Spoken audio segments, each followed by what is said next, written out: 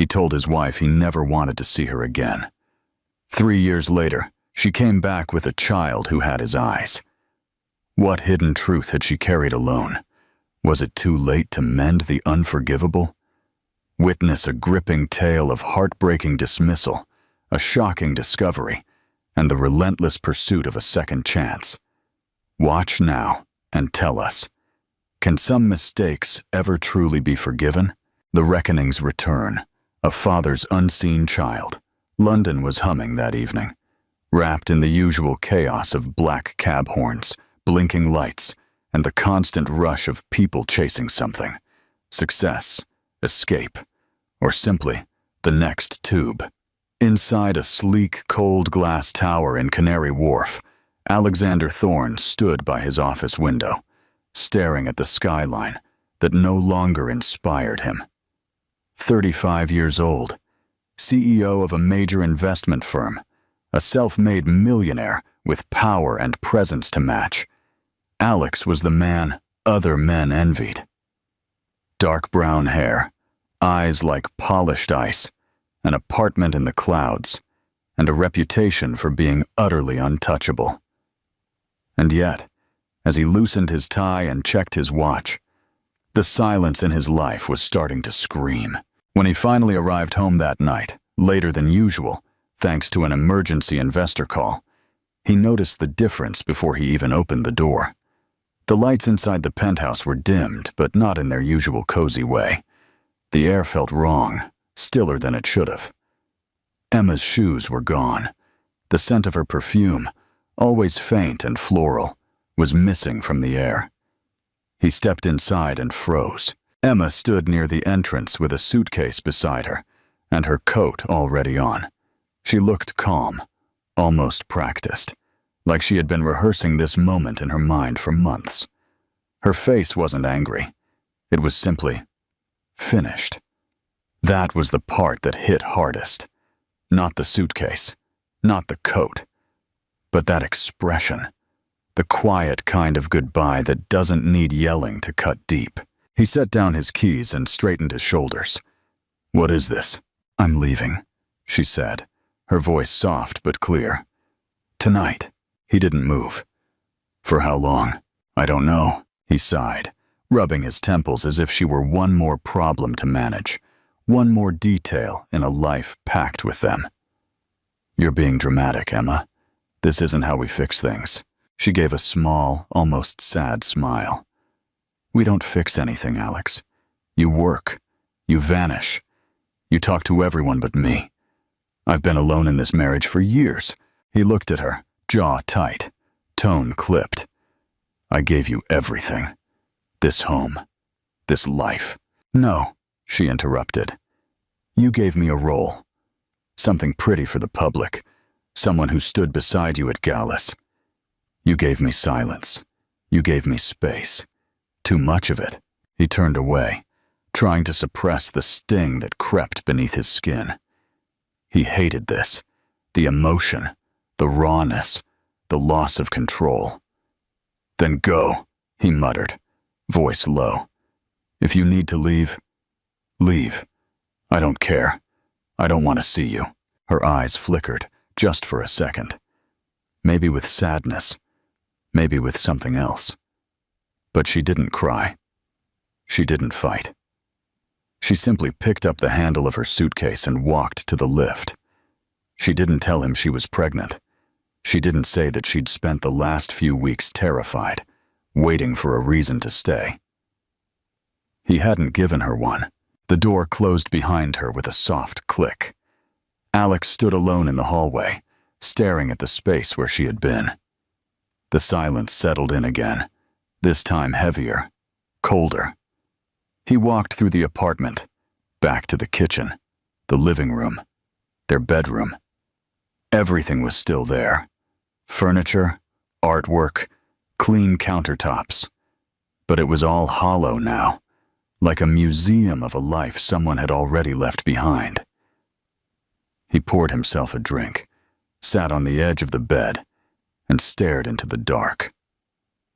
He didn't call her, didn't chase her, and he never once considered what she might have been carrying inside her when she walked away. A chilling goodbye, a devastating consequence. What profound regret do you think Alex will feel when the truth is revealed? Share your predictions in the comments. Don't forget to like this video and subscribe for the shocking return.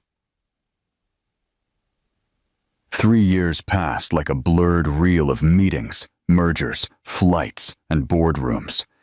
Alexander Thorne's life, from the outside, had only grown more impressive. His firm was now one of the most influential in the country. He had been featured on the cover of multiple financial magazines, and he was invited to speak at global economic summits. People called him relentless, sharp, unbreakable. He had become exactly what he had always chased. But deep down, everything felt numb. Nights were silent. Mornings were mechanical. His home, though still pristine, felt like a model apartment. Perfect on the surface, but untouched by real life. He rarely thought about Emma, or at least he told himself that. Her name was a ghost he refused to say aloud. Whenever it surfaced in his mind, he buried it under numbers, emails, and obligations. What he never allowed himself to wonder about, ever, was whether she had moved on, or if she had been hiding something that night she left. Regret was a luxury he refused to admit he had. It was a rainy evening in spring when the unexpected happened. Alex returned home from work early for once, something he almost never did. The lift doors to the penthouse opened, and he stepped into the lobby area, scrolling through emails on his phone. He barely noticed the woman standing near the security desk until her voice, soft, unsure, cut through the quiet. "Alex?" He looked up, and his breath stalled. Emma was standing there, soaked from the rain, her blonde hair slightly longer now, her features thinner, but still painfully familiar. She looked exactly like he remembered, and yet completely different. Stronger, wiser, and next to her stood a little girl, no more than 2 years old. The child held Emma's hand tightly, her blue eyes wide, curious, and incredibly familiar. She had dark brown hair, a little wild from the wind, and the same piercing gaze that Alex saw in the mirror every day. He stared at the girl, then at Emma, and back again. "What is this?" he asked slowly, his voice low and guarded. Emma crouched slightly to adjust the girl's jacket, then stood up straight and met his eyes. "This is Lily," she said. "She's your daughter." He blinked, almost laughed, but couldn't find any humor. "What kind of game is this?" "It's not a game," Emma said, her voice calm, firm. "I was pregnant when I left. I didn't tell you because you didn't want to see me. You made that clear, and I wasn't going to beg for space in a life you'd already shut me out of." His chest tightened, but he kept his expression cold. "And now? Why come back now?" "Because she's asking questions," Emma said. "She wants to know who her father is, and as much as I've tried to explain, I can't be the only voice in her life. She deserves to know. Whether or not you want to be involved is your decision. But I won't lie to her, not about you." Lily peeked out from behind Emma's leg and looked up at Alex, her small hand tightening around her mother's fingers. He felt something shift inside him. Shock, guilt, recognition, fear. He cleared his throat, suddenly uncertain. "A test," he said. "DNA. I want proof." Emma didn't flinch. "Fine. Do whatever you need. I didn't come here to convince you. I came because she deserves truth, and if the man you are now can't handle that, we'll go." She turned, gently guiding the little girl back toward the lift. Lily glanced back one last time, her blue eyes locked with his. And then they were gone. Alex stood frozen in the lobby, drenched in silence. His phone vibrated in his hand, but he ignored it. For the first time in years, the past had walked directly into his present, and it had a name, a face, and the eyes of a child he never knew he had. The shock of a lifetime. How would you react if you discovered you had children you never knew existed? What's the first thing you'd do? Share your raw emotions and plans in the comments.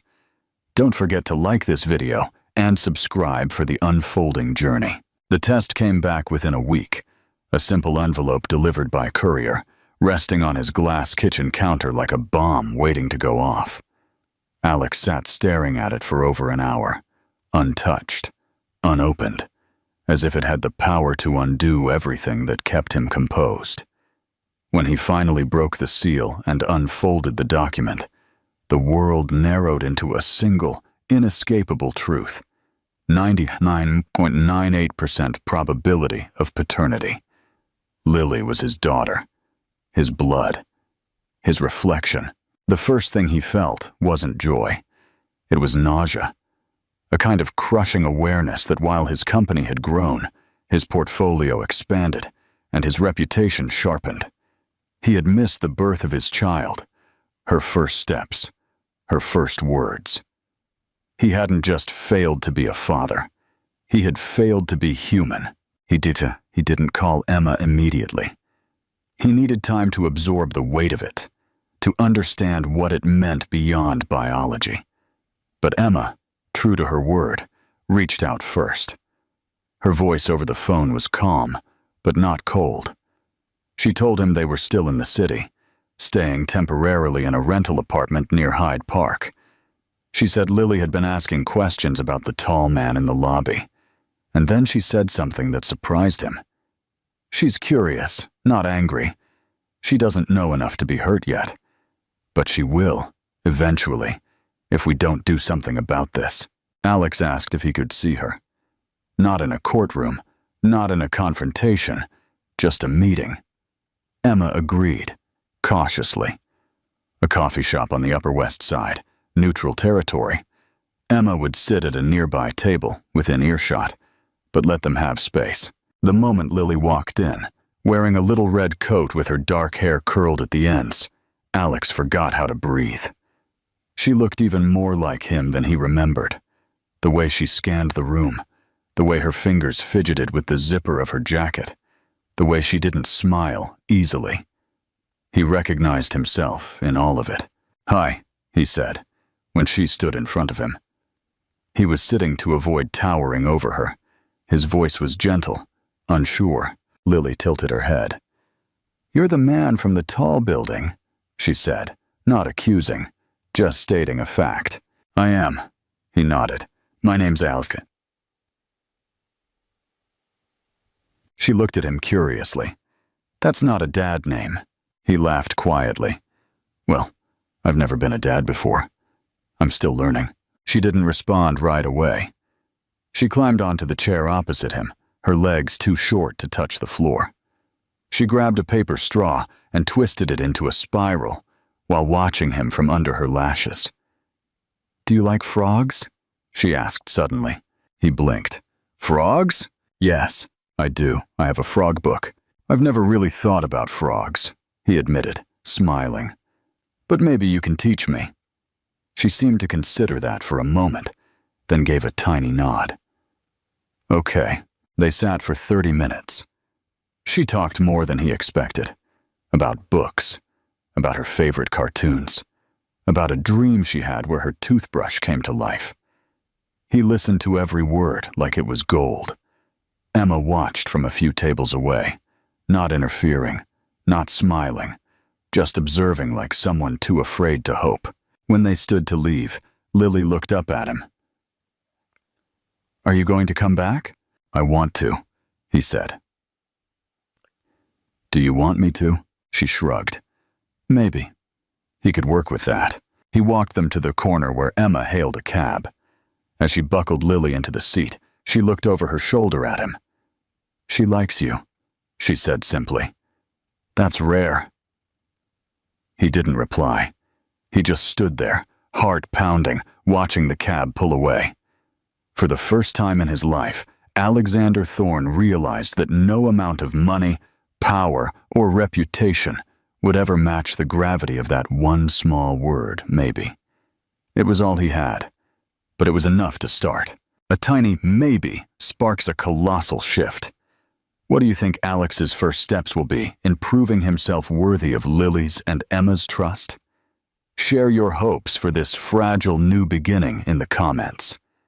Don't forget to like this video and subscribe for the unfolding journey. The weeks that followed became a strange kind of in-between space for Alex.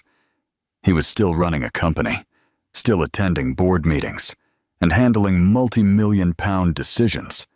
But something fundamental had shifted. For the first time in years, he wasn't thinking only in profits and projections. He was thinking in crayons, picture books, nap times, and the sound of a little girl's voice telling him about frogs and clouds, and how orange juice was better when it had just a little pulp. His calendar, once packed with corporate strategy sessions, now had blocks carved out with one word written in permanent ink. Lily. At first, the visits were short. A walk in the park, an hour in the children's section of the library, a hot chocolate shared at a bakery where Lily insisted on picking the table. Emma always stayed close, but never hovered. She gave space, even when it was clear how carefully she was watching. She was protective, as she had every right to be. But she was also fair. She was letting Alex try. She was watching to see what kind of man he would choose to be this time. Lily was cautious. She didn't hug him. She didn't call him "duh." She didn't ask him personal questions. But she kept showing up. She allowed him into her world, little by little, like someone opening a window 1 inch at a time to see if the air outside could be trusted. Alex was patient. He didn't push. He read every parenting book he could get his hands on. He watched videos late at night on how to talk to kids without overwhelming them, how to listen without interrupting, how to be present without performing. He showed up early to every visit, waited without checking his phone, and always brought something small. Stickers, coloring books, a toy frog once that Lily pretended not to like, but carried in her backpack the next time they met. There were moments when it hurt more than he expected. One afternoon, as they sat on a bench near the lake and watched ducks paddle by, Lily turned to him and said, "Do you know how to braid hair?" When he said no, she nodded thoughtfully and replied, "Mummy does." She wasn't being mean. She wasn't comparing. But the truth in her voice cut deep. She had a history he hadn't been part of, a life that had moved on without him. She didn't say it, but it was written all over her face. She didn't need him. Not really. Not yet. Still, something kept growing. One rainy day, when Emma dropped Lily off at the museum, she handed Alex an extra umbrella and simply said, "We'll be a little late picking her up. Is that okay?" He nodded without hesitation. He didn't realize until hours later what that moment meant. She had trusted him, fully, for the first time, with their daughter. That afternoon, they wandered through the dinosaur exhibit, Lily holding his hand the entire time without noticing she was doing it. She asked questions about fossils, about meteors, about why the T-Rex had such small arms. He made up silly answers, and she laughed. At one point, she looked up at him and said, "You're different from the first time." He asked what she meant, and she shrugged, as kids do, and said, "You were more frozen." The word stayed with him for days. He wasn't frozen anymore. Something inside him was thawing, slowly, painfully, beautifully. And for the first time, he wasn't trying to go back and undo the past. He was just trying to be here, in the present, with a little girl who didn't owe him anything, but who was beginning, cautiously, to let him in. One evening, after dropping Lily off, Emma lingered at the building's entrance instead of walking away. The night was quiet, and the city seemed far away, muted beneath the falling snow. "You're doing better than I expected," she said softly. Alex looked at her, not defensive, not triumphant, just honest. "I'm doing the best I can," she nodded, wrapping her coat tighter around herself. "She talks about you. A lot. More than she did before. She still doesn't call me Dad," he said. "She will. When it feels right. It's not a title, Alex. It's a relationship. You're building it." He didn't answer. There was nothing to say. Only gratitude. Only the quiet, growing hope that maybe, just maybe, the girl who once didn't know his name might one day call him something more. Something that meant home. A quiet, steady rebuilding of a family. What do you think the future holds for Alex and Emma? Beyond the immediate joy, can true forgiveness blossom from such a painful past? Share your heartfelt thoughts in the comments. Don't forget to like this video and subscribe for the truly emotional conclusion. The shift came without warning, as shifts often do. It was a late afternoon in early summer when Emma called, her voice calm but unusually direct. She said she had been offered a new job in Boston, an opportunity too good to pass up.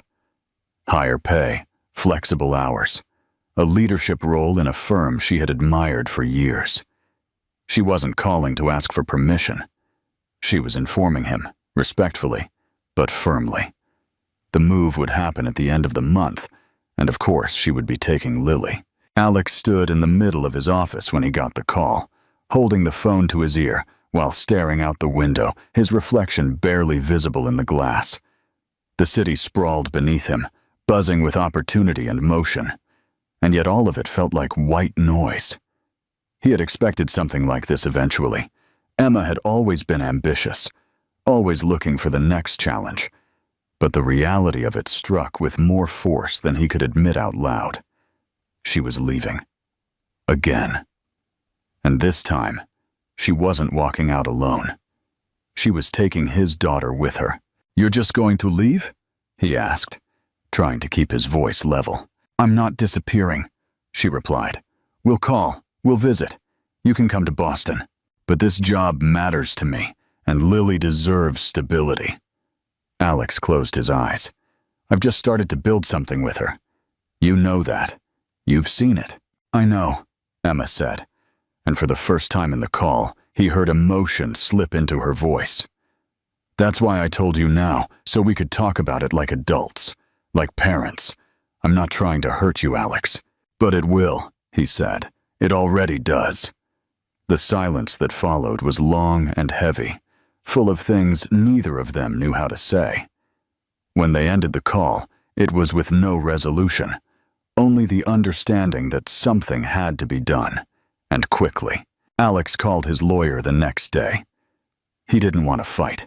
He didn't want courtrooms and affidavits and depositions. But he also couldn't just let Lily slip away. Not again.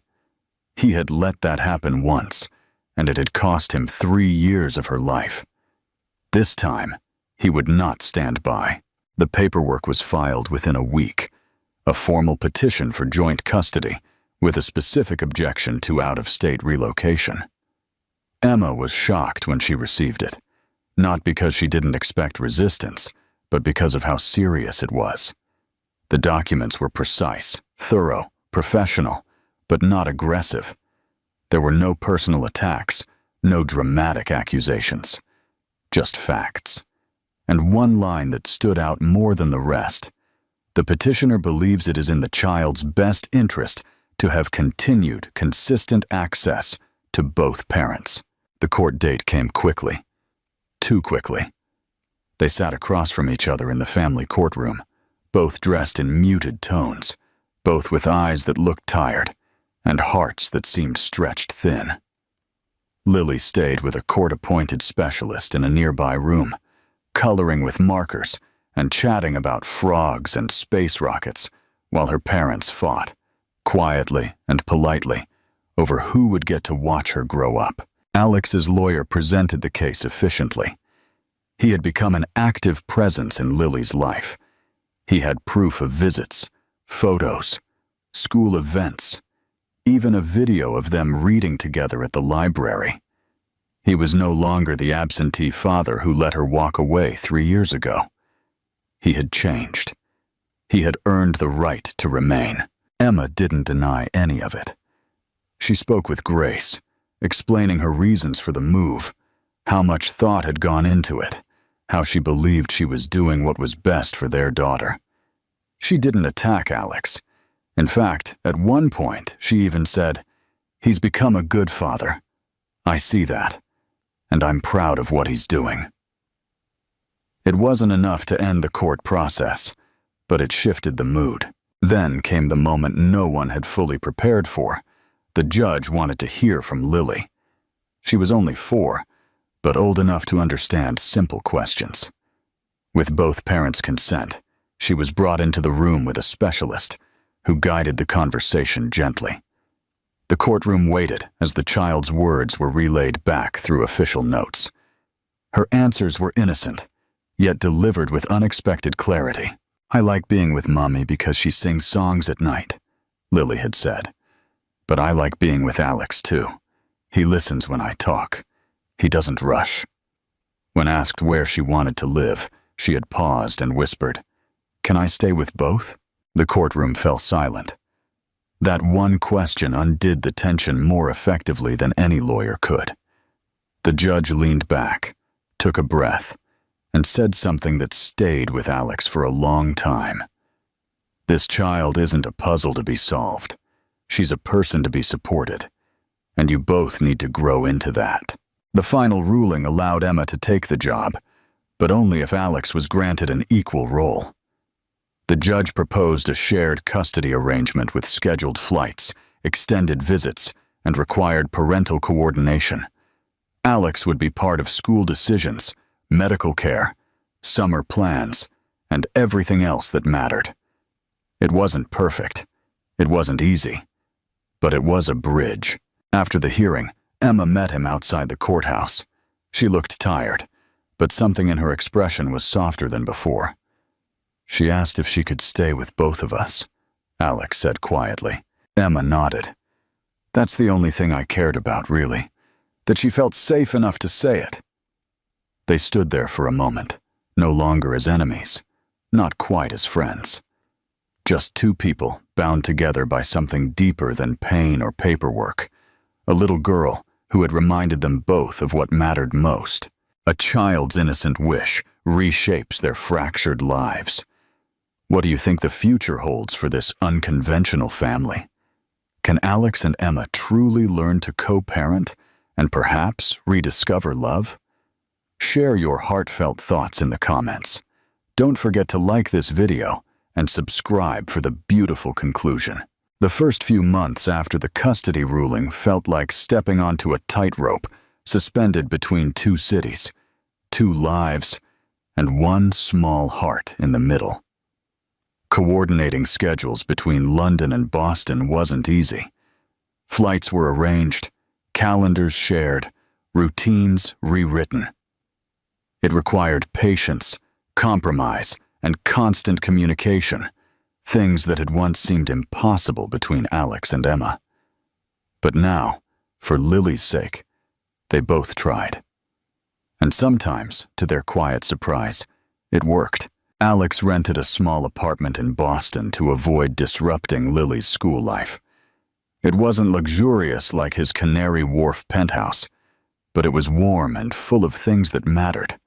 A bookshelf with her favorite stories, framed drawings she had made for him, and a hand-painted Lily's Corner sign she insisted on taping to her bedroom wall. He cooked her breakfast on weekends, learned how to braid her hair, badly at first, but with enough practice to earn her giggles, and even attended her preschool's Dress Like Your Hero Day, showing up in a business suit with a silly homemade cape just because she asked. Every week, he made sure their time together felt like something stable, not borrowed. It wasn't about spoiling her or making up for lost years anymore.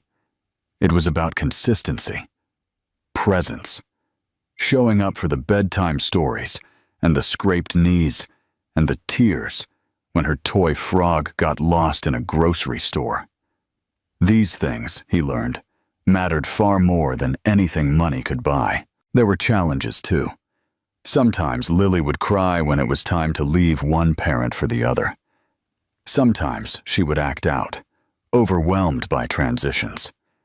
She once asked him why grown-ups made things so complicated, and Alex had no good answer. He just pulled her close and promised he was learning, and he meant it. His relationship with Emma began to shift as well. They started to find rhythm in the way they co-parented. Conversations that had once been clipped and defensive now held moments of softness, even humor. They began to share stories about Lily's quirks, laugh over her stubbornness, worry together when she had a fever. And every so often, during these shared moments, something unspoken would pass between them, a flicker of what used to be mixed with the unfamiliar ease of who they were becoming. One quiet evening in December, after Lily had fallen asleep in his apartment, Emma stopped by to pick up a school project Lily had left behind. It was late, and snow had just started to fall, soft flakes piling on the windowsill. She stepped inside and paused in the doorway of Lily's room, watching her sleep. Alex stood beside her, silent, unsure if he should say anything. "She looks so much like you when she's thinking," Emma whispered. "But she laughs like I did at her age." Alex nodded. "She's better than both of us." Emma smiled faintly, still looking at their daughter. "Maybe because she has both of us now." They didn't speak for a moment, wrapped in a shared silence that felt gentle instead of heavy. Then she turned to leave, but stopped at the door. "I found something the other day," she said, "when we were moving. A letter. One you wrote years ago. You never sent it." His stomach turned. He remembered the letter.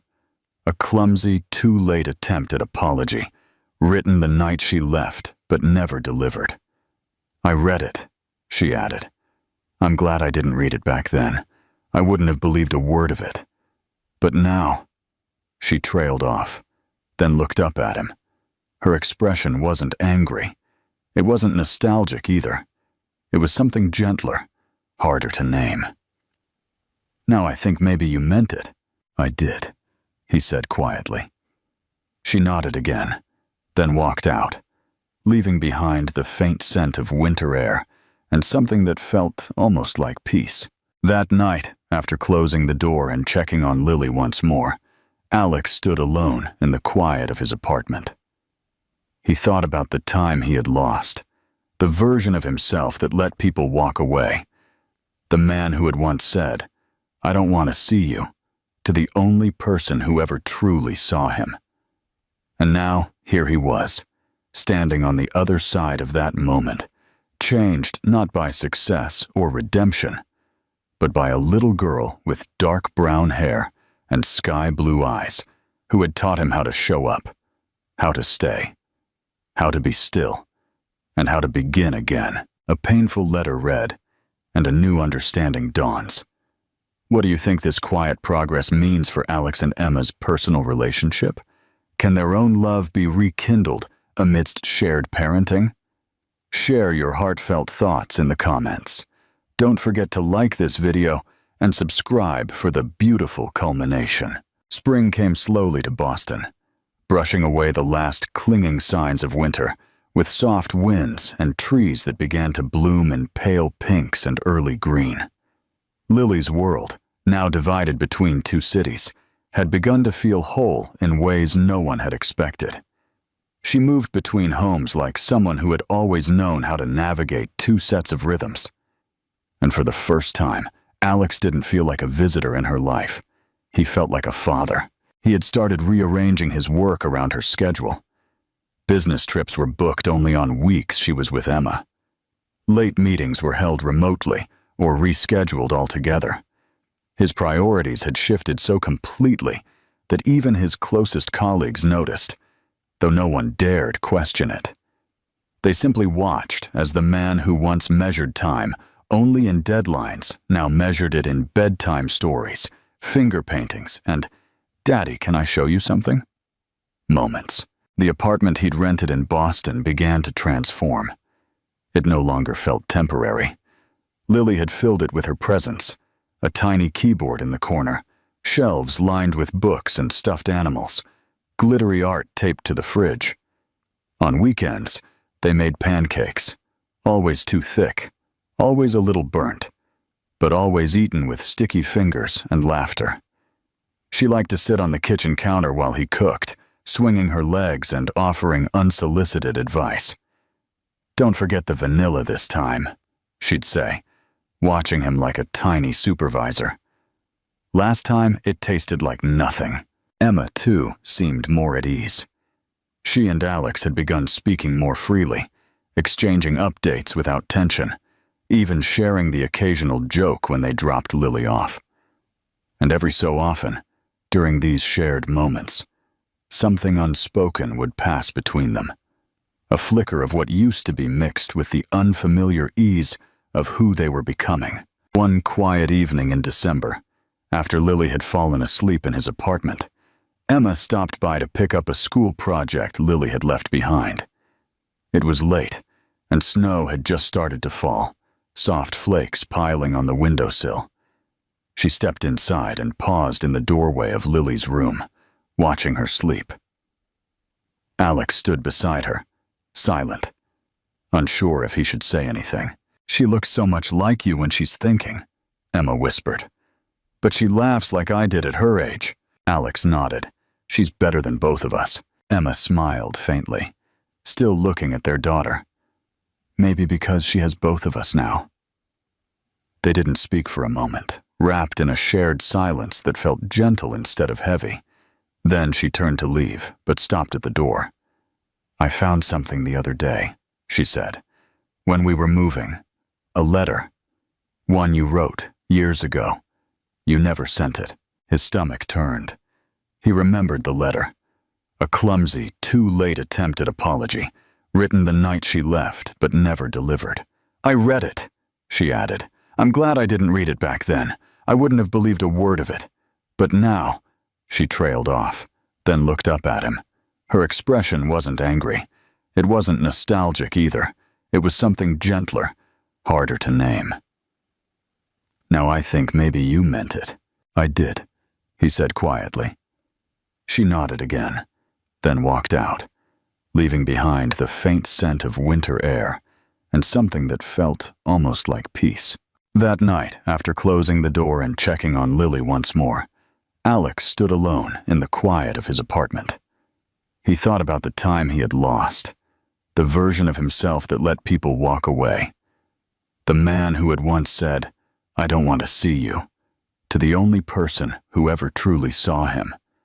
And now, here he was, standing on the other side of that moment, changed not by success or redemption, but by a little girl with dark brown hair and sky-blue eyes, who had taught him how to show up, how to stay, how to be still, and how to begin again. The morning of Lily's 6th birthday arrived with the kind of sunshine that made everything feel golden. The apartment smelled of vanilla and fresh strawberries, the remnants of the homemade cake Alex had stayed up late decorating the night before. There were balloons taped to the walls, a hand-drawn banner with crooked letters hanging across the living room window, and a stack of wrapped gifts on the kitchen table. But the brightest part of it all was Lily herself, wearing a sparkly silver dress, her hair curled at the ends just the way she liked it, and a grin wide enough to light up the entire block. They had decided, all three of them, to host the party at the local community garden where Lily liked to chase butterflies in the summer. It was simple, colorful, open, and full of the things that made her happiest. Flowers, open sky, and friends. Emma arrived early to help set up, and when Alex saw her step out of the car, carrying 2 trays of cupcakes and a basket of party favors, he couldn't help but smile. She wore a soft blue sundress, her hair tied back, her eyes bright. There was no tension between them now. There hadn't been for a long time.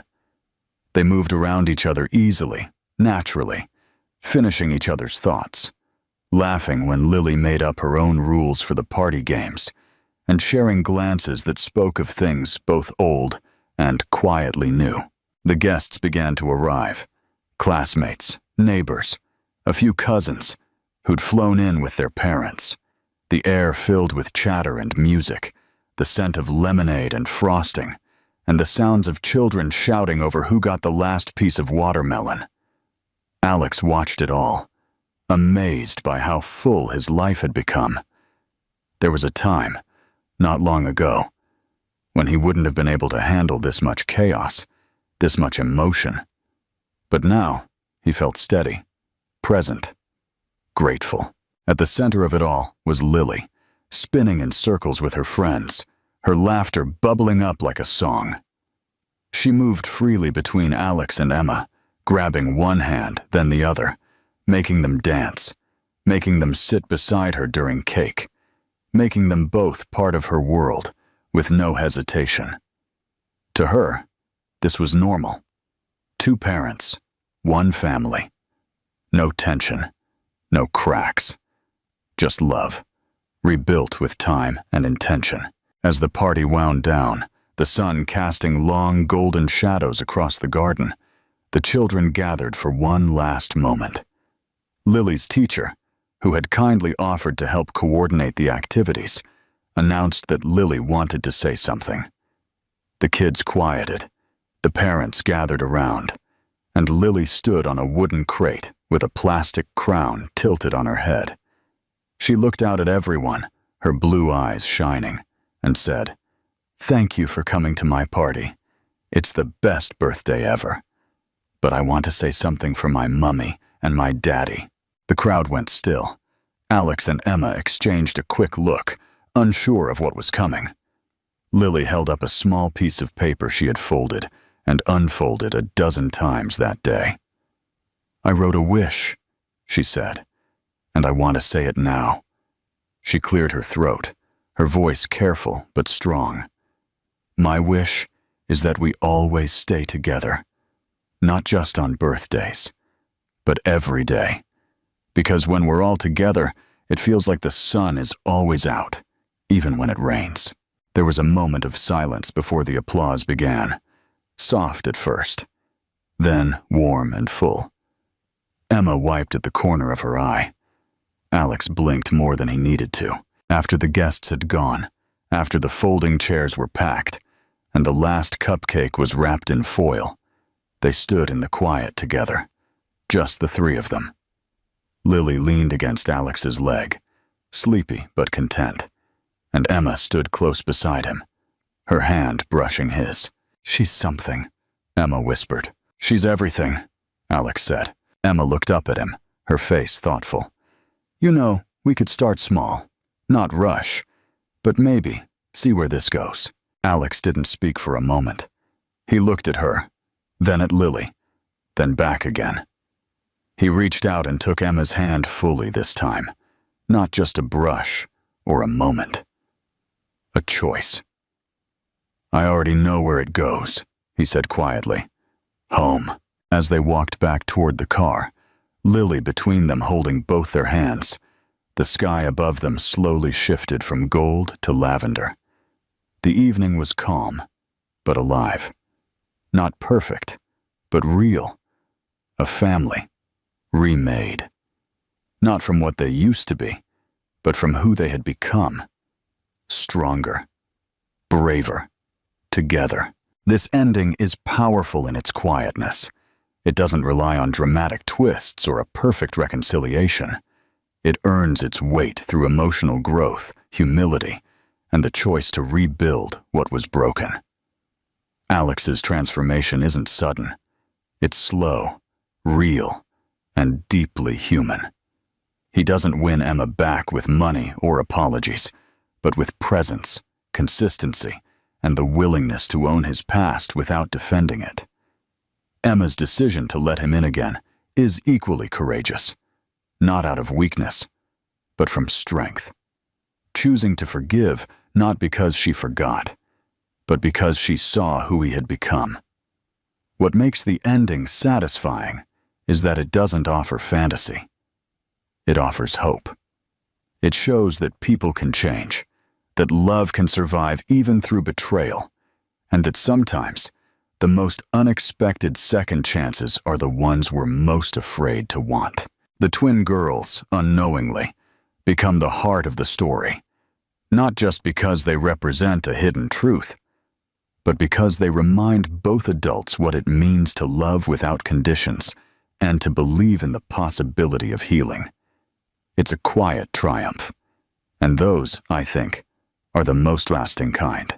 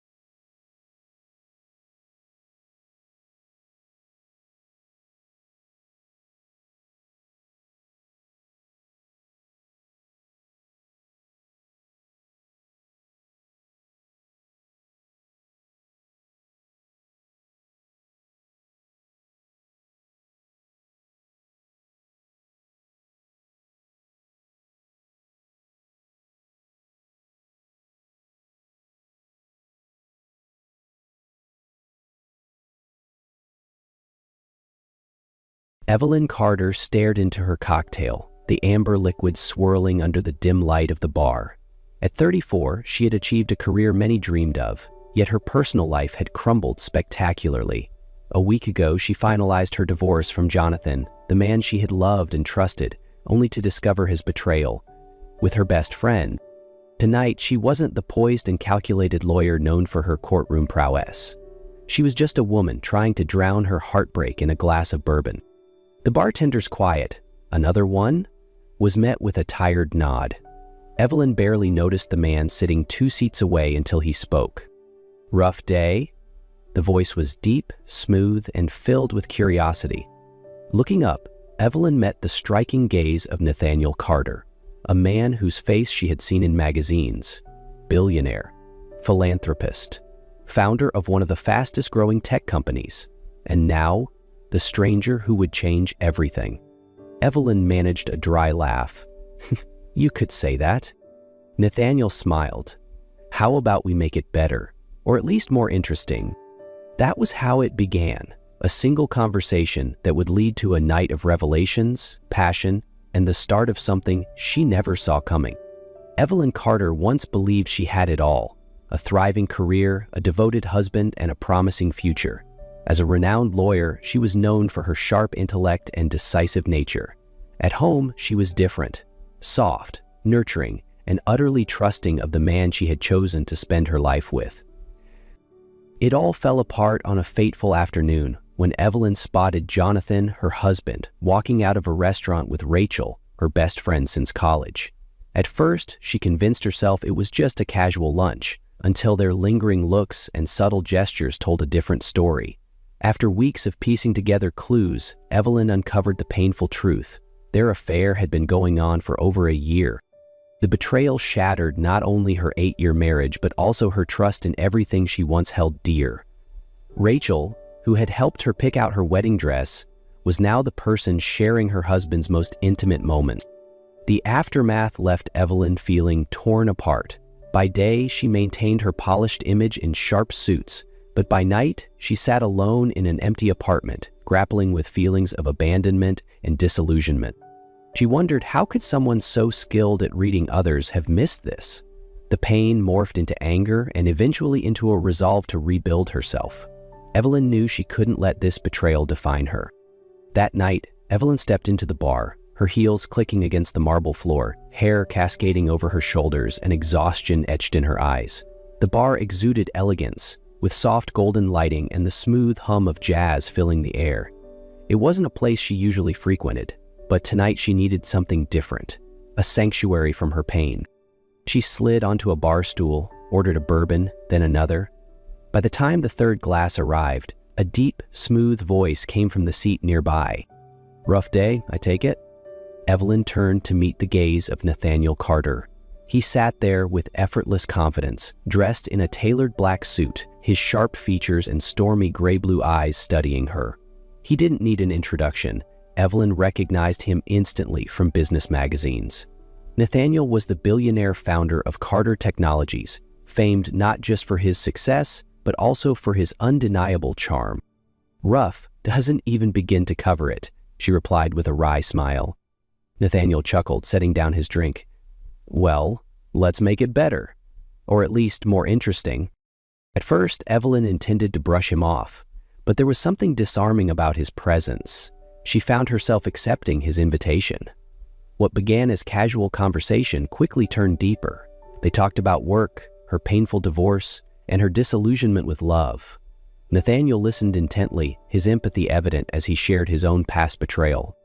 As the drinks flowed, so did the unspoken connection between them. For the first time in months, Evelyn felt alive, not through the haze of heartbreak, but through the electric pull of attraction. That night, they left the bar together, letting emotions guide them. In Nathaniel's penthouse, they found solace and passion in each other's arms, surrendering to the undeniable chemistry that had ignited between them. Evelyn woke up to sunlight streaming through thick curtains, illuminating a room that looked like it belonged in an interior design magazine. Her head throbbed, and everything felt hazy. The dress she wore last night was now wrinkled, and her heels had been neatly placed beside a nearby sofa. It took her a few seconds to realize she wasn't at home. This was a penthouse. Sleek and modern, with glass spiral staircases, expensive artwork adorning the walls, and a panoramic view of the city beyond the floor-to-ceiling windows. Evelyn sat up, her heart racing as fragments of the previous night came rushing back. The bar, Nathaniel's piercing gaze, their deep conversation, and the undeniable pull that had brought them here. A soft knock on the door snapped her out of her thoughts. Nathaniel stepped in, carrying 2 mugs of coffee, his smile as effortless as ever. "Good morning," he said, placing a mug in front of her. "I figured you might need this." Evelyn accepted the coffee, her cheeks flushing. "Thanks. About last night, Nathaniel raised a hand, stopping her. "No need to explain. I don't regret it, and I hope you don't either." She looked up at him, seeing not just attraction but sincerity in his eyes. "No, I don't regret it." They talked for a while, the initial awkwardness fading. Nathaniel shared more about himself, the pressures of being a billionaire and the loneliness that often came with it. He spoke about a charitable foundation he was building to help people rebuild their lives. "To be honest," he said, sitting across from her, "I think you'd be perfect to help me with it. I need someone who understands the law and also knows what it's like to overcome personal challenges. Someone like you." Evelyn raised an eyebrow, surprised. "Are you offering me a job?" "Exactly. As a senior legal advisor, you could make a real difference, and I think together we could create something extraordinary." Evelyn hesitated. The offer wasn't just a step forward in her career, it was an opportunity to do something meaningful. She looked at Nathaniel, the man who had made her feel alive again, and realized this might be the fresh start she'd been searching for. "All right," she said. "I'll do it." In her first weeks at Nathaniel's company, Evelyn quickly became immersed in the fast-paced environment. Nathaniel's foundation was a massive project, and she soon became his trusted right hand. But while reviewing financial reports, Evelyn noticed discrepancies. Some documents had been altered and the numbers didn't add up. The deeper she dug, the clearer it became. The board of directors was orchestrating a plan to oust Nathaniel by accusing him of misusing charitable funds for personal gain. Things escalated when a board member approached Evelyn, offering her a promotion and a lucrative salary in exchange for her silence. While Evelyn was grappling with how to handle the situation, Nathaniel discovered she had the incriminating documents. "How long have you been hiding this from me?" he asked, his voice colder than she had ever heard. "Nathaniel, I needed time to understand everything," Evelyn tried to explain. "Or time to decide whose side you're on," he retorted bitterly before walking away, leaving Evelyn heartbroken. The tension between them lasted for days. Evelyn felt more drained than ever, torn between her loyalty to Nathaniel and the pressure from the board, haunted by his cutting words. One morning, overwhelmed by nausea and dizziness, Evelyn decided to see a doctor. When she learned she was pregnant, she was completely stunned. The doctor's words felt distant, as if they belonged to someone else's story. A rush of conflicting emotions, joy, fear, and uncertainty overwhelmed her. The news came at a time when her relationship with Nathaniel felt strained and fragile. She couldn't help but wonder, would he be ready for this, and what if he wasn't? Sitting in her car, Evelyn placed a hand on her belly. She felt both terrified and overwhelmed with emotion. "How am I going to tell him? Especially now," she whispered, tears streaming down her face. She resolved to keep the news to herself, grappling with the weight of her secret.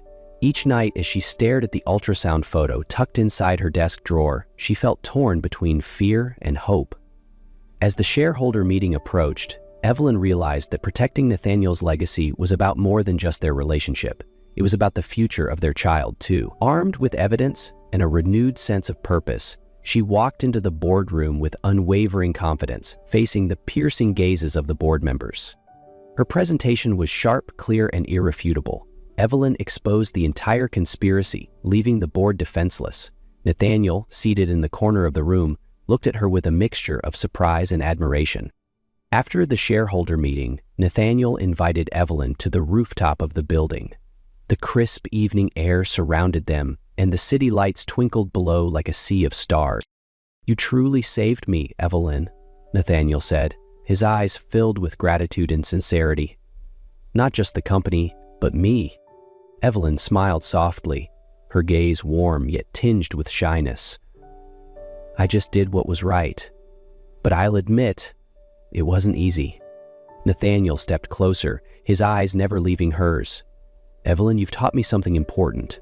Sometimes, to build something extraordinary, you have to trust someone else. And I trust you." He took a deep breath, as if gathering courage. "I don't just want to thank you for standing by me. I want you by my side, forever."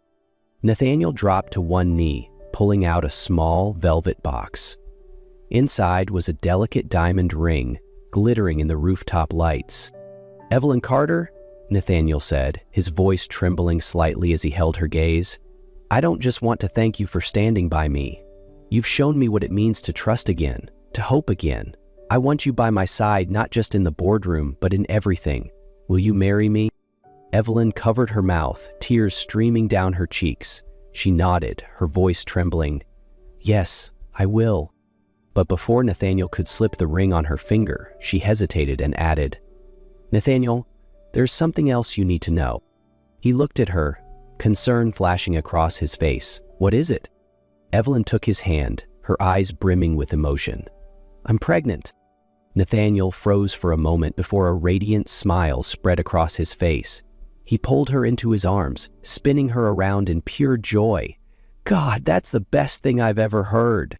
They stood there, wrapped in each other's embrace, letting the moment wash over them. All the pain and challenges of the past seemed like a distant memory. A month later, at the launch party for the Foundation's new initiative, the Phoenix program, Evelyn and Nathaniel greeted attendees together. The program was designed to help individuals rebuild their lives after personal crises. In her speech, Evelyn said, "Today, we're not just celebrating a new initiative, we're celebrating hope. Hope that anyone, no matter how broken, can find the strength to start again." Nathaniel, standing beside her, gave her hand a gentle squeeze. A silent thank you. As the night fell, they stood together on the balcony, gazing at the city below. Nathaniel smiled, placing a hand on Evelyn's growing belly. "What do you think about a spring wedding?" Eveline laughed, leaning into him. Spring is perfect. That's when everything blooms again. Spring arrived, carrying the soft scent of flowers and a fresh, hopeful breeze. Evelyn and Nathaniel's wedding took place at an estate nestled on a hill, surrounded by blooming cherry blossoms and a cloudless blue sky. Now, nearly 7 months pregnant, Evelyn radiated elegance and grace in a custom wedding gown designed to highlight her growing belly. She stood in the dressing room, her hand resting gently on her bump, feeling the soft kicks of her unborn child. Her eyes sparkled with joy and anticipation. "Little one, today your father and I are starting a new journey," she whispered. In the garden below, Nathaniel waited in a perfectly tailored black tuxedo. The music began and Evelyn appeared at the end of the petal-lined aisle. Everyone held their breath, captivated by her presence, but Nathaniel's gaze was fixed solely on her. As they exchanged vows, Nathaniel held Evelyn's hands, his thumb brushing over her wedding ring. "Evelyn, you've not only changed my life, you've given me a family, a hope I never knew I needed. I promise to be the husband and father you and our child deserve." Tears welled in Evelyn's eyes. "Nathaniel, you've shown me that even when everything falls apart, love can rise again. I promise to love you, trust you, and welcome our child into this world with all the joy in my heart." They exchanged rings and sealed their vows with a kiss as cheers erupted around them. That evening, under twinkling lights strung through the trees, Nathaniel rested a hand on Evelyn's belly as they danced. "I can't wait to meet our little one," he whispered. Evelyn smiled, leaning into him. "Our baby will know they were born from the greatest love." Spring turned to summer, and with it came a new chapter for Evelyn and Nathaniel. Their wedding vows still lingered in Evelyn's mind, a promise of building a future together. That promise came full circle on a bright June morning when their first child, Grace Carter, was born. Her first cries sounded like the sweetest music they'd ever heard, a reminder that every struggle they'd faced had been worth it. Evelyn lay in the hospital bed, her eyes filled with tears of happiness as she held Lily for the first time. "Hello, my little angel," she whispered, gently caressing her daughter's soft cheek. Nathaniel stood beside her, his gaze fixed on the two most important people in his life. He leaned down, pressing a tender kiss to Evelyn's forehead and then to Lily's. "You did it, Evelyn. You're incredible," he said, his voice thick with emotion. The early days of parenthood were both challenging and joyful. Nathaniel, who once managed a massive corporation with thousands of employees, now found himself learning how to change diapers and lull Lily to sleep with a slightly off-key but heartfelt lullaby. Evelyn, with her natural maternal instincts, felt more complete than ever before. One late August afternoon, as the sun set and bathed their home in golden light, Nathaniel held Lily in his arms and turned to Evelyn, who was resting on the sofa. "I think she looks like you," he said with a bright smile. Evelyn laughed, her gaze soft. "But she has your eyes and your smile." They decided to host a small gathering at their home, inviting their closest friends and family to meet Lily. During a short toast, Nathaniel held Evelyn's hand and said to everyone, "Today, we celebrate not just Lily's arrival, but the family I've always dreamed of. Evelyn, you're not just the woman I love, you've made this house a home." That evening, after Lily had fallen asleep in her crib, Nathaniel and Evelyn sat together on the balcony, gazing at the star-filled sky. "I didn't think life could ever be this perfect," Nathaniel said, giving Evelyn's hand a gentle squeeze. Evelyn leaned her head against his shoulder, a contented smile on her lips. "We've been through so much to get here, and I think it was all worth it." And there, under the night sky, they felt their lives had truly come full circle.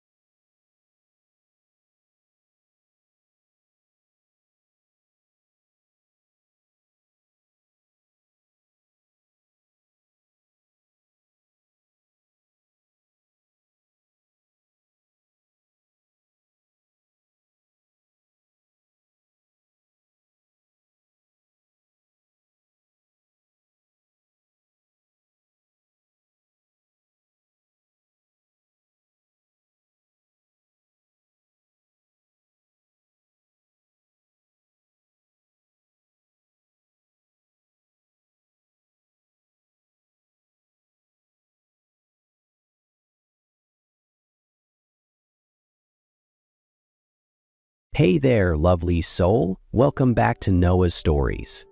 I hope you're doing well today, maybe sipping something warm, maybe curled up somewhere cozy. Have you ever made a promise as a child that stayed in your heart, even after the years swept everything else away? Today's story is one of those rare, soul-stirring journeys of love lost in a storm and found again under the same old tree. That summer in the quiet town of Willow Edge stretched on like the golden light filtering through the trees. Beneath the park's oldest oak tree, 8-year-old Sophie Lane, her golden hair catching the sun, fair skin glowing, and bright blue eyes full of wonder, sat beside her best friend, Eli Walker. Between them lay a blank sheet of paper and a box of colored pencils. The wind stirred gently, and the leaves rustled like they were whispering secrets. "Are you sure we'll always be friends?" Sophie asked as she colored in 2 stick figures. One a blonde girl, the other a messy-haired boy. Eli nodded, his brown eyes unusually serious. "Only if you promise." "I promise too." "I promise," she said, offering her pinky.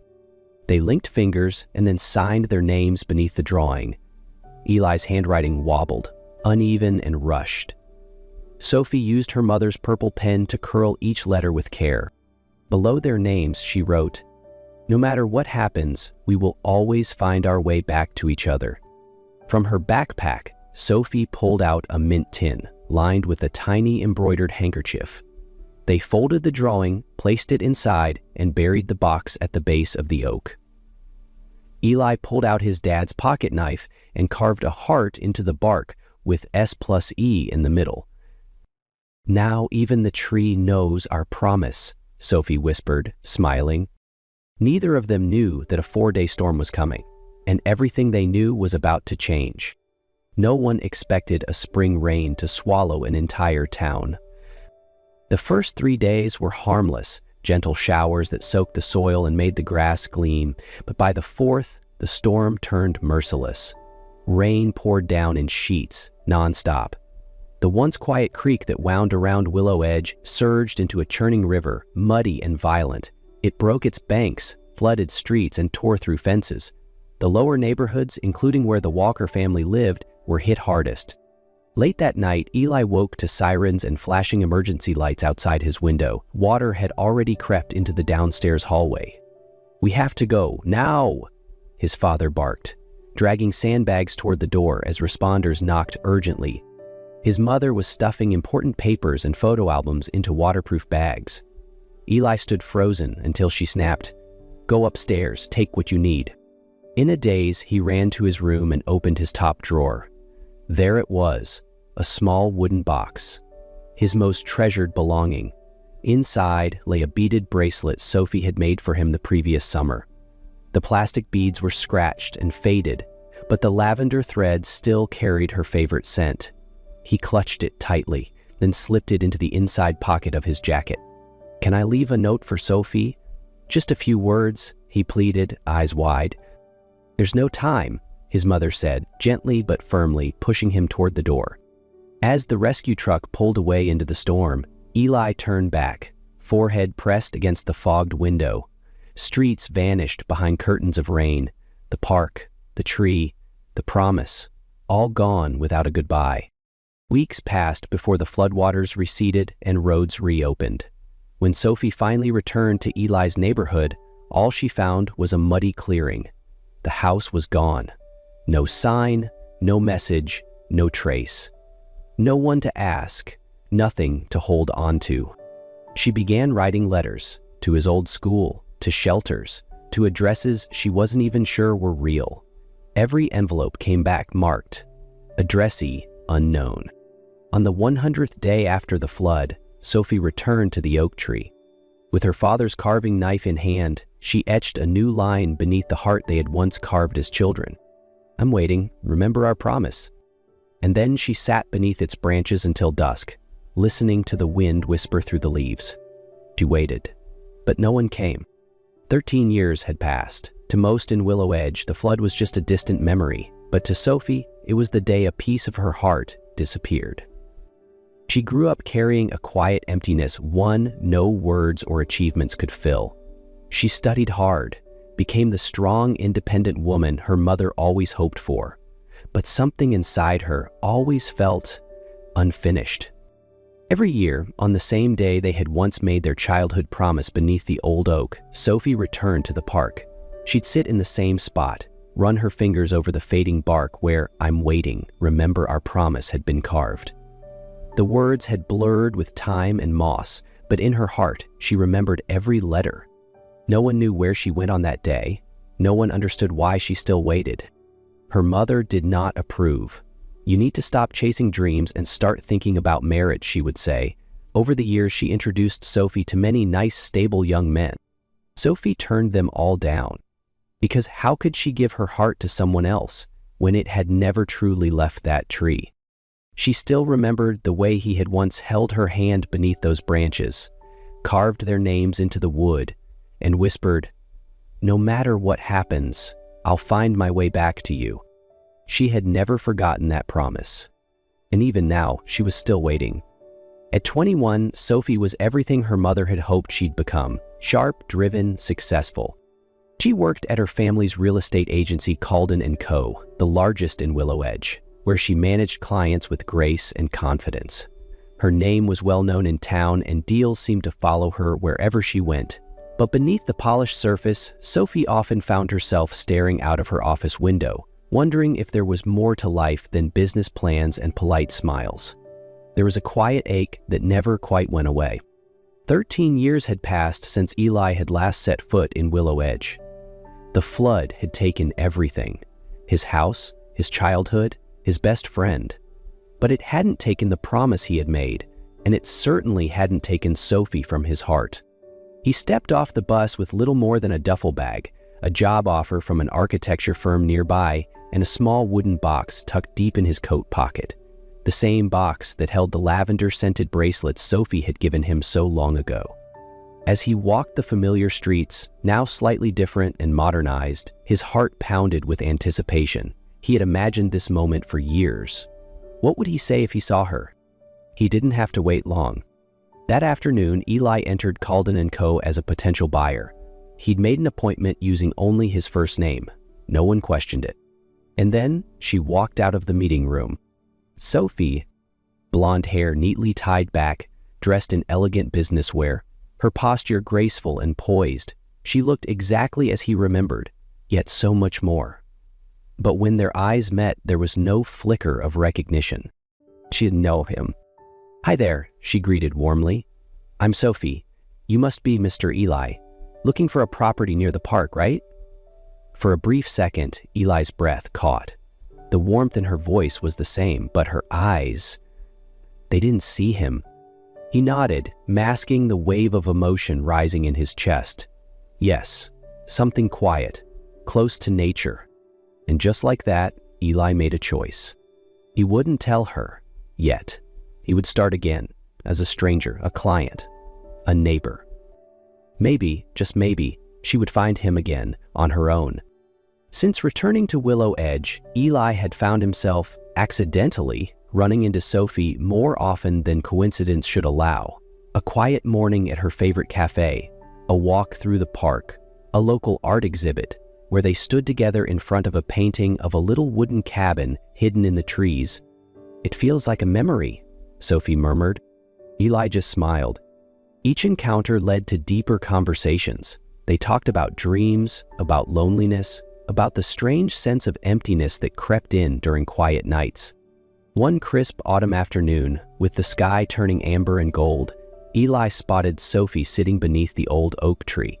She was tracing the bark with her fingers, lost in thought. Without a word, he walked over and sat beside her. "What brings you here today?" she asked softly, not looking at him.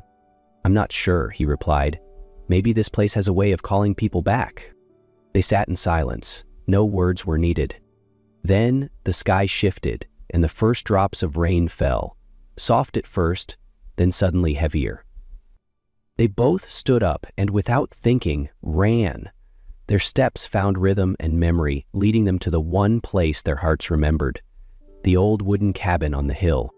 It was still there, aged and moss-covered, but standing strong. Inside it was dim and damp, no electricity, no signal, only the sound of the rain and the soft glow of a phone's flashlight. Sophie shivered. Eli pulled off his jacket and draped it over her shoulders. "I used to come here when I was little," she whispered. "Someone once told me it was a secret place, just for two." Eli sat beside her, his heart racing. He couldn't bring himself to speak the truth, not yet. "Do you think we've met before?" he asked. She was quiet for a long moment. "Maybe. Being near you feels like remembering something I didn't know I'd forgotten." He looked at her, really looked, and then, slowly, he brushed a raindrop from her cheek. She closed her eyes. He kissed her. It started soft, gentle, unsure, then deepened into something neither of them had expected, but both had been aching for. And when the night wrapped around them, their breaths warm in the cold air, Eli reached into his coat. He took out a simple gold ring, the one he'd carried all these years, and gently slid it onto Sophie's finger as she slept beside him. No proposal, no words. Just a silent promise continuing where it had once been left behind. Morning light slipped through the cracked wooden walls, casting soft lines across Sophie's face as she opened her eyes. The air was still. Only the sound of wind and early birdsong filled the cabin. A man's shirt, faintly smelling of pine and warmth, wrapped around her, and on the ring finger of her left hand, a ring. Sophie froze. She stared at it for a long moment, her eyes blank, as if her mind couldn't quite process what it meant. Her lashes fluttered as she slowly sat up. Eli sat near the window, bathed in soft sunlight. He turned when he heard her stir, his expression gentle but laced with worry. "You're awake," he said quietly. "Maybe we should talk." Sophie didn't answer. She only looked at him, her blue eyes distant and unreadable. Eli swallowed hard, then moved closer, sitting across from her. "Sophie, there's something I've been holding in for a long time." She stayed silent. "I'm Eli," he said softly. "Eli Walker, the boy from your childhood." Her eyes blinked once. No denial, no confirmation. "I didn't have the courage to say it right away," Eli continued. "When I saw you again and you didn't recognize me, I thought maybe if you felt it in your heart first, it would be more real." Sophie looked down at the ring again, her lips pressed into a tight line. Her eyes shimmered, but no tears fell. "I still have the bracelet you gave me," Eli said, voice unsteady. "I remember every little thing. You hated broccoli. You always split the last cookie in half. I've never stopped remembering you." Still, she said nothing. But Eli could feel something cracking inside her, something silent and deep, much like the ache in his own chest. Without a word, Sophie stood. She wrapped herself in the shirt, walked toward the door. Eli didn't try to stop her.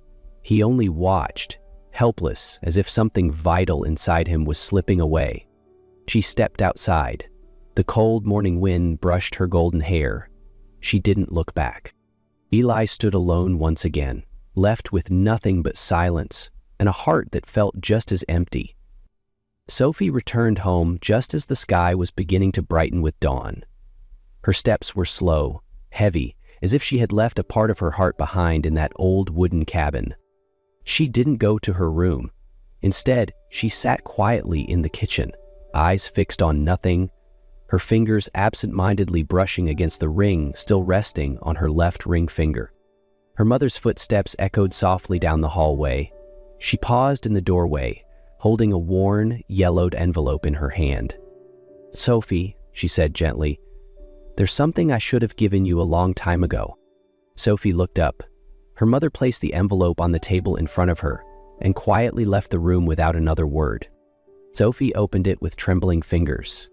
The handwriting was familiar, childlike, messy, but unmistakably sincere. "Sophie, I'm sorry I didn't get to say goodbye. My parents said we had to leave that night. I didn't want to go. I've hidden the bracelet you gave me in my wooden box. I'll take it with me. When I grow up, I'll come back to find you. I promise." Her vision blurred with tears. She read it again and again. He had kept his word. He had never forgotten. It wasn't him who failed to recognize the promise. It was her. She had doubted him, pushed him away, refused to see with her heart what her eyes couldn't confirm. And now she didn't know if she'd lost him all over again, or if it was still possible to find her way back. That afternoon, as the sun tilted westward, Sophie returned to the park, where everything had once begun. The old oak tree still stood tall and unshaken, just as it had all those years ago. Beneath its rough bark, the faint carving she once made was still visible. "I'm waiting. Remember our promise." She placed her hand gently on the trunk, closed her eyes. Her heart spun backward in time to a childhood filled with innocence and promises.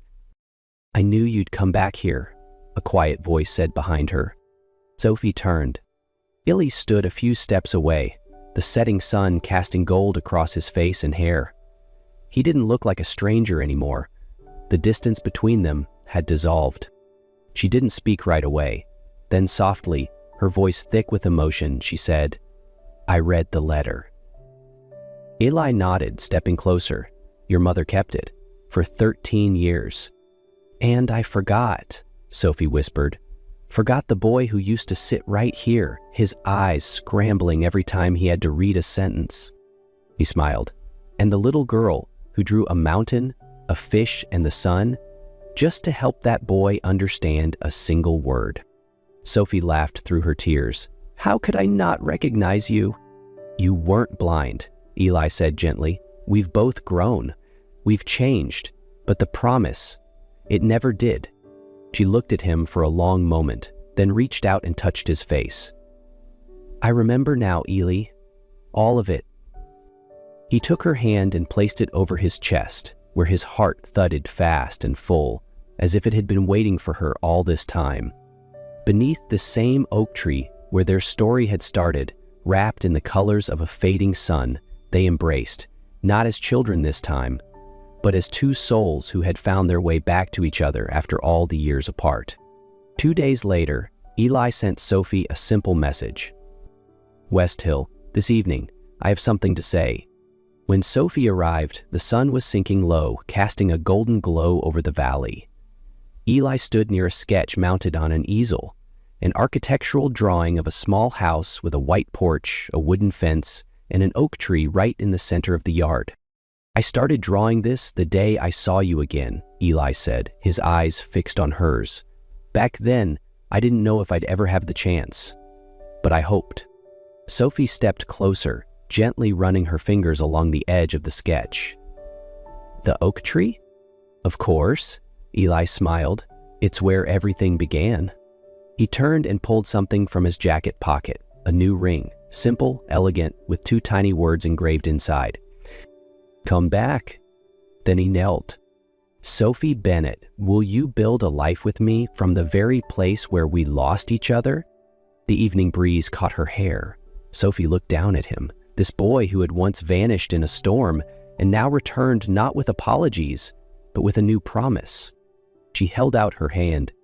"I never really stopped waiting for you, and now I choose to walk forward with you, not because of the past, but because of the future." Eli slipped the ring onto her finger, this time not in a daze, but with full clarity and all the love in his heart. And that, dear friend, was the story of Sophie and Eli, a story of waiting, of remembering, and of love that never truly let go. Sometimes life takes us away from the people we're meant to find, only to bring us back when we've grown enough to recognize them again. This wasn't just about romance, it was about promises, about the courage to believe and the quiet strength of hope. If you felt even a flutter of emotion, if a scene reminded you of someone or something you once cherished, let me know in the comments below. I'd love to hear your thoughts. And if you haven't already, hit that like button, subscribe for more heartwarming stories, and share this video with someone who believes in second chances. Until next time, take care of your heart, and never forget the promises that matter most.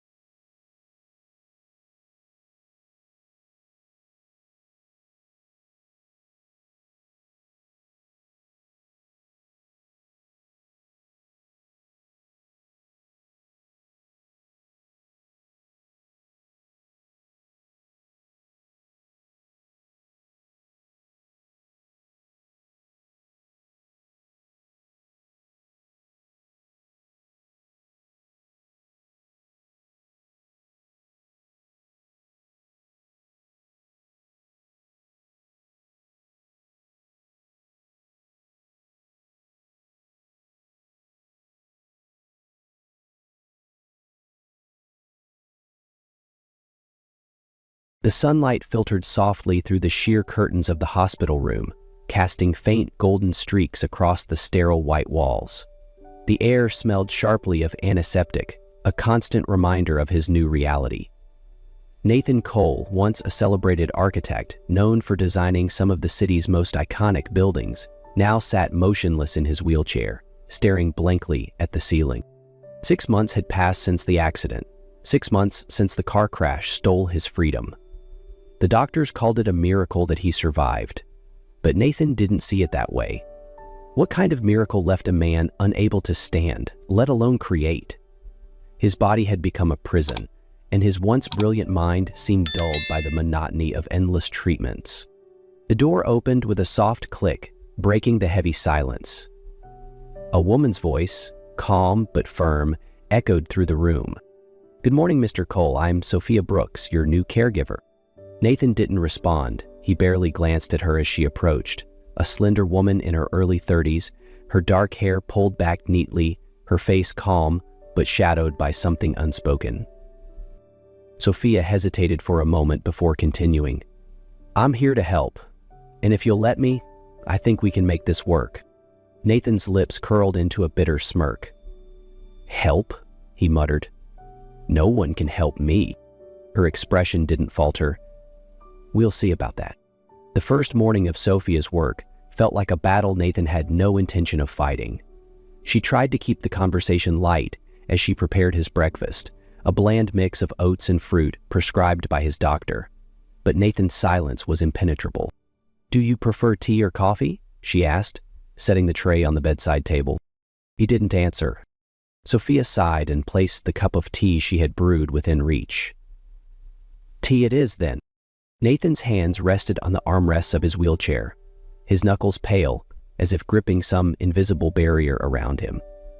"You don't have to try so hard," he finally said, his tone cold. "You won't last long anyway."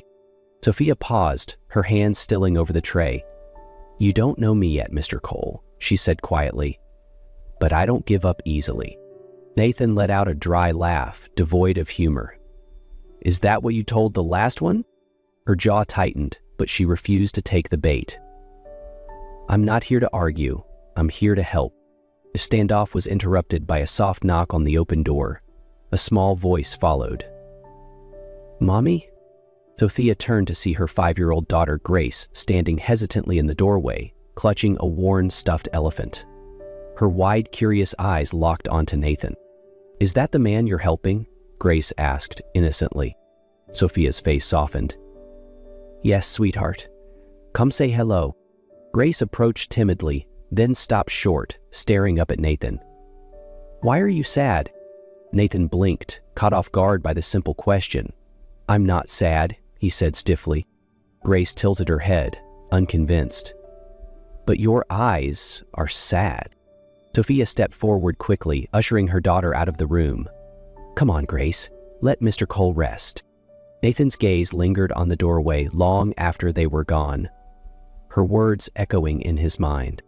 That evening, after Grace had fallen asleep on the small couch in the corner of Nathan's room, Sophia sat by the window, the glow of the city skyline visible in the distance. She glanced at Nathan, who was staring out into the darkness, his face unreadable.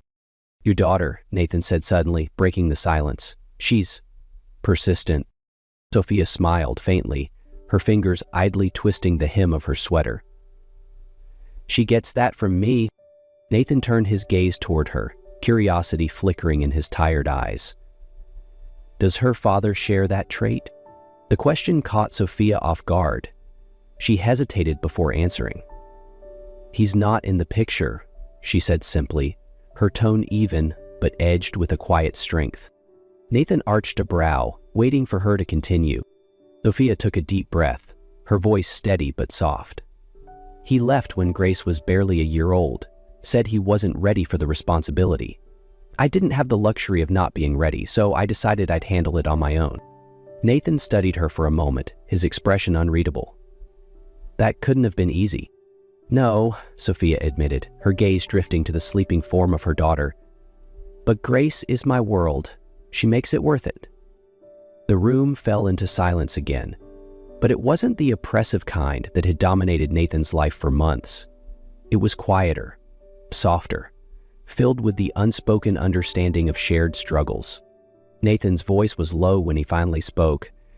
"It's hard to fight when you feel like you're already beaten." Sophia turned to him, her eyes steady and kind. "You'd be surprised how much strength you have left when you're fighting for someone else." Nathan didn't respond, but the faintest flicker of something, maybe hope, crossed his face. The next afternoon, Sophia was tidying up the room while Grace sat cross-legged on the floor, humming a cheerful tune and drawing with crayons. Nathan watched silently from his wheelchair, his expression distant but less sharp than usual. "Why are you humming, Grace?" Nathan asked suddenly, surprising both of them.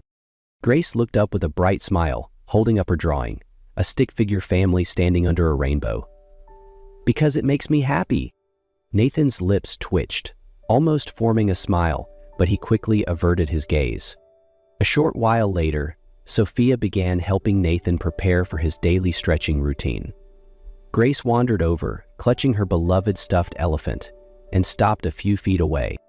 "Mr. Nathan," she said softly, her voice full of childlike curiosity, "why are you sad?" Sophia froze, her heart pounding as she turned to Grace. "Sweetheart, that's not a night—" "It's fine," Nathan interrupted, his voice quieter than usual. He met Grace's gaze, and for a moment, his usual bitterness seemed to waver. "I'm not sad," he said, though his tone lacked conviction. Grace tilted her head, her curls bouncing. "But your eyes are sad." Nathan opened his mouth to reply, but no words came. Instead, he simply looked at her, his expression shifting into something almost vulnerable. Grace stepped closer, her small hand holding out the stuffed elephant. "You can borrow Ellie," she offered earnestly. "She makes me feel better when I'm sad." Nathan stared at the toy, clearly unsure of how to respond. Finally, he reached out, his hand trembling slightly, and accepted the elephant. The room seemed to hold its breath. "Thank you," he said softly, his voice barely audible. Grace beamed and wrapped her tiny arms around his arm in a brief, gentle hug. "Hugs help too," she said matter-of-factly. Sophia's eyes welled up as she watched the interaction. It was the first time since she'd arrived that Nathan's pain seemed to lift, if only for a moment. As Grace skipped back to her crayons, Sophia approached Nathan. "She's got a way of getting through to people, doesn't she?" Nathan looked down at the stuffed elephant in his lap, his fingers brushing against its worn fabric. "She does," he admitted, his voice thick with emotion. "She reminds me of what it feels like to hope." Sophia's breath caught. "Maybe that's a good thing." Nathan didn't reply, but for the first time in months, the walls around him seemed to crack, letting in a sliver of light. The pool at Nathan's estate gleamed in the late afternoon sun, its crystal clear water reflecting the sky above. It had been untouched since the accident, a stark reminder of what he had lost. Now, for the first time, Nathan found himself being wheeled toward its edge by Sophia. "I'm not sure about this," Nathan muttered, gripping the armrests of his wheelchair. Sophia crouched beside him, her voice calm but firm. "I know it feels daunting, but hydrotherapy can help with your muscles and circulation. The water will support your weight, make it easier to move. Trust me." Nathan let out a shaky breath, his jaw tightening. "Fine, but if this is just another pointless exercise—" "It's not," she interrupted gently, her gaze steady. "One step at a time, Nathan. That's all we focus on." With her help, Nathan eased himself into the water. The warmth enveloped him, unfamiliar but strangely comforting. He closed his eyes for a moment, allowing himself to relax as the buoyancy lifted some of the tension in his body. "Good," Sophia said encouragingly, her hands supporting him as she guided his movements. "Let's start with some light stretches." Nathan's arms moved awkwardly at first, his muscles stiff and uncooperative. Sophia's touch was steady, her guidance patient. She didn't rush him, didn't push him past his limits. "This feels strange," Nathan admitted, his voice tinged with vulnerability. "That's normal," Sophia replied. "It's progress, Nathan, even if it doesn't feel like it yet." Minutes turned into an hour, and with each small movement, Nathan began to rediscover fragments of control over his body. The water made it easier to move his legs, even if only slightly. It was the first time in months he had felt something close to freedom. As they finished the session, Sophia helped him back into his wheelchair. Nathan's hands gripped the armrests, his knuckles white. "How was it?" Sophia asked, wiping her hands on a towel. Nathan didn't answer immediately. Instead, he stared at the pool, his expression thoughtful. "It wasn't as awful as I expected," he admitted gruffly. Sophia smiled, a small victory. "We'll build on that." The next few weeks followed a steady rhythm of rehabilitation. Each morning, Sophia arrived promptly, her determination unshaken. She guided Nathan through stretches, encouraged him during moments of frustration, and celebrated even the smallest victories. One day, as they worked in the therapy room, Nathan suddenly stopped. "Sophia," he said, his voice hesitant. She turned to him, wiping sweat from her brow. "What's on your mind?" "I want to try standing," he said, his voice firmer this time. Sophia's eyes widened. "Are you sure? It's going to be tough." "I know," Nathan replied, "but I need to try. I have to." Taking a deep breath, Sophia positioned herself beside him. "All right? On the count of 3. 1, 2, 3.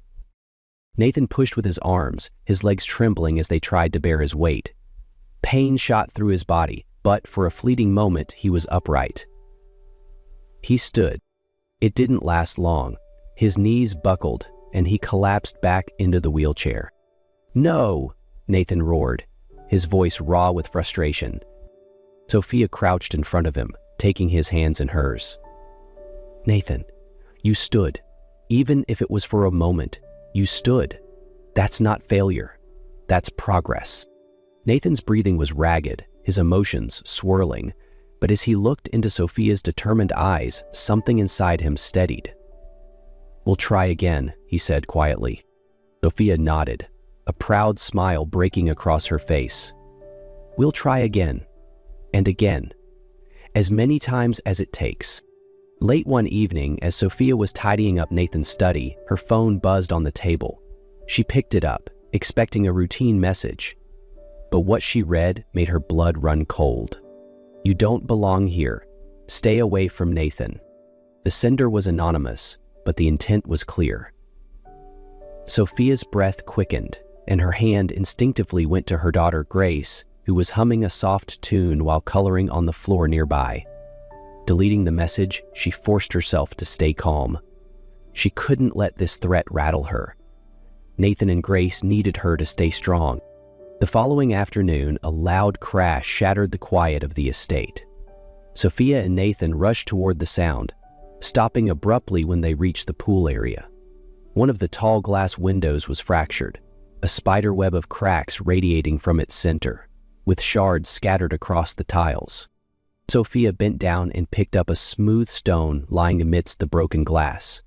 "A rock," she murmured, her voice unsteady despite her attempt to sound calm. Nathan wheeled closer, his eyes narrowing. "That wasn't an accident." Sophia hesitated, weighing her words carefully. "Maybe it's just kids playing pranks. You know how they are." "Don't," Nathan interrupted, his voice cold but controlled. "You don't believe that, any more than I do." Sophia exhaled slowly, her shoulders tense. She didn't want to worry him, but it was clear he wasn't letting this go. "Someone sent me a message last night," she admitted reluctantly. "It said I don't belong here, that I should stay away from you." Nathan's jaw tightened, his hands gripping the armrests of his wheelchair. "And you didn't think to tell me?" "I didn't want to add to your stress," Sophia said, her voice soft but firm. Nathan's expression darkened, his frustration evident.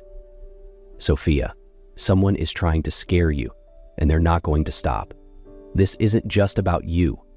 Grace lives here too." Sophia's chest tightened at his words. "Nathan, this isn't your fight. You need to focus on your recovery, not—" "No," he said firmly, his tone resolute. "This is my fight now. I won't sit back and let someone hurt you or Grace. Whoever's doing this, they'll have to deal with me first." For a moment, Sophia was struck by the strength in his voice. The man who had once seemed so defeated now radiated a quiet resolve. "All right," she said finally, her voice trembling but steady. "We'll face this together." Nathan nodded, his expression fierce. Together. The estate was eerily silent that night. Grace was fast asleep in a cozy corner of Nathan's room, her stuffed elephant tucked under her arm. Sophia sat on the small couch by the window, her eyes scanning a book she couldn't concentrate on. The tension from earlier events still lingered in the air, pressing heavily on her chest. A faint creak from the hallway jolted her from her thoughts. She froze, her heart pounding. Nathan stirred in his wheelchair, his sharp eyes locking on the door as it slowly pushed open. Stepping into the room was Mrs. Caldwell, the former housekeeper. Her usually composed appearance was gone, replaced by a disheveled look and a manic gleam in her eyes. In her hand was a syringe filled with clear liquid, her grip tight and unsteady. "Mrs. Caldwell," Sophia's voice wavered as she stepped forward. "What are you doing here?" Caldwell's lips curled into a sneer. "You've ruined everything," she hissed. "Nathan was fine before you showed up. He was mine to take care of. My responsibility." Sophia frowned, her mind racing. "You don't want him to get better, do you?" Caldwell's expression twisted with anger. "Better?" she spat. "If he recovers, there's no place for me here. Do you know how many years I've devoted to this house, to him? When he lost everything, he needed me. But you've made him believe he can live without me." Sophia stepped in front of Nathan, shielding him as Caldwell advanced. "He deserves a chance to recover, to have a life again," Sophia said firmly. But Caldwell shook her head, her voice rising. "No, if he recovers, I lose everything. I'm the only one who truly understands what he's been through." Nathan's voice interrupted her, calm but sharp. "Caldwell, you're wrong. You've been clinging to control, not helping me. Let it go before it destroys you." Caldwell let out a strangled cry, her face twisted with desperation, and lunged toward them, syringe raised high. Time seemed to slow as Sophia grabbed the nearest object, a heavy lamp. Her hands trembled, but she swung it with all her strength. The lamp connected with a sickening crack, sending Caldwell staggering backward. The syringe slipped from her fingers, rolling across the floor as silence fell over the room, broken only by Grace's muffled whimper from her corner. "You'll regret this," Caldwell snarled, clutching her arm as she stumbled toward the door. With one last furious glare, she turned and fled into the shadows of the hallway. Sophia quickly locked the door, her hands trembling. She turned to Nathan, who was staring at her, his face pale but resolute. "Are you okay?" he asked hoarsely. "I'm fine," Sophia said, though her voice shook. "We need to call the police." Nathan nodded, his jaw tightening. "We will. But Sophia, thank you. You saved me." Sophia's eyes softened, and she knelt beside him, resting her hand over his. "We saved each other." As the flashing lights of police cars illuminated the estate later that night, Nathan sat silently, watching Sophia hold Grace tightly in her arms. For the first time in months, he realized how much they had risked for him. Fear still lingered, but it was overshadowed by a growing resolve. He wasn't just fighting for himself anymore. He was fighting for them, his newfound family. The following weeks were grueling, filled with endless therapy sessions and small but hard-earned victories. Grace became Nathan's biggest cheerleader, her boundless enthusiasm and unwavering belief in him pushing him forward when his own will faltered. "Come on, Mr. Nathan," Grace's voice echoed in the therapy room one morning, her small hands clapping in rhythm. "You can do it. Just one step." Nathan chuckled softly, though his face was lined with concentration. "You're relentless, you know that?" "That's what Mommy says too," Grace replied with a grin, holding up her stuffed elephant. "Ellie says you're ready." Sophia stood nearby, her steady hands ready to catch Nathan if he faltered. "She's right," Sophia said gently. "You've been working so hard, Nathan. Today might just be the day."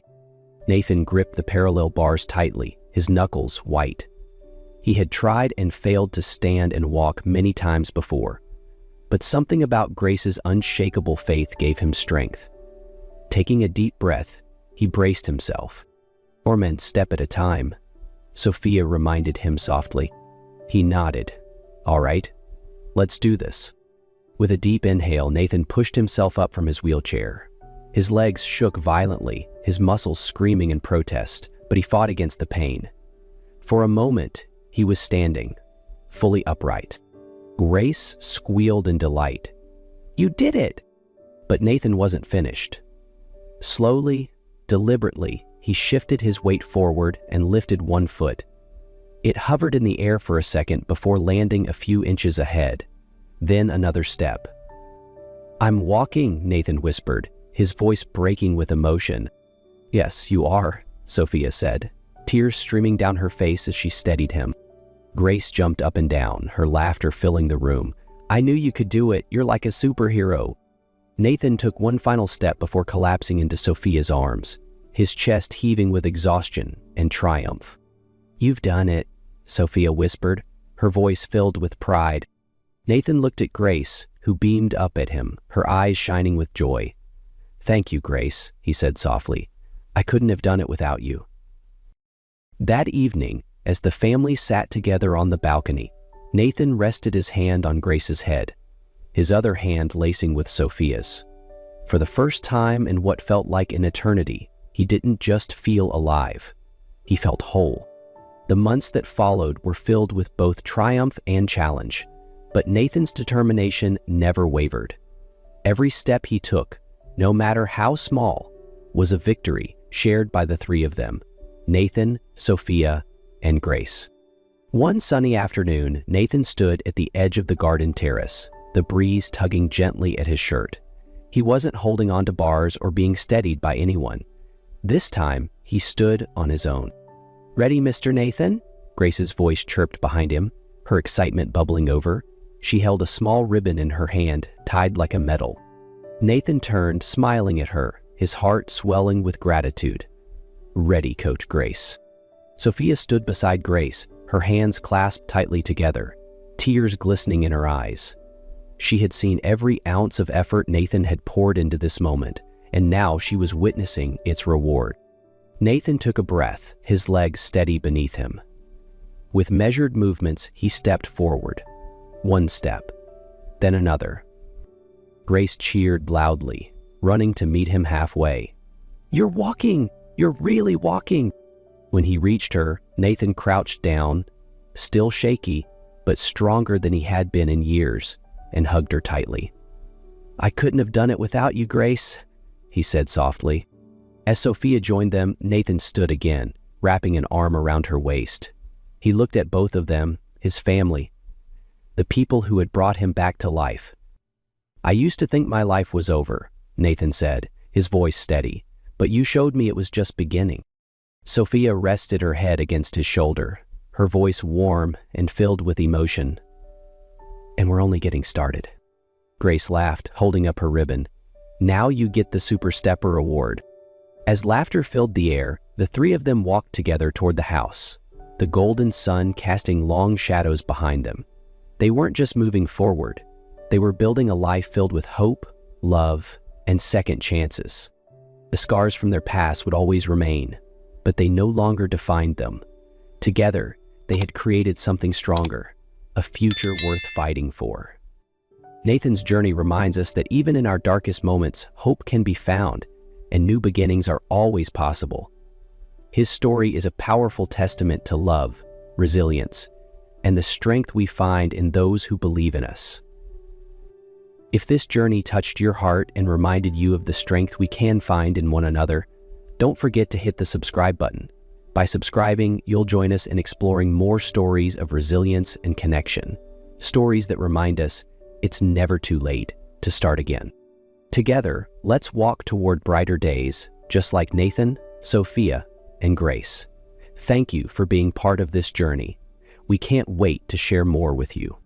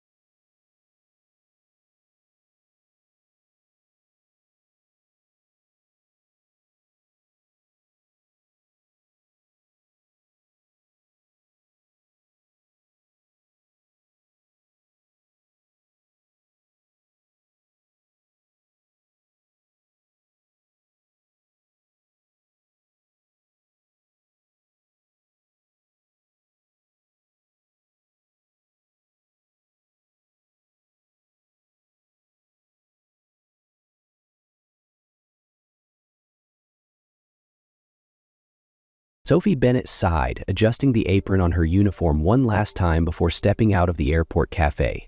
Today wasn't just another workday. She was here for something much more important. Her brother, Daniel, was finally coming home. Life had never been easy for Sophie.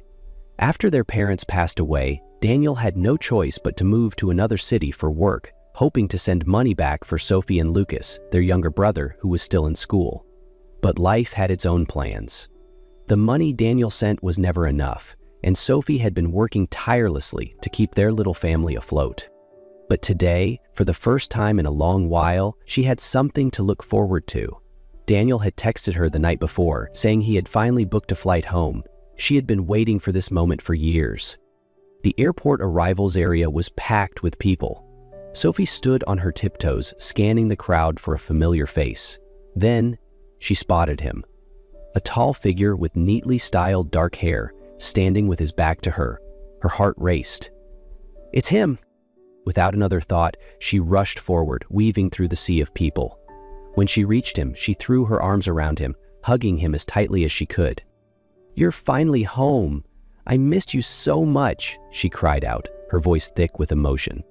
But the second she touched him, something felt wrong. His shoulders, too firm.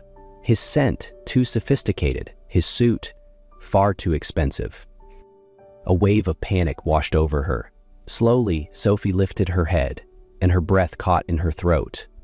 The man she had just hugged wasn't Daniel. He was a complete stranger. And not just any stranger. He was too handsome to be real.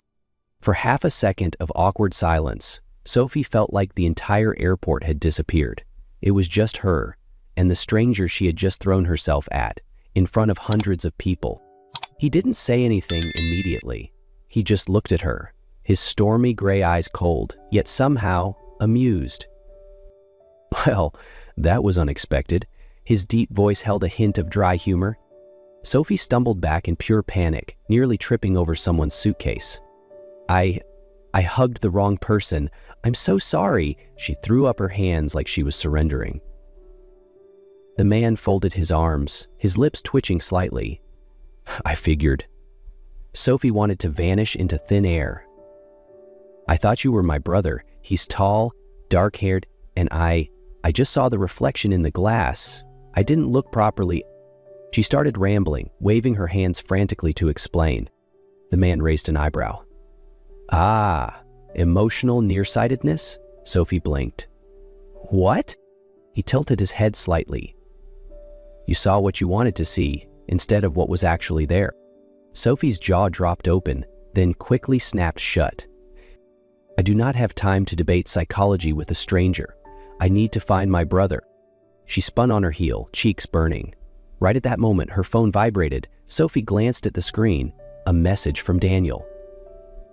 Hey, sis, I'm really sorry, but I can't come home. The ticket was too expensive. I'll visit next year instead. Sophie froze. The entire airport blurred into the background. She had been waiting for this moment for years, only to be met with a short text and a crushing sense of disappointment. Her heart sank, but before she could even process the heartbreak, a shadow loomed beside her.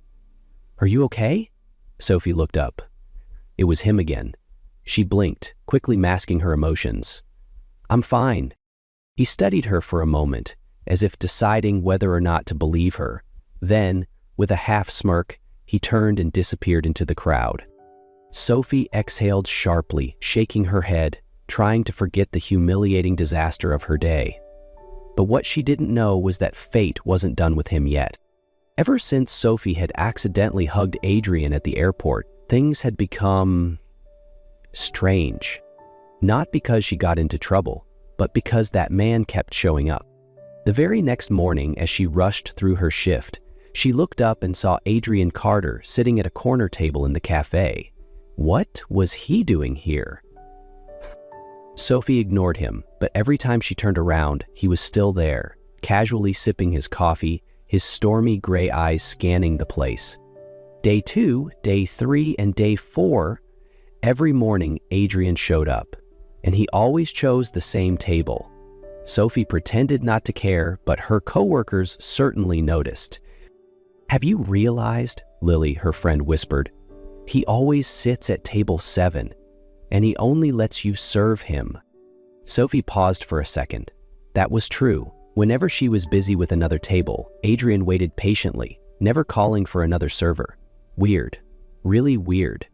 By the 5th day, Sophie couldn't take it anymore. She placed his coffee down and, instead of leaving, crossed her arms and stared him down. Did you lose your memory or something? She asked sarcastically. The airport is just a few blocks away. No need to relive the moment. Adrian smirked, stirring his coffee lazily. The coffee here is good. Sophie raised an eyebrow. Really? Or are you just here to mess with me? He didn't answer right away. Instead, he lifted his gaze, his piercing gray eyes studying her carefully. Maybe both. Sophie was caught off guard by his honesty, but before she could react, her phone buzzed. A message from the hospital. She glanced at the screen, and her stomach dropped. Lucas's medical bill was due. She exhaled sharply, but Adrian saw everything. He set his cup down, his voice steady and firm. You need money, don't you? Adrian's voice was calm, but there was something unreadable in his gaze. Sophie stiffened. I've been watching you these past few days. He set his cup down, his tone unwavering. You work long hours, you barely take breaks, and every time your phone buzzes, you tense up. I have a proposal. Be my personal chef for 1 week. 3 meals a day. I'll pay you enough to cover your brother's medical expenses. Sophie stared at him, completely stunned. Have you been stalking me? Adrian remained calm. No, I'm just very observant. Sophie bit her lip, her entire body tense. Every instinct told her to refuse, but Lucas, she had no other choice. At last, Sophie sighed, meeting his gaze. Fine, I'll do it. Adrian smirked, as if he already knew her answer. Good. See you tomorrow. Sophie stood in front of the towering skyscraper, tilting her head back to take it all in. Am I really doing this? Taking a deep breath, she stepped through the massive glass doors. Immediately, a polite receptionist escorted her to a private elevator, where there was only one button, the top floor. As the elevator doors slid open, Sophie stepped into a penthouse, so luxurious it almost didn't feel real. Floor-to-ceiling glass windows framed a breathtaking view of the glittering city. The decor was sleek and modern, dominated by deep black and cool gray tones. In the center of the room, Adrian Carter sat casually on a plush leather sofa, one hand holding a wine glass, the other flipping through a book. He looked up as she entered, a faint smirk tugging at his lips. Welcome. Sophie tightened her grip on her bag, forcing herself to stay composed. "Where's the kitchen?" Adrian chuckled softly, then gestured toward the left. Sophie walked in, and her jaw dropped. This wasn't just a kitchen, it was a work of art. So sleek, so high-tech, it felt more like a display than a functional space. She turned to Adrian, skeptical. "Have you ever actually used this kitchen?" Adrian sipped his wine lazily, then replied with an infuriatingly calm tone. "I've walked past it a few times." Sophie shook her head, deciding she had to get used to his ridiculousness. The first day, she focused only on cooking, preparing meals, cleaning up, and keeping her interactions with Adrian to a bare minimum. But he had other plans. He kept showing up in the kitchen, leaning against the counter, watching her cook like it was his new favorite pastime. By the third day, Sophie couldn't take it anymore. "Do you not have a job?" she asked, narrowing her eyes as he sat on a stool, sipping his coffee, eyes fixed on her. Adrian shrugged nonchalantly. "I like watching you work." Sophie raised an eyebrow. "You've never seen someone cook before?" Adrian set his coffee down, resting his chin on his hand as he studied her. I've just never seen someone look this adorable while being so focused." Sophie froze, nearly dropping the knife in her hand. Did he just? Her face heated instantly. She whipped around, muttering something about needing to concentrate on the food. But her heartbeat? A total mess. As much as she didn't want to admit it, Sophie knew she was starting to see Adrian Carter differently.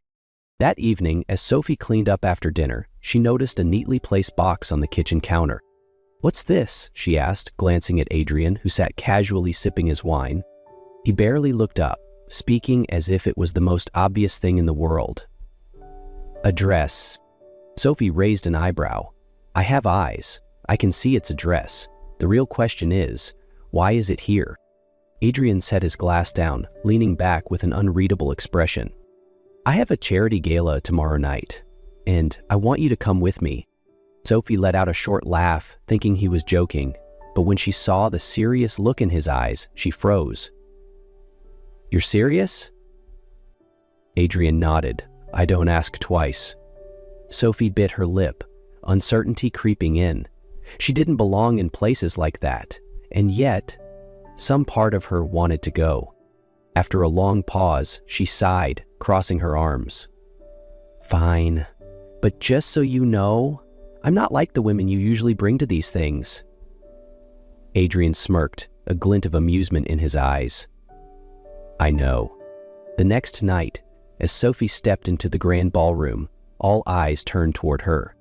She wasn't used to this kind of attention, but just as she felt the urge to run, a warm hand took hers. "Relax." Adrian's voice was low against her ear. "You look stunning." Sophie blushed, but she kept her composure. The night passed in a blur, but the biggest surprise came when Adrian led her onto the dance floor.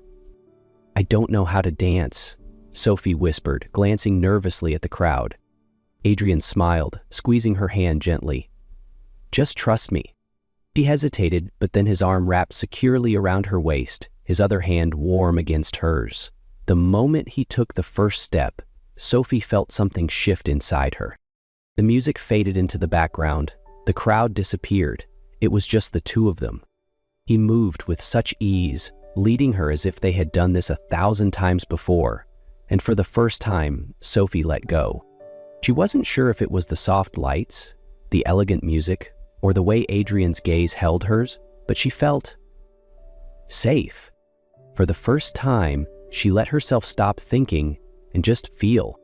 After the gala, Adrian didn't take Sophie home right away. Instead, he drove through the glowing city streets before stopping in front of a towering skyscraper. Sophie frowned, looking up before turning to him. "What are we doing here?" Adrian simply smirked mysteriously. "Come with me. I want to show you something."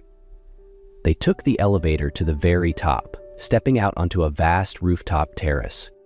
The cool night breeze played with Sophie's hair, and in front of her was the most breathtaking cityscape she had ever seen. Skyscrapers stretched into the sky, roads shimmered with golden lights, It was like a masterpiece painted by the night. "It's beautiful," Sophie whispered, mesmerized. Adrian stood beside her, gazing at the view. "This is where I come when I feel lost." Sophie turned to him, surprised by his honesty. "You? Lost?" Adrian let out a soft chuckle, but there was a sadness in his eyes. "You think being a billionaire means you never feel lonely?" He exhaled deeply, then said quietly, "Ever since I was a child, I've been surrounded by people who only cared about money. They never saw me.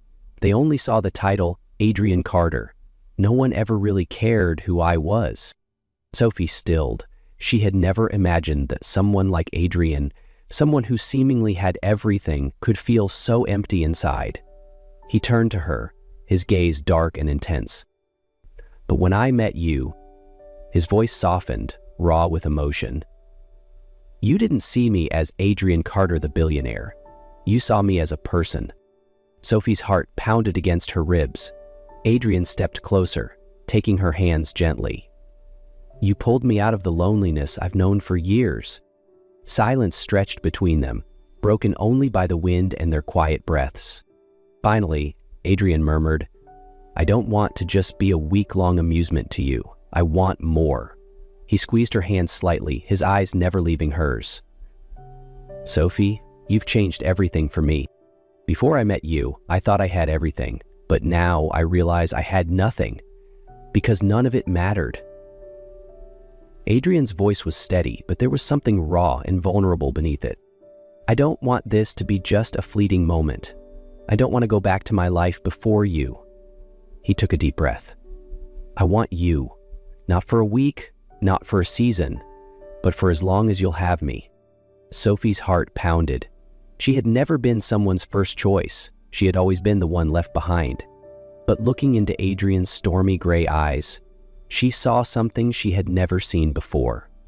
Certainty, devotion, love. Slowly she smiled. "Then I guess you're stuck with me." And as Adrian closed the distance between them, pressing his lips softly against hers, Sophie knew she had made the right choice. Their first kiss, under the glowing city lights, was the only answer needed. Sophie and Adrian's love wasn't a picture-perfect fairy tale. It was full of sweet moments, but also plenty of hilarious mishaps, like the first time Sophie stayed over at Adrian's apartment. The next morning, she woke up in unfamiliar pajamas, panicked, and rushed into the living room, only to find Adrian casually reading the newspaper, sipping his coffee. When did I change clothes?" Sophie stammered, her face turning red. Adrian folded his newspaper slowly, looking at her with pure amusement. "Do you think I helped?" He smirked. "I wouldn't dare. You did it yourself." Sophie turned bright red, grabbing a sofa pillow and throwing it at him, making Adrian burst into laughter. Or the time Sophie tried to cook a romantic dinner and nearly burned down the kitchen. "Adrian, help me!" Sophie shrieked, desperately trying to put out the flames in the pan. Adrian strolled into the kitchen, arms crossed, as if he were watching a comedy show. "So this is how you plan to kill me?" he teased, before calmly grabbing the fire extinguisher. Still, their love only grew stronger. Lucas had fully recovered, healthy and happier than ever. Sophie still worked at the cafe, but now she had a man who patiently waited for her every night. And then, a year later, Adrian brought Sophie back to the rooftop where they had shared their first kiss, the place where he first confessed his feelings. The wind played through her hair as Adrian knelt before her, opening a small velvet box. "Sophie, from the moment you hugged the wrong man at the airport, I knew you were the only one who could turn my world upside down." His voice was warm, steady, full of love. "Marry me." Sophie laughed, her eyes shimmering with happy tears. "I have no reason to say no." She nodded, and Adrian slipped the ring onto her finger before pulling her into a deep kiss under the city lights. 1 month later, the wedding took place. The venue overflowed with fresh flowers, just like Sophie had always dreamed of. But the biggest surprise came when the chapel doors opened and Daniel, her brother, stood there, holding out his hand. "I promised I'd walk you down the aisle, didn't I?" He smiled, his eyes slightly red. Sophie choked back a sob, squeezing his hand tightly. As she walked toward Adrian, standing at the altar amidst a pathway of blooming roses, she knew she had found her forever. The wedding ended with a breathtaking kiss, surrounded by cheers and the ringing of wedding bells. And so, their happily ever after began. The CEO's secret quadruplets before we dive into this astonishing tale of discovery and a life utterly transformed. Drop a comment below and tell us where you're watching from. Enjoy the story. The Grand Connaught Rooms ballroom in London sparkled under crystal chandeliers, a perfect backdrop for London's elite to display their wealth while pretending to care about charity.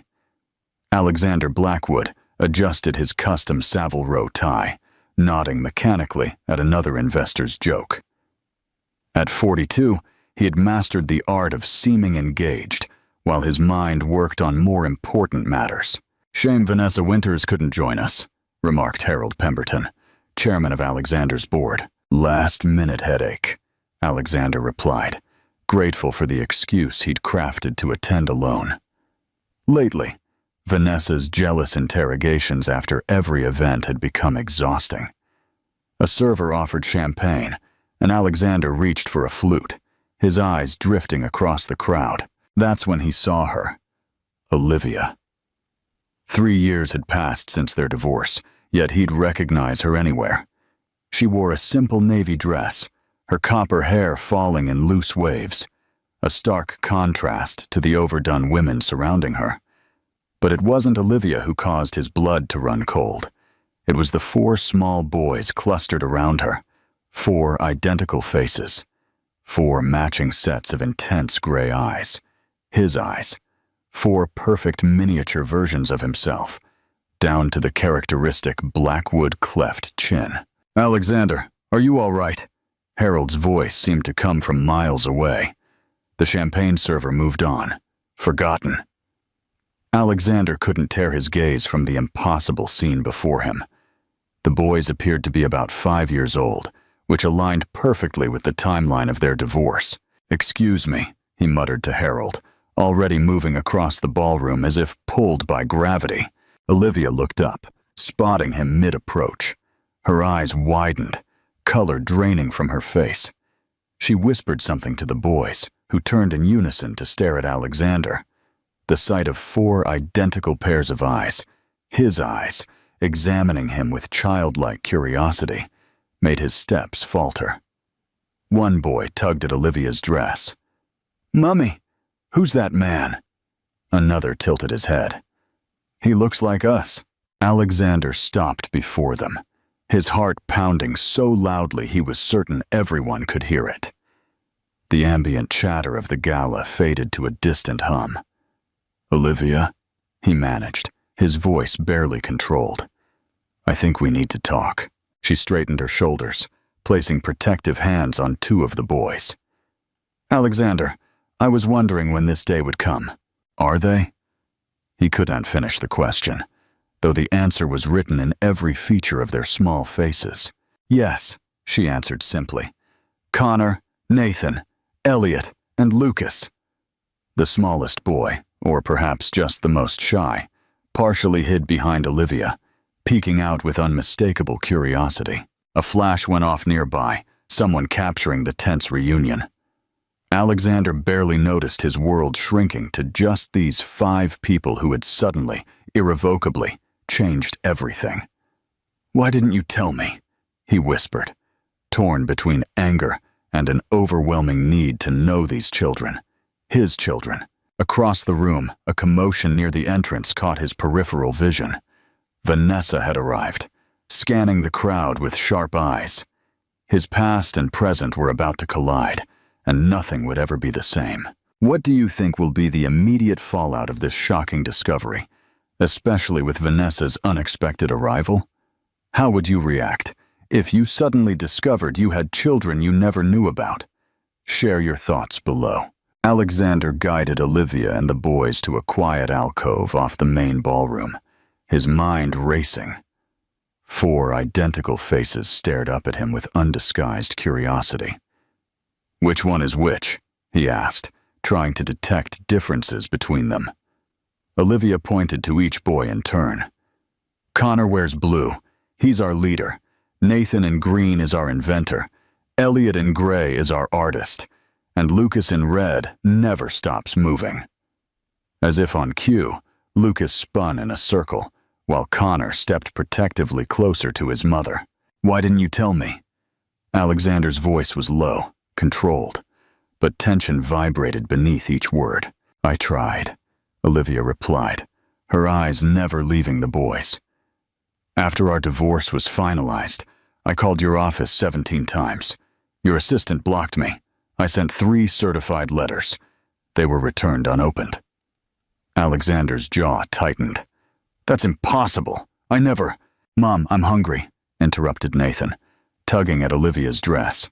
"Me too," echoed Lucas, while Elliot simply stared at Alexander with solemn eyes.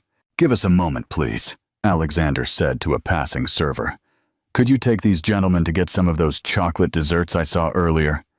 The server nodded, offering her hand. "Would you boys like to see the chocolate fountain?" Connor looked to his mother for permission. After Olivia's nod, all 4 boys followed the server, though not without backward glances. "You named them all yourself," Alexander said once they were alone. "I didn't have much choice." Bitterness tinged her voice. "The pregnancy was complicated. Quadruplets aren't exactly common." Alexander ran a hand through his dark hair. "I would have helped. You know that." "Do I?" Olivia's eyes flashed. "You made it very clear during our divorce that your empire mattered, more than anything else." Before he could respond, his phone vibrated. Vanessa's name flashed on the screen alongside a text. "Where are you? I'm at the entrance." He silenced the phone, but not before Olivia glimpsed the name. "Ah, the girlfriend. Does she know you have 4 children?" "She doesn't, because until 5 minutes ago, neither did I," he replied sharply. Olivia's expression softened slightly. "I stopped trying to reach you after the first year. The boys deserved better than a father who didn't want them." "I never said I didn't want them." His voice rose enough that nearby guests glanced over. He lowered it again. "How could I want something I never knew existed?" A small commotion drew their attention. Across the room, the boys had returned, chocolate smeared on 4 identical faces as they pointed excitedly at the ice sculpture. In that moment, Alexander's phone buzzed again, followed by a familiar voice cutting through the crowd. "There you are, darling. Who's this?" Vanessa appeared beside them, elegant in a crimson dress, her smile not reaching her eyes as she assessed Olivia. Simultaneously, Alexander noticed a man discreetly taking photos with his phone. The situation was spiraling beyond his control. "Alexander?" Vanessa pressed, her hand gripping his arm possessively. Before he could formulate a response, Connor led his brothers back to their mother. 4 pairs of gray eyes, identical to Alexander's, looked up at Vanessa. "Who's she, Mom?" Connor asked, chocolate still smudging his chin. Vanessa's perfectly manicured nails dug into Alexander's arm as comprehension dawned on her face. "What have you done?" she whispered. Alexander stood frozen between 2 worlds, Vanessa's manicured perfection and the messy, chocolate-smeared reality of his sons. 4 identical faces stared up at him, expressions ranging from curiosity to suspicion. "Alexander," Vanessa's voice carried that dangerous sweetness he'd come to recognize. "Who are these children?" Before he could answer, Connor stepped forward. "I'm Connor Blackwood. These are my brothers." Vanessa's smile vanished. "Blackwood?" "Yes," Olivia interjected firmly. "My sons carry their father's name." The blood drained from Vanessa's face. "Their father?" She turned to Alexander. "Is this some kind of joke?" "Perhaps we should discuss this privately," Alexander suggested, noticing the growing attention from nearby guests. "No need," Vanessa said icily. "I understand perfectly." She spun on her heel, striding toward the exit. "Vanessa, wait!" Alexander began, but Elliot tugged at his sleeve. "Are you really our dad?" the boy asked quietly. The simple question silenced everything in Alexander's mind. He crouched to meet Elliot's eyes. His own eyes reflected back at him.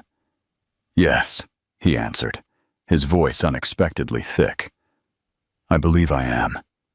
Elliot studied him solemnly before extending his small hand. "I'm Elliot. I draw pictures." Alexander accepted the handshake, overwhelmed by the tiny fingers gripping his. "I'd like to see your drawings sometime. They're really good," Lucas interjected, bouncing on his toes. "He drew me riding a dragon yesterday." Nathan pushed his glasses up. "Dragons aren't scientifically accurate, though." "They don't have to be, Nathan," Connor defended his brother. "It's art." Alexander watched the interaction, fascinated by their distinct personalities despite identical appearances, a family he never knew existed, debating dragons right before his eyes. "I should handle Vanessa," he said to Olivia. Reluctantly standing, "You should," she agreed. "But Alexander?" She hesitated. "These boys have lived 5 years without you. Don't make promises you won't keep." The warning stung, but he recognized the protective instinct behind it. "I want to know them," he said firmly. "All of them." Olivia nodded cautiously. "Then we have a lot to discuss." As if on cue, Alexander's phone chimed with an incoming message. He glanced down to see an unknown number had sent an image, a perfectly framed photo of him crouching beside Elliot, with the other boys and Olivia nearby. The caption read, "Tech billionaire's secret family? How much would this story be worth?" "What? Is it?" Olivia asked, noticing his expression darken. He showed her the screen. "Someone's watching us. This could hit the tabloids by morning. The boys don't deserve that," she whispered, her hand instinctively reaching to gather them closer. Alexander's protective instincts surged with unexpected force. "No, they don't. We need to get them out of here." Lucas tugged at his mother's dress. "Mom? Is he coming home with us?" The innocent question hung in the air, highlighting the vast complexity of their situation. "Not tonight," Olivia answered gently, then looked up at Alexander. "But maybe he could visit tomorrow?" Alexander nodded, already calculating how to rearrange his meetings. "I'll be there." As they exchanged information, he felt the weight of Elliot's solemn gaze. The quiet boy hadn't stopped watching him, as if memorizing a face he'd wondered about his entire young life. What will be the immediate fallout of this public scandal for Alexander and his family? How do you think Olivia will navigate this sudden media storm while protecting her children? Share your predictions below. The elevator ride to Alexander's penthouse felt endless, as Vanessa silently fumed beside him. He'd managed to escort Olivia and the boys to their car, promising to visit tomorrow before chasing after Vanessa. 5 years, she finally said, as the elevator doors opened to his apartment. 5 years you've had secret children? They weren't a secret, Alexander replied, following her inside. They were unknown, to me as well. Vanessa laughed bitterly, kicking off her heels. Do you honestly expect me to believe you had no idea? It's the truth. He loosened his tie, exhaustion settling over him. Olivia tried to contact me after our divorce, but somehow those messages never reached me. How convenient. Vanessa poured herself a generous glass of bourbon. And I suppose those children just happen to look exactly like you? Alexander's patience thinned. They're mine, Vanessa. One look at them, and it's obvious. Paternity tests exist for a reason, she snapped. That woman could be after your money. That woman, he emphasized coldly, is their mother, and Olivia has never cared about my money. Vanessa's eyes narrowed. Oh, see, is that why you divorced? Alexander turned away, staring out at the London skyline. How could he explain that he and Olivia had parted Because he'd been consumed by expanding his empire? That he'd believed there would be time for family later? Now, later had arrived without warning, bringing 4 small boys who had his eyes into a world of possibilities he'd never considered.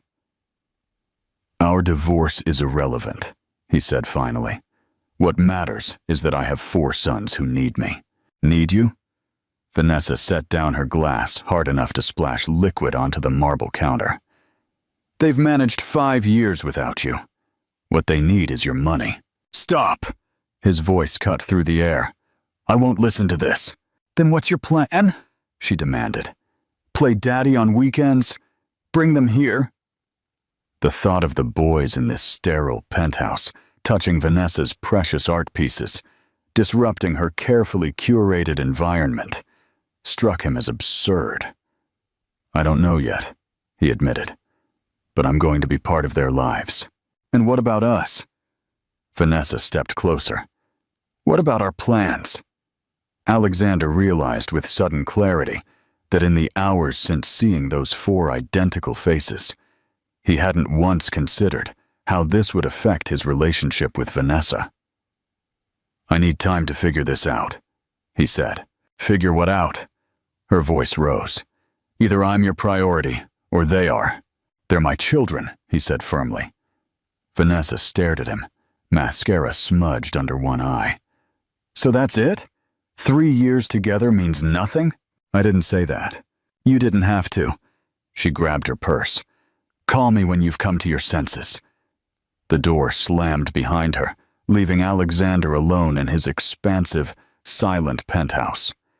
He sank onto the sofa, pulling out his phone. 4 nearly identical faces smiled back at him from the screen, a photo he'd quickly taken before they left. His sons. The words still felt foreign. His phone buzzed with another message from the unknown number.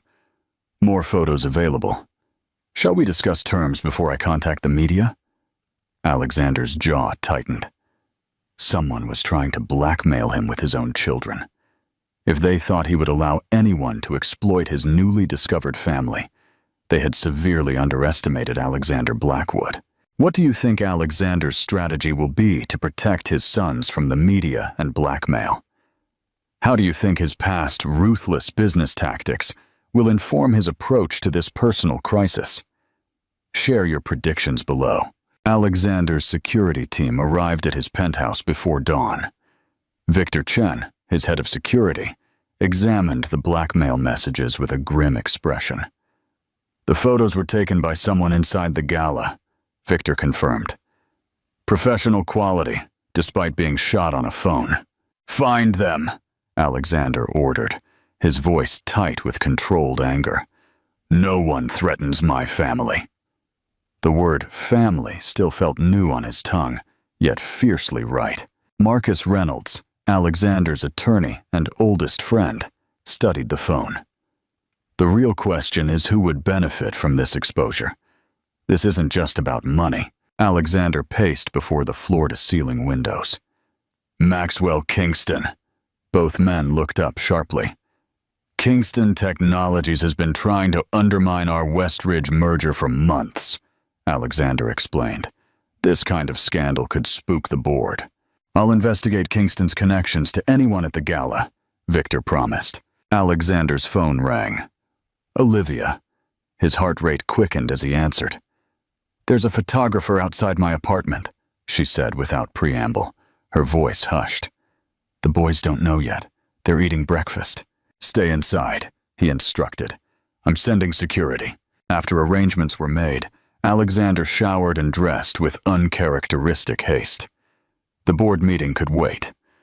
Nothing was more important than protecting those 4 boys from becoming tabloid fodder. Olivia opened her door cautiously, relief washing over her face when she saw Alexander instead of another photographer. 2 security personnel had already taken positions nearby. "Thank you," she said, stepping back to let him enter. The modest apartment was chaotic in the most vibrant way. Toys scattered across the floor, breakfast dishes piled in the sink, and the sound of children's laughter emanating from down the hall. "They're in their room," Olivia explained, leading him through the living area. "I told them their father was coming." Arthur stiffened. "What did they say?" Connor had questions. "Nathan wanted to show you his robot. Elliot didn't say much, but he's been drawing all morning. And Lucas," she smiled faintly. "Lucas has been bouncing off the walls since dawn." They paused outside a bedroom door covered in colorful drawings. Alexander recognized Elliot's talent immediately. "I never planned to keep them from you," Olivia said quietly. "You should know that." Before he could respond, the door flew open. Lucas stood there, gray eyes wide with excitement. "Mom, is he here yet?" Then he spotted Alexander. "You came! Guys, he's here!" The room beyond revealed 2 sets of bunk beds and walls, covered with more drawings. The other 3 boys looked up from their activities, Connor building with blocks, Nathan tinkering with what appeared to be a dismantled remote control, and Elliot sketching quietly. "Hello," Alexander said, suddenly uncertain how to address 4 children who were both his and strangers. Connor approached first, studying Alexander critically. "Are you really staying this time?" The directness caught Alexander off guard. "I didn't know about you before, but now that I do, yes, I'll be here." Connor seemed to weigh this answer. "Mom says you run a big company." "I do," Alexander confirmed.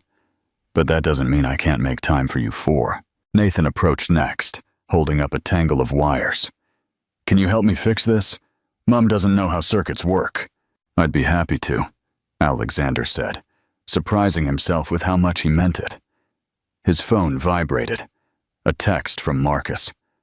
"Kingston spotted at your office building, trying to meet with board members." The external threat was moving fast, but as Elliot silently handed him a drawing of 5 stick figures, clearly the 4 boys and their father, Alexander knew exactly where his priorities lay. What will Alexander's strategy be to deal with the media, blackmail, and boardroom drama, all while prioritizing his newly found sons? What's the most impressive example of crisis management you've seen, personally or professionally? Share your story below. The impromptu strategy meeting in Olivia's living room wasn't what Alexander had planned for his Tuesday morning. Marcus sat on a chair draped with superhero capes. Victor stood by the window monitoring the street.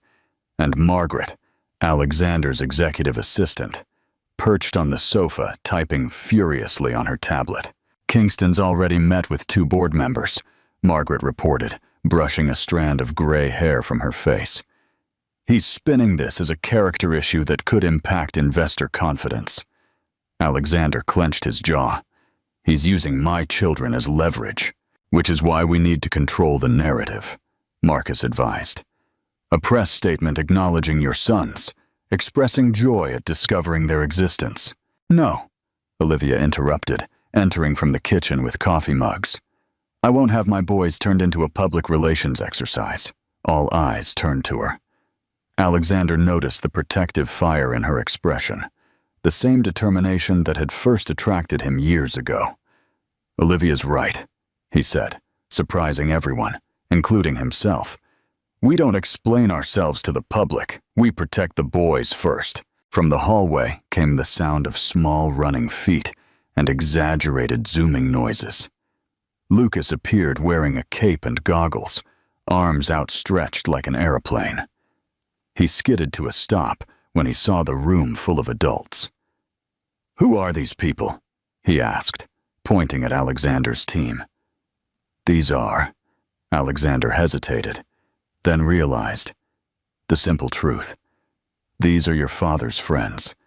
They're helping us with a problem."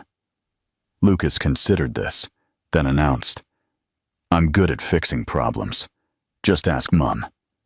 Olivia laughed softly. "That's debatable, buddy." Lucas zipped away, presumably to inform his brothers of the visitors. Margaret watched him go, her usual stern expression softening. "They're remarkable children," she observed. I see why you're protective. The compliments seemed to ease some of Olivia's tension. Thank you. Victor stepped away from the window, lowering his voice. Sir, Vanessa's car just pulled up outside. Alexander swore under his breath. She shouldn't know this address. She might have followed you, Victor suggested. Olivia's expression tightened. I'll handle this. No, Alexander said firmly. This is my mess to clean up. He met Vanessa at the building entrance, blocking her path. Her perfect blonde hair and designer outfit seemed garish against the modest apartment building. You ignored my calls, she accused. I've been busy. With your new family, she spat the words. Alexander, think about what you're doing. 4 children with a woman you divorced. This will destroy everything we've built. What I'm doing, he replied evenly, is protecting my sons from becoming tabloid headlines. And what exactly have we built, Vanessa? Her eyes narrowed. Our future, our plans. Your plans, he corrected. I'm beginning to see the difference. You can't seriously be choosing them over me, she hissed. Those children are strangers to you. Alexander felt unexpected clarity wash over him. They're not strangers. They're my blood, and they deserve to know their father. Vanessa's face hardened. This isn't over. As she stormed back to her car, Alexander's phone chimed with a calendar alert. Connor's science presentation, 1 p.m. He'd added it yesterday after Connor mentioned it casually. A small project about planets that clearly mattered to the boy. The board meeting about the Kingston situation was scheduled for the same time. Alexander didn't hesitate. He texted Margaret. Reschedule board. Attending son's presentation. Looking up at Olivia's apartment windows, where 4 little faces might be watching.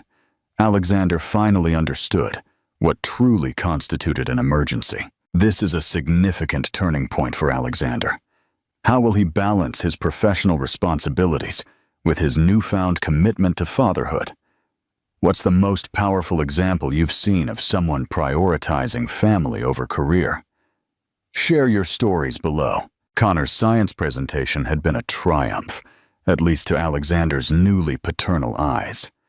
The boy had constructed a solar system model that spun with the help of a small motor, explaining each planet with surprising detail.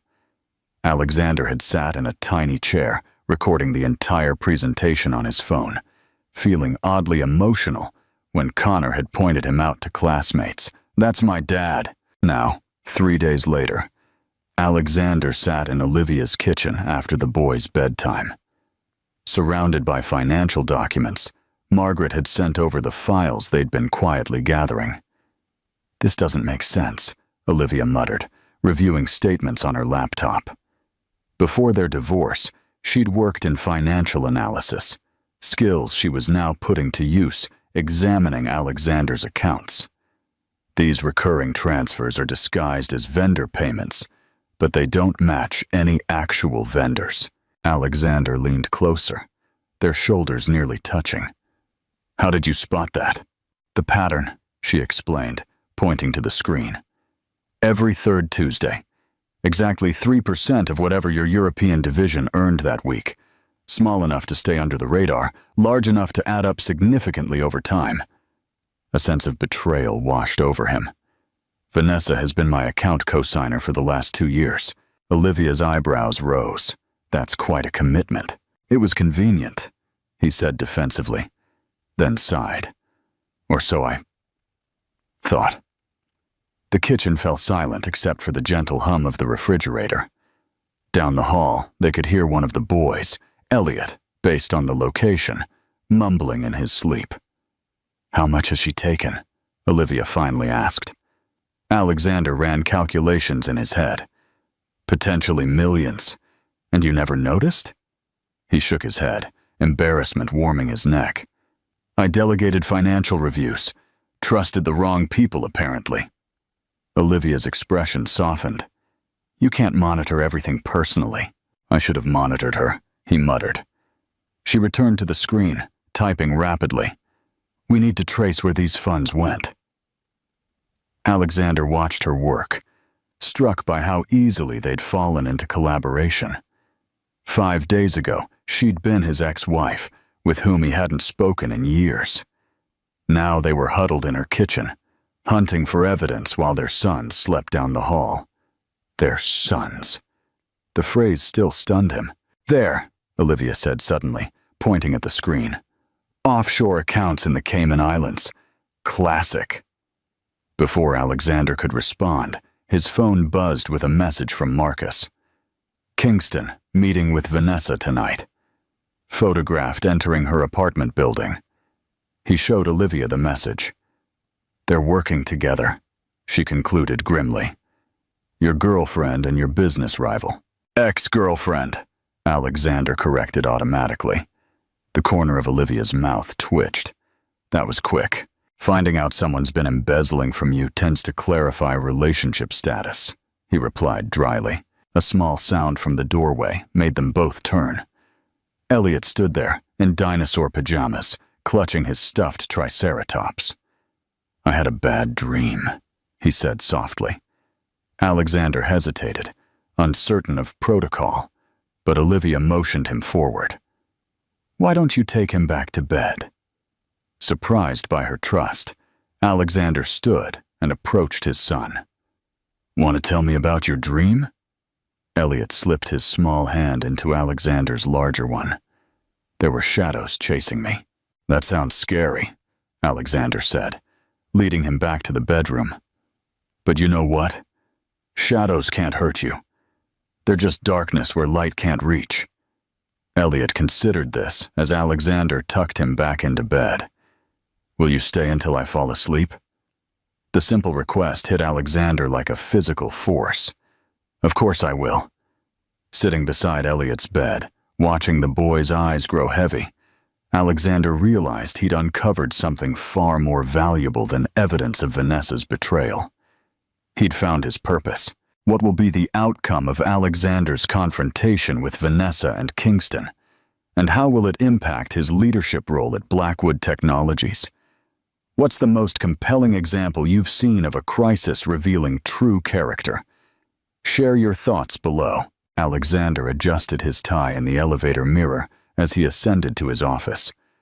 For the first time in years, he'd spent the night on a sofa instead of his king-sized bed. Olivia's sofa, staying late to compile evidence against Vanessa, and waking to 4 excited boys jumping on him at dawn. The memory of their laughter still echoed in his mind as the elevator doors opened to reveal his executive floor. Margaret intercepted him immediately. "Vanessa's waiting in your office," she warned in a hushed tone. "And she brought her lawyer." Alexander's jaw tightened. Perfect timing. He'd spent the morning with Marcus, filing the paperwork to freeze the suspicious accounts and document the unauthorized transfers. The trap was set. Vanessa rose as he entered, immaculate in a designer suit, her smile practiced. "Alexander, darling, this silent treatment is childish." The lawyer beside her, a shark named Peterson that Alexander recognized from corporate circles, maintained a neutral expression. "Is it childish to investigate embezzlement?" Alexander asked calmly, placing his briefcase on the desk. Vanessa's smile faltered. "What are you talking about?" 3%, every third Tuesday, he replied, opening the briefcase to remove a thick folder. "Creative, but not creative enough." Peterson leaned forward. "Mr. Blackwood, these are serious accusations." "They're not accusations," Alexander cut in. "They're documented facts. The accounts have been frozen and the authorities notified." The color drained from Vanessa's face. "You're making a mistake." "My mistake was trusting you," Alexander responded, maintaining his composure. "That, and not recognizing your connection to Maxwell Kingston sooner." Her eyes widened slightly. Confirmation enough. "How long have you been feeding him information?" Alexander pressed. "Was that part of your plan from the beginning, or an opportunistic side hustle?" Peterson placed a restraining hand on Vanessa's arm as she started to respond. My client has no comment on these allegations. She doesn't need to comment, Alexander said. The evidence speaks for itself. He slid the folder across the desk. This contains everything. The unauthorized transfers, the offshore accounts, the meetings with Kingston. I'm giving you this copy as a professional courtesy. Vanessa flipped through the pages, her facade crumbling with each turn. You can't prove I did this. The digital trail leads directly to your personal devices, Alexander replied. Your passwords, your authorization codes. Her expression hardened. And what about your secret family? How will your shareholders feel about that scandal? My sons are not a scandal. Alexander's voice turned to steel. They're my children, and if you attempt to use them as leverage, I will personally ensure you face the maximum penalties for your crimes. Peterson whispered urgently in Vanessa's ear. She shook him off. You're choosing them over everything we built, she accused.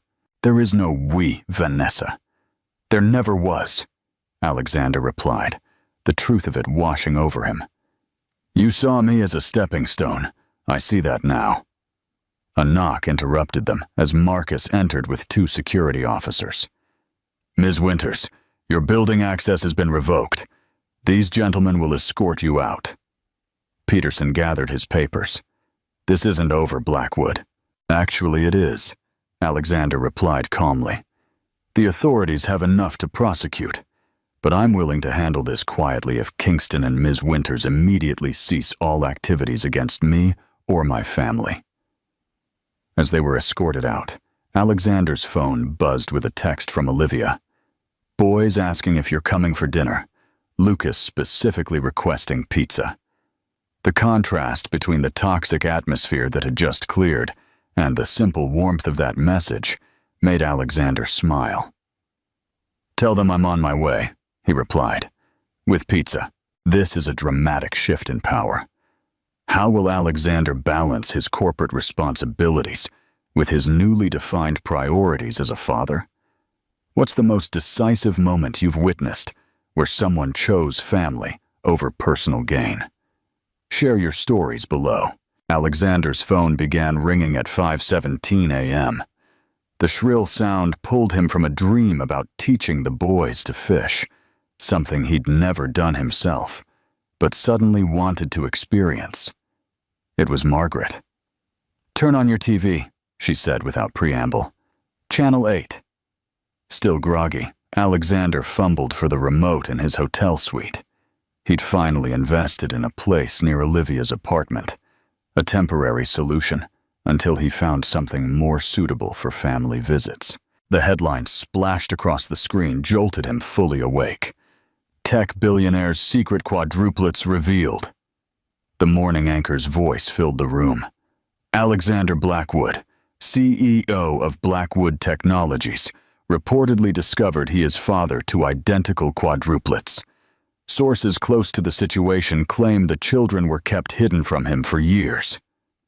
His phone buzzed again. Olivia. There are reporters outside my building, she said, her voice tight with tension. The boys are scared.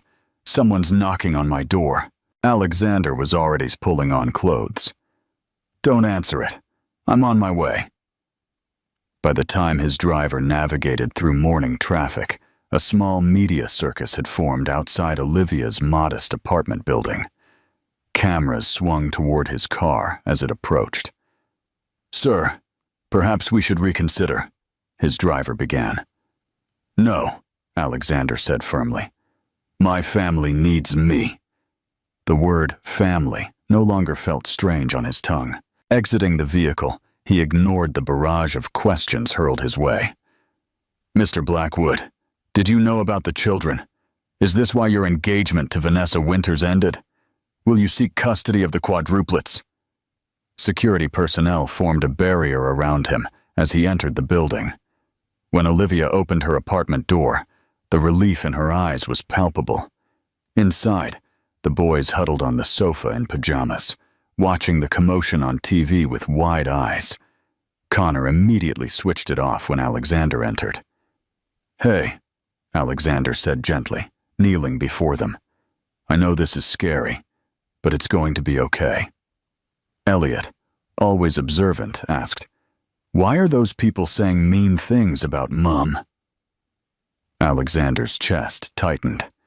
"Because sometimes adults get excited about news and forget to be kind." Lucas bounced anxiously. "A lady knocked really loud.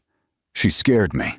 "No one's going to bother you anymore," Alexander promised, though he wasn't entirely sure how he'd keep that vow. His phone rang. Marcus this time. "Board's calling an emergency meeting. They're concerned about the publicity." After assuring Olivia he'd handle the situation, Alexander prepared to face his next battle. Before leaving, he crouched by the sofa again. "I have to go to work for a little while," he explained, "but I'll be back soon, and we'll figure this out together." Nathan adjusted his glasses. "Are you in trouble because of us?" The innocent question broke something open in Alexander's chest. "No," he said firmly. "Never think that. You four are the best thing that's ever happened to me." The boardroom fell silent as Alexander entered. 12 faces turned toward him, expressions ranging from concern to disapproval. "Gentlemen, ladies," he began without preamble. "Yes, I recently discovered I have 4 sons. No, I did not know about them until a week ago. Yes, I intend to be fully involved in their lives going forward." Harold Pemberton, board chairman, cleared his throat. "Alexander, while your personal life is your own business, the company's reputation is strengthened by a CEO who takes responsibility," Alexander finished. "I'm not hiding my children, Harold. I'm proud of them. The stock has already dropped. 3 points, another member noted. Alexander's response was measured, but firm. "It will recover when investors see this change is nothing about my leadership capabilities.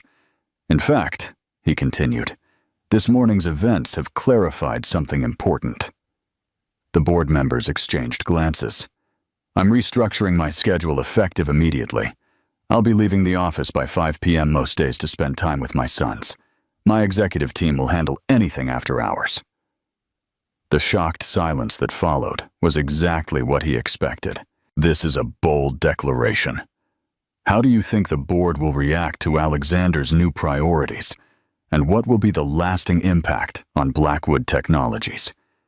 What's the most inspiring example of someone redefining success on their own terms? Share your stories below. The press conference wasn't Alexander's idea. It was Connor's. "Dad, why don't you just tell everyone the truth?" the 5-year-old had suggested over breakfast 3 days after the media explosion. "That's what my teacher says to do when people spread rumors."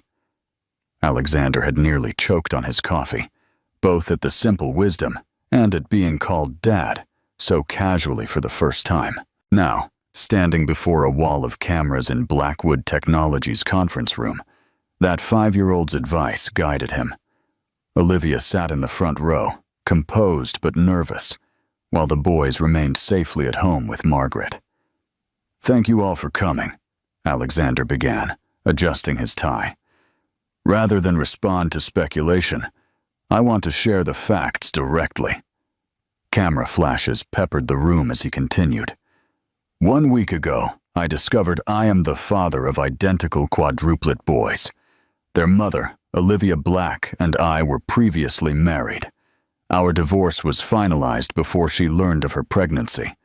Despite her attempts to inform me, miscommunications prevented me from knowing about my sons until recently." He paused, letting the information settle. "I want to be clear. There was no deception, no scandal. Just an unfortunate series of circumstances that kept me from knowing my children. Now that I do know them, I intend to be fully present in their lives." A reporter raised her hand. "Mr. Blackwood, what about the allegations from Vanessa Winters that Ms. Black deliberately hid the children to extract financial gain later?" Alexander's jaw tightened. "Those allegations are categorically false and potentially libellous. Ms. Winters is no longer associated with me personally or professionally. Another reporter called out, "Will this affect your position as CEO?" "I remain fully committed to Blackwood Technologies," Alexander replied. "However, I'm also committed to being a father. Moving forward, I'm implementing changes to ensure I can fulfill both roles effectively." He outlined his restructured schedule, the delegation of certain responsibilities, and his commitment to maintaining the company's trajectory while being present for his sons. "In fact," he continued, "this experience has inspired a new initiative. Today, I'm announcing the formation of the Blackwood Family Foundation, focused on supporting single parents and children's education." The announcement generated a flutter of interest. Alexander glanced at Olivia, whose surprise was evident. Ms. Black will serve as the foundation's director, bringing her first-hand experience and financial expertise to the role. The questions shifted from sensational to substantive. Details about the foundation, his plans for co-parenting, the company's future. By the time Alexander concluded, the narrative had visibly transformed from scandal to human interest story. As reporters dispersed, Olivia approached him, eyebrows raised. "Director of your foundation? That's the first I'm hearing of this." "A spur-of-the-moment decision," he admitted. "But a good one, I think. You understand both finance and the challenges single parents face." He hesitated. "Unless you're not interested." She studied him, searching for ulterior motives. "And the salary? Competitive. Very competitive." A small smile tugged at her lips. "You realize this looks like you're trying to support me financially without directly giving me money. Is that a problem?" he asked. Genuinely curious. "It would be if it weren't such a good cause," she conceded. "I'll consider it." They walked together toward the exit, navigating through departing journalists. "You were good up there," Olivia noted, "but I was surprised you didn't mention the embezzlement investigation." "Strategic omission," Alexander replied. "Kingston and Vanessa have gone suspiciously quiet since I presented the evidence. I suspect they're hoping I'll be too distracted by family matters to pursue charges." "And are you?" she asked. Alexander's phone chimed with a text from Margaret. "Boys asking when you'll be home for the robot competition. Nathan says his definitely works this time. The timing couldn't have been more perfect." "Let's just say I've learned to prioritize what actually matters," he answered, showing her the message. "And right now, I believe we have a robot competition to judge. This is a powerful new chapter. What do you think the future holds for Alexander, Olivia, and their boys in their new home and with the Blackwood Family Foundation? What's the most inspiring example you've seen of a family being redefined or expanded in an unexpected way? Share your story below." The estate agent beamed as she led Alexander and Olivia through the spacious townhouse in Richmond, southwest London. The previous owners completely renovated it last year. 4 bedrooms upstairs, perfect for the boys, and a master suite on the main floor. Alexander observed Olivia's expression as she ran her fingers along the kitchen counter. After 2 weeks of house hunting, this was the first property that had sparked genuine interest in her eyes. "There's a small backyard," the agent continued, sliding open glass doors. "Not huge, but enough space for children to play safely." The yard featured a modest lawn surrounded by flower beds and a covered patio. Alexander immediately envisioned setting up a basketball hoop, maybe a small play structure. "It's 3 blocks from the boys' school," Olivia noted, almost to herself. "And 15 minutes from my office," Alexander added. The agent wisely stepped away, giving them space to discuss privately. "It's beautiful," Olivia admitted. "But Alexander, the price is not an issue," he finished firmly. "The boys need space to grow, and," he hesitated, "I need a place where they can stay with me." The current arrangement, Alexander visiting their cramped apartment daily and taking the boys out on weekends wasn't sustainable.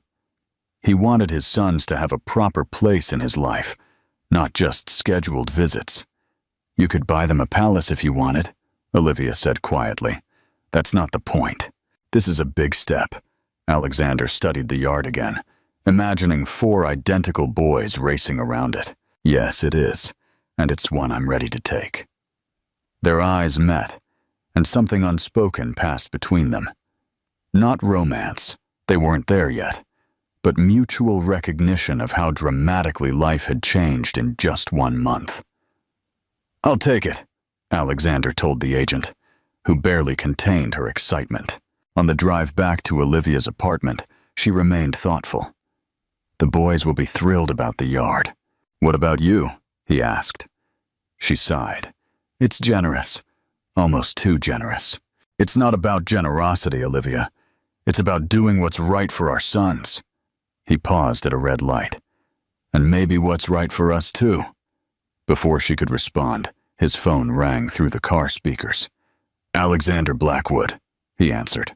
"Sir, it's Marcus. Vanessa's lawyer reached out. They're proposing a settlement.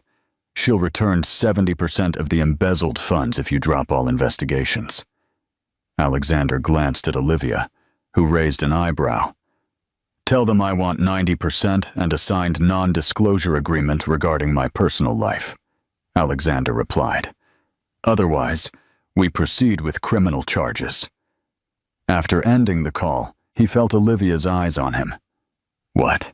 The old Alexander would have pursued those charges regardless," she observed. "You seem different." "I am different," he admitted, as they pulled up to her building. 4 identical reasons why. The boys greeted them at the door, chattering simultaneously about their day. Lucas launched himself at Alexander for a hug, while Nathan described his latest science experiment. Connor asked about the house, and Elliot silently handed Alexander a drawing of what appeared to be all of them in a new home. "How did you know?" Alexander asked, genuinely surprised. Elliot shrugged. "I just knew you'd find it today." That evening, after pizza and a film, where all 4 boys eventually fell asleep sprawled across the living room, Alexander helped Olivia gather them for bed. Carrying Elliot, who remained limp with sleep in his arms, Alexander felt a surge of emotion so powerful it nearly overwhelmed him. "I never knew it could be like this," he whispered as he gently laid the boy in his bed. Olivia tucked the blanket around Elliot. "Like what?" "So complete," Alexander answered, watching his son's peaceful face. "Like everything before was just preparation for them." In the dim light of the boys' bedroom, with 3 other identical faces sleeping nearby, Alexander Blackwood, feared CEO, ruthless negotiator, finally understood what success actually meant. A deeper understanding. "Dad, Lucas put glue in my science project. I did not. Connor's lying." "Boys," Alexander's voice cut through the chaos as he knelt between his quarreling sons. 2 weeks in the new townhouse had brought joys and challenges in equal measure. "Connor, what happened exactly?" Connor pointed accusingly at his brother. "I left my solar system model on the desk, and now the planets are stuck in the wrong positions." Lucas crossed his arms defensively. "I was just trying to help. Neptune was falling off." Alexander suppressed a smile. 1 month ago, boardroom negotiations had been his biggest challenge. Now he was mediating planetary disputes between 5-year-olds. "Lucas, we don't touch other people's projects without permission," he explained gently. "Connor, I understand you're upset, but accusing your brother without knowing the full story isn't fair." Both boys looked suitably chastened. Alexander checked his watch. Nearly time for his video conference. "Can you 2 work together to fix the model? I'll help after my meeting." After extracting reluctant promises of cooperation, Alexander retreated to his home office. Through the open door, he glimpsed Olivia in the kitchen preparing lunch, Elliot quietly drawing at the counter, while Nathan explained something animated about robots. This beautiful chaos still stunned him daily. His laptop chimed with an incoming call. "Alexander Blackwood," he answered automatically. "Mr. Blackwood," came the familiar voice of Mrs. Wilson, the boy's primary school teacher. "Thank you for making time. I wanted to discuss Elliot's situation." Alexander sat straighter. "Is something wrong?" "Not wrong exactly," she hedged. "Elliot is an incredibly talented artist, but he's becoming more withdrawn. While his brothers engage with classmates, Elliot spends recess alone drawing. I wondered if something might be troubling him at home." Alexander considered the quiet boy, who often watched from the sidelines. He's always been the most reserved of the four. He seemed unhappy. Not unhappy, just alone. Children need social connections as much as they need to develop their talents. After the call ended, Alexander sat contemplating the conversation. He'd been focusing on tangible aspects of fatherhood, providing a home, attending school functions, helping with homework. But understanding each son's emotional landscape was proving more complex. That evening, after the other boys were asleep, Alexander found Elliot still awake, sketching by nightlight. "Can't sleep?" Alexander asked softly, sitting on the edge of the bed. Elliot shook his head, pencil moving in swift, confident strokes across the paper. "Mrs. Wilson told me you're the best artist in class," Alexander ventured. Elliot shrugged. "I guess. She also said you spend recess alone." The pencil stilled. Elliot looked up, his gray eyes, mirror images of Alexander's own, serious in the dim light. "The other kids are too loud," he finally explained. "They don't understand my pictures." Alexander nodded, sensing there was more. "Is it hard?" he asked carefully.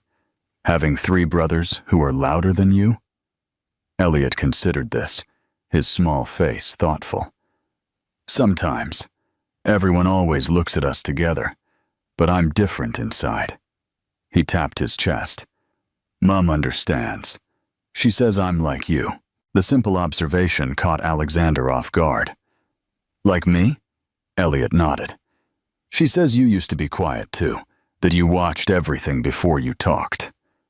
Alexander felt a wave of gratitude toward Olivia for seeing this connection when he hadn't. "Your mom's right," he admitted. "I was the quiet kid too. Still am sometimes." "Did other kids think you were weird?" Elliot asked, vulnerability etched in his features. "Some did," Alexander acknowledged. "But being observant is actually a superpower. You notice things others miss."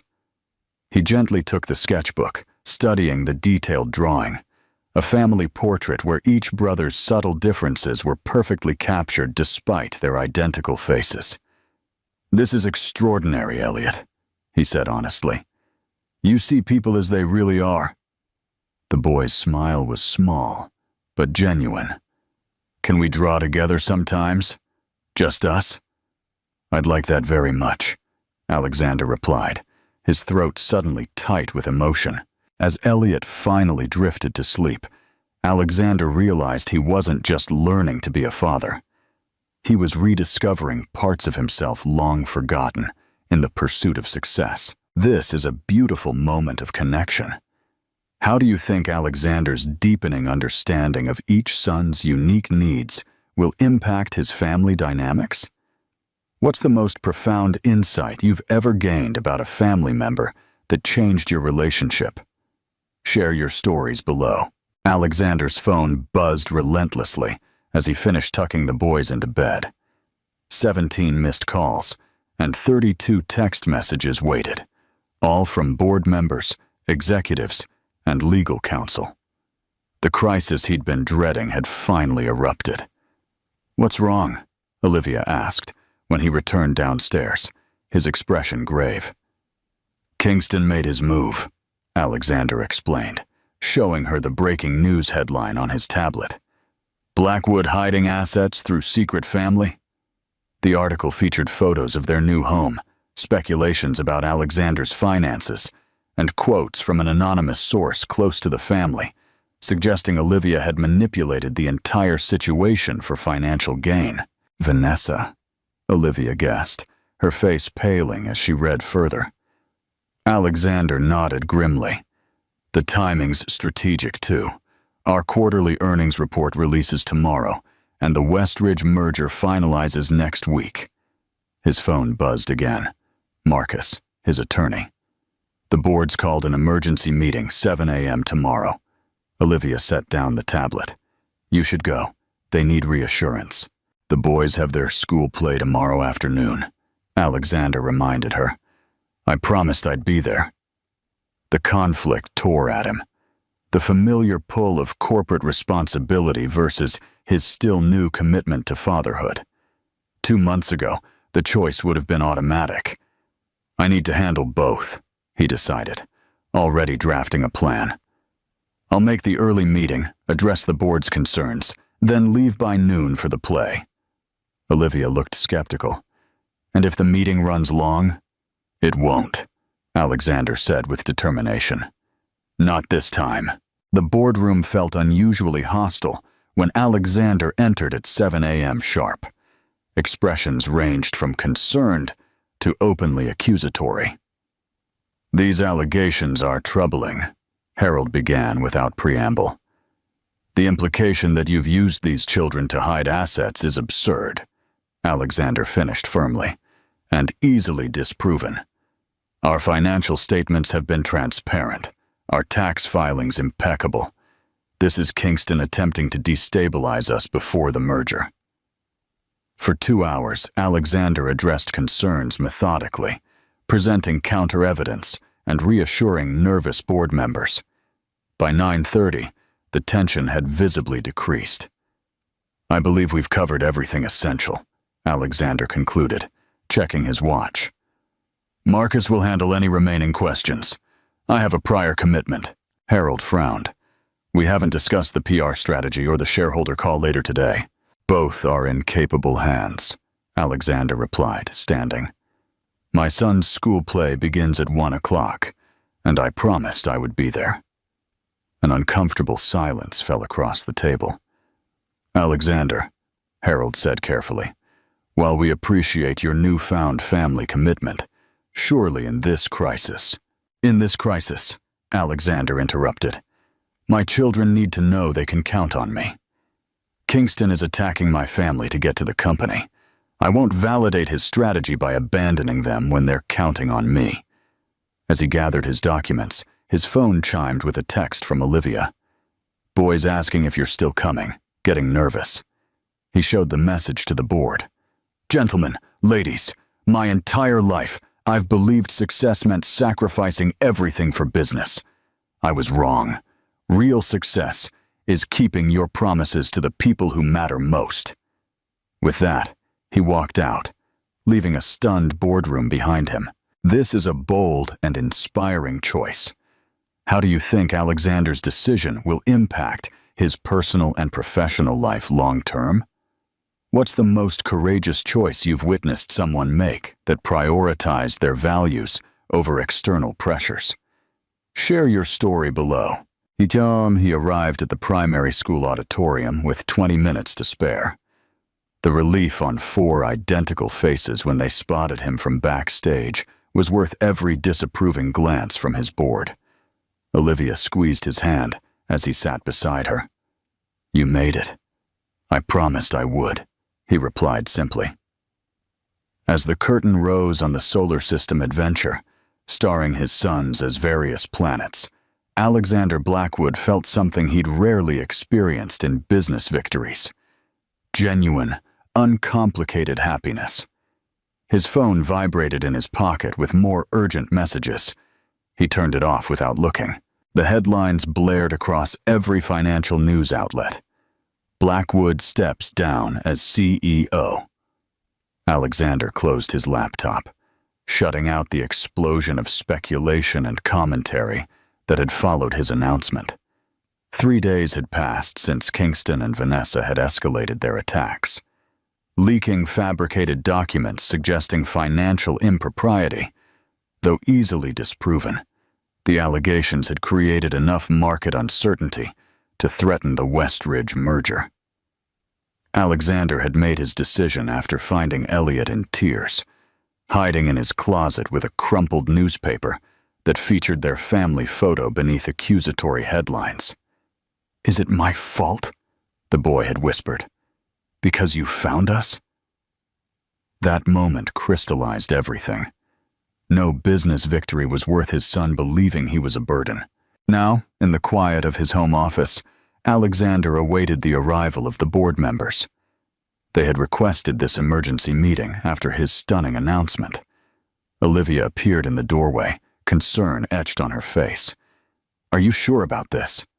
"Completely," he replied. "Marcus is more than capable as CEO. I'll remain as chairman, guiding overall strategy without daily operations."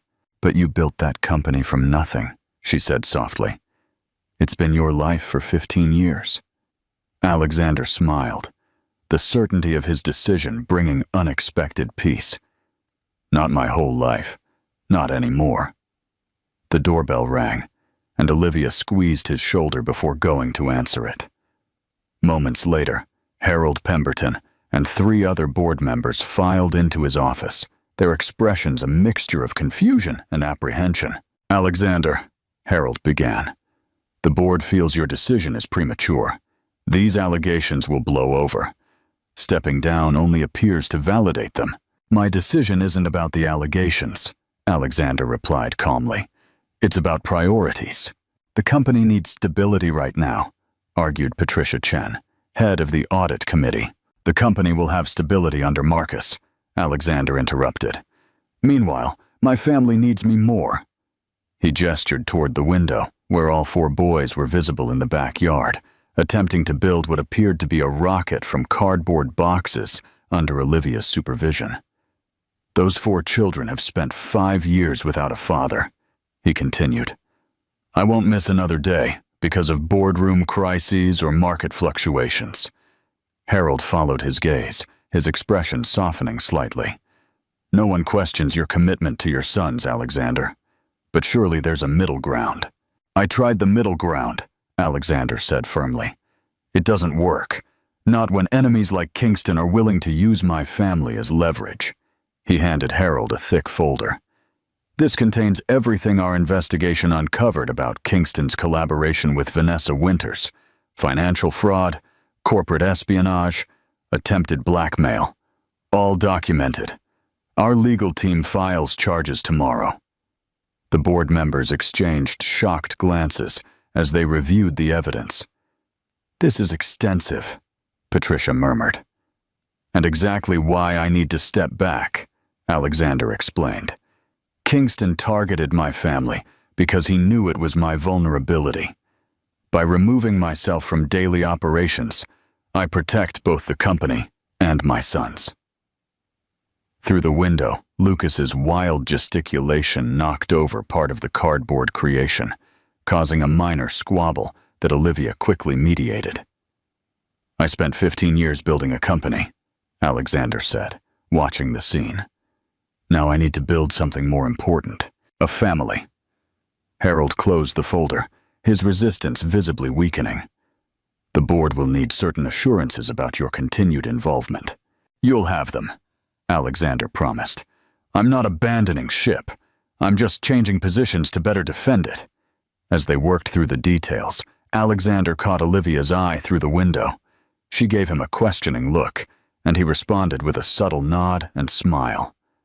For the first time in his career, Alexander Blackwood had walked away from power willingly and found himself feeling more powerful than ever. 6 months had passed since Alexander's world transformed.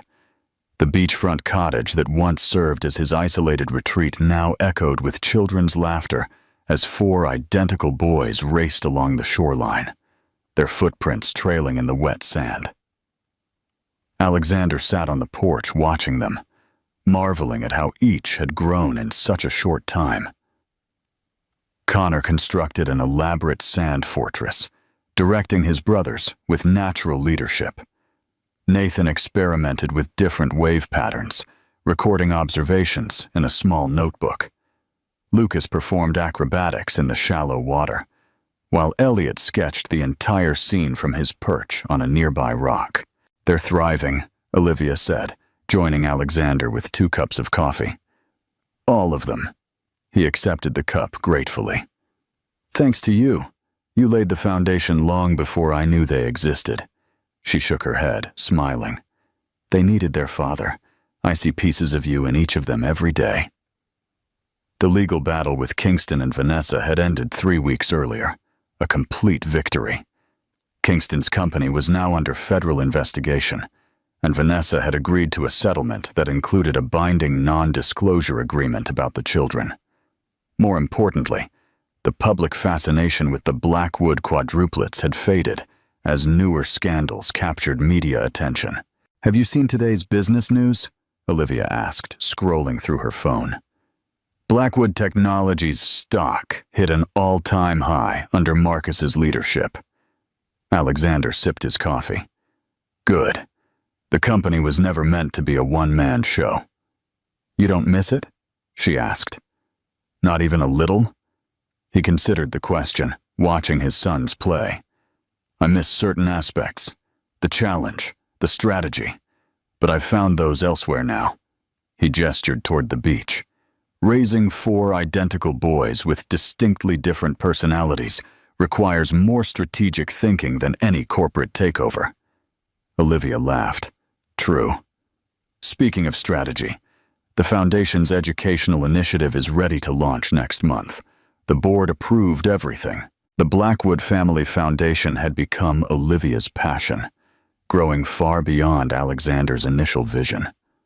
Under her leadership, it now supported single parents, funded education programs, and advocated for family-friendly workplace policies. "You've done extraordinary work," he said, admiration clear in his voice.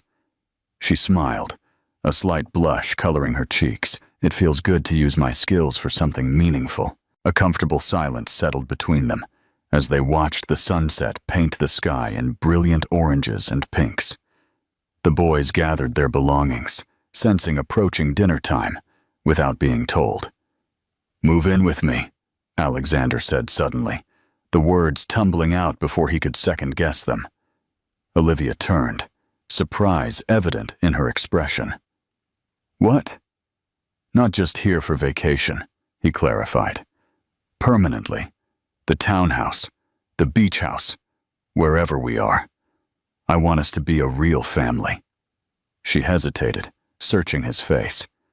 "Alexander, co-parenting is going well. But this is—" "I know it's sudden," he interrupted. "Or maybe it's not sudden at all. Maybe it's been building since the moment I saw you again at that gala." He took her hand, his expression earnest. "When we were married before, I was building an empire. I gave you time and attention only when it was convenient. You deserved better." "We were both young," she said softly. "I didn't know how to compete with your ambition." "You shouldn't have had to compete," he replied. "I understand that now. The boys showed me what really matters." The children approached the porch, their faces glowing with exertion and happiness. Alexander felt his heart expand at the sight. "I'm not asking because of the boys," he continued. "I'm asking because these months with you have reminded me why I fell in love with you in the first place. Your strength, your compassion, your brilliant mind." Olivia's eyes shimmered with unshed tears. "You've changed. For the better, I hope," he said with a small smile. She glanced at their sons now racing each other up the beach steps, then back at Alexander. The man before her was indeed transformed, his ambition tempered by wisdom, his drive channeled into fatherhood. "Yes," she whispered, squeezing his hand. "Let's be a family. A real one." As their sons burst onto the porch, chattering about their adventures, Alexander pulled Olivia close, finally understanding that true success had nothing to do with corporate titles or market shares. It had everything to do with love. This is such a beautiful and well-deserved ending for Alexander and Olivia's unconventional family. What do you think is the most profound lesson learned by Alexander throughout this journey? And what's the most powerful example of a found family that has inspired you? Share your thoughts below. Thank you for watching this story. If you enjoyed it, please remember to like, share, and subscribe to our channel for more tales of transformation, family, and second chances. Your support means the world to us.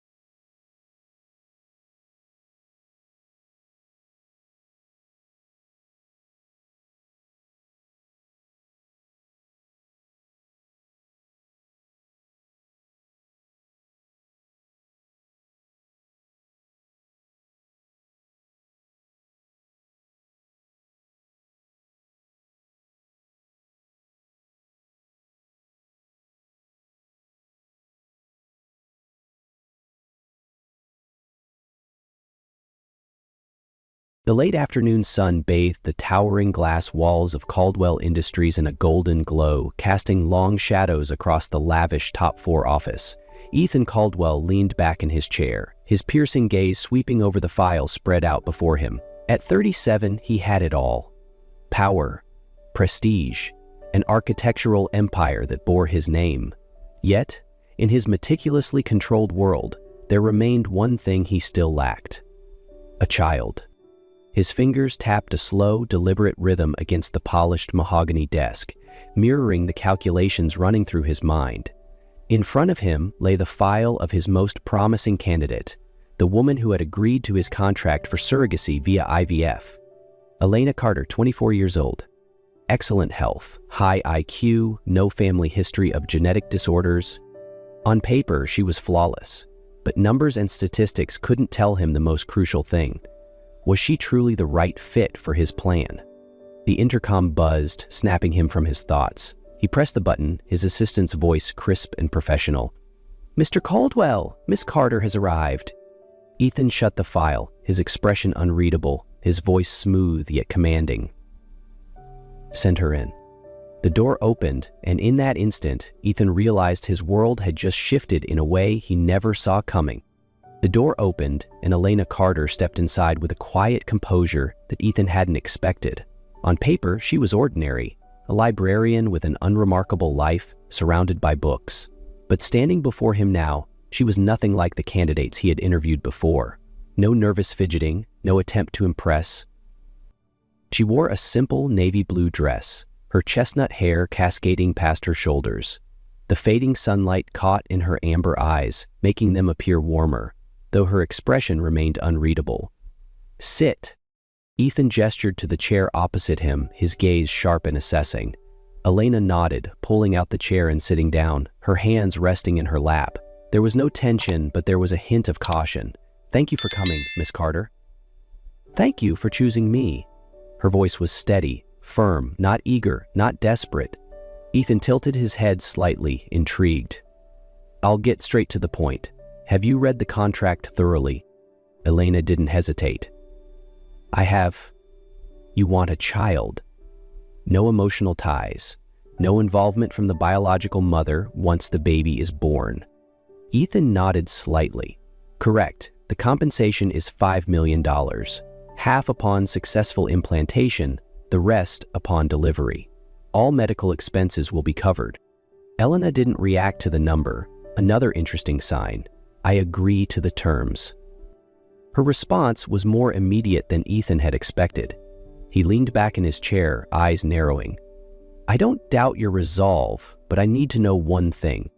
Why would a woman like you, young, intelligent, unattached, agree to an arrangement like this? For the first time, something flickered in Elena's eyes. She tightened her fingers slightly, but her voice remained composed. Everyone has their reasons, Mr. Caldwell. I imagine you have yours as well. Ethan's gaze sharpened. A clever response, neither emotional nor defensive. She didn't beg for sympathy, didn't spin some heart-wrenching story to sway him. That made her different. I'll need you to do something else. Elena raised a brow. What is it? Ethan stood, slowly walking around his desk, stopping just beside her.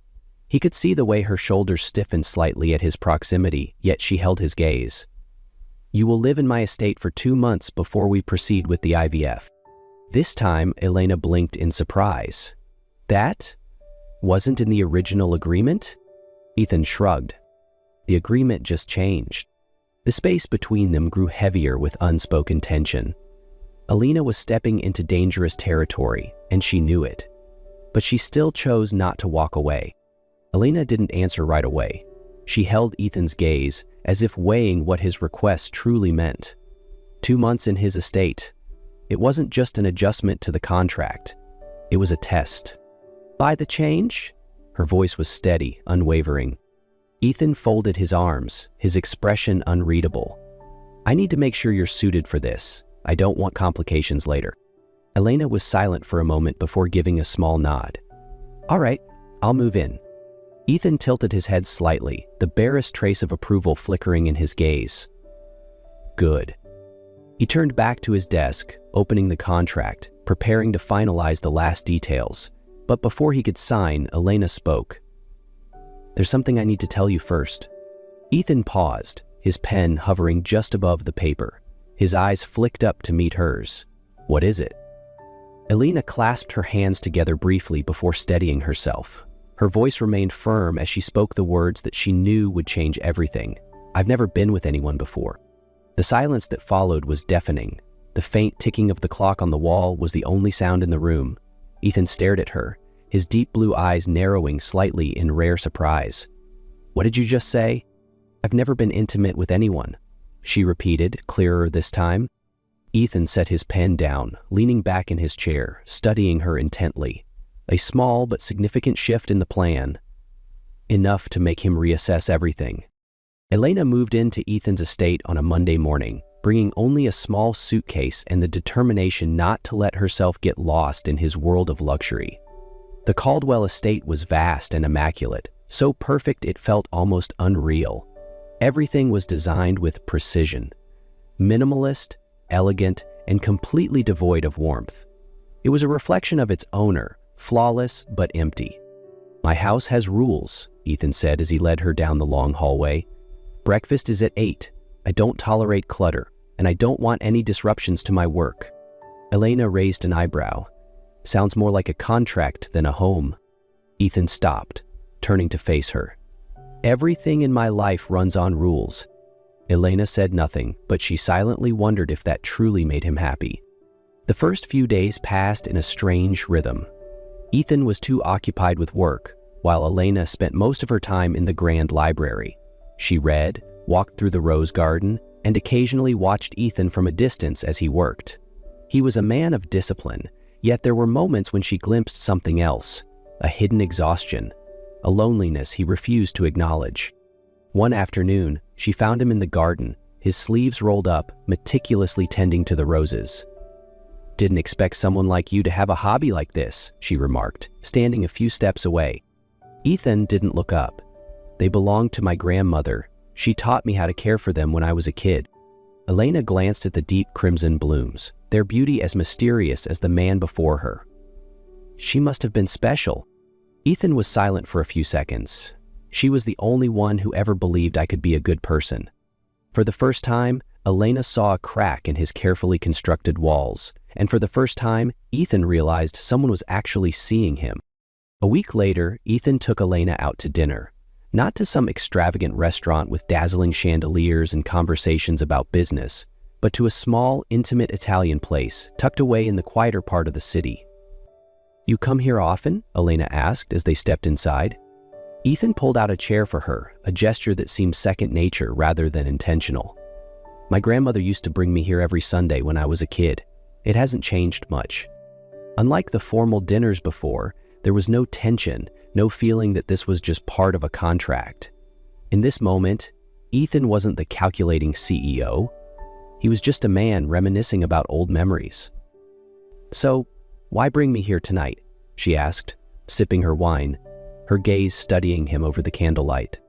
Ethan set his glass down, his fingers tracing the rim absent-mindedly. "I think it's time we get to know each other beyond the terms of our agreement." The space between them grew quiet, but it wasn't uncomfortable. It was a silence thick with meaning, as if they were standing at the edge of something neither of them could quite define. "Elena," Ethan said slowly, his gaze unwavering, "why did you really agree to this contract?" Elena exhaled softly, setting her glass aside. "Because sometimes life doesn't give us many choices." The honesty of her answer hit Ethan in a way he didn't expect. And before he could think twice, he leaned in. Elena closed her eyes just as his lips met hers. It wasn't tentative or unsure. It was slow yet deep, as if they were both discovering something they hadn't anticipated. When they pulled apart, both were slightly breathless. Elena opened her eyes, looking up at him. "Ethan, don't say anything," he murmured, his gaze dark with an emotion even he wasn't sure he was ready to face. But, ready or not, everything between them had just changed. The morning after their kiss, something had undeniably shifted in the Caldwell estate. Elena couldn't ignore the change, the way Ethan's gaze lingered on her longer than before, the subtle touches as they passed each other, the charged silence that hung between them. But their fragile peace didn't last long. 3 days later, Ethan's phone rang non-stop from early morning. Victoria's voice was sharp and urgent. "Ethan, we have a problem. Your arrangement with Elena, it's all over the news." Ethan shot up from his chair. "What?" Elena was in the library, but she could hear the heavy footsteps echoing through the hallway as Ethan stormed into his office and turned on his screen. A bold headline flashed across the front page. "CEO Ethan Caldwell and his love contract. Business or pleasure?" Their pictures were plastered on the screen. A candid shot of them leaving the Italian restaurant, and another outside the estate, where Ethan's hand rested protectively on her back. Elena entered the office just in time to see the fury flash in Ethan's cold blue eyes. "Who leaked this?" His voice was dangerously low. "David Monroe." Victoria's response was swift. "He got his hands on your contract with Elena. I don't know how, but he's using it to smear you." Ethan's fist clenched. "Of course it's him." Elena stiffened. "The contract? You mean the original contract?" Victoria hesitated for a second before nodding. "He's spinning a story, that Elena played you for money, that this was all a calculated scheme." Ethan turned to Elena, his eyes flickering with something she never thought she'd see directed at her. Doubt. "Did you have anything to do with this?" Elena froze. "You think I leaked it?" "I don't know what to think, Elena." His voice was edged with frustration. "You met Monroe, didn't you? And now, somehow, he has our contract." It felt like a punch to the chest. "You're accusing me?" The anger in his eyes clashed with the pain in hers. "I swear to you, Ethan, I had nothing to do with this." Her voice trembled. "But if you can't trust me, then maybe we should stick to what we originally agreed upon." She turned away, her heart tightening, leaving Ethan standing there, torn between logic and the very emotions he had spent his whole life avoiding. And for the first time in years, Ethan realized he might be about to lose the one thing that truly mattered. 3 days after Elena left, the Caldwell estate was suffocatingly silent. The library, once filled with her quiet presence, now felt unbearably empty. Ethan found himself standing in front of her favorite chair, fingers grazing the fabric as if expecting to find a trace of her warmth. Sleep eluded him. Every night he replayed their last conversation, her broken expression haunting him. He had been so blind, and now he might have lost her forever. Victoria walked into his office without knocking, a file in hand. "You were wrong, Ethan." Ethan glanced up, his eyes hollow. "Wrong about what?" She tossed the file onto his desk. "Elena didn't leak the contract. Here's the proof. The person who sold it to Monroe was your former assistant, Amanda. She did it to get back at you for firing her brother for embezzling company funds." The truth hit Ethan like a fist to the gut. "Damn it." Victoria crossed her arms, her voice sharp. "The question is, what are you going to do about it?" Ethan didn't answer. He simply stood, grabbed his car keys, and left. The library was quiet in the late afternoon. Elena was stacking books when a shadow fell over her. Ethan... He stood there, dressed in his usual suit, but something in his gaze had shifted. No coldness, no hesitation, only regret. And something deeper. "I was wrong," Ethan said, his voice low but firm. "I don't care about the contract. I don't care about the past or what people say. The only thing I care about is that I can't live without you." Elena's heart pounded. "Ethan." He stepped closer, taking her hands in his. "I love you, Elena, and I'll do whatever it takes to prove it." Elena swallowed hard. "What if I don't forgive you?" Ethan let out a soft chuckle, but his eyes were filled with raw sincerity. "Then I'll keep trying until you change your mind." And then, right there in the quiet library, before an audience of strangers, Ethan kissed her. Not as an experiment, but as a promise. 9 months later, the Caldwell estate was no longer a place of cold precision. It was filled with warmth, laughter, and most notably, the cries of newborns. Ethan stood outside the delivery room, his usually composed demeanor nowhere to be found. His shirt was wrinkled, his hands buried in his hair. "Why is this taking so long?" Victoria leaned against the wall, smirking. "Are you nervous? Aren't you Ethan Caldwell? The man who never loses control?" Ethan shot her a glare. "Shut up, Victoria." Before she could tease him further, the doors burst open. A nurse stepped out with a bright smile. "Congratulations, Mr. Caldwell. Your wife just delivered 2 healthy baby girls." Time stopped. Ethan blinked, his brain struggling to process. "Wait, 2? "Yes, sir, you have 2 little princesses." Victoria burst into laughter. "Oh my God, Ethan, you signed a contract and yet your wife still outsmarted you." Ethan staggered slightly, muttering, "The contract, it only mentioned 1. I didn't plan for this." When the nurse led him inside, Elena was resting, exhausted but glowing. She looked up at him with a tired smile. Surprise? Ethan stared at the 2 tiny miracles in her arms before sighing in defeat, chuckling softly. "You win this time." The next morning, Elena woke up to a shocking sight. Her bank account balance wasn't just $5 million as per the contract, but Ethan's entire fortune. She grabbed her phone and called him. "Ethan, what the hell is this?" Ethan, rocking their daughters in his arms, casually shrugged. "The contract changed. You didn't just give me a child, you gave me 2. You deserve it all." Elena stared at him, then at the absurdly large number in her bank account. "So, let me get this straight. Instead of me marrying a billionaire, I just turned my husband into a broke, stay-at-home dad?" Victoria burst out laughing from across the room.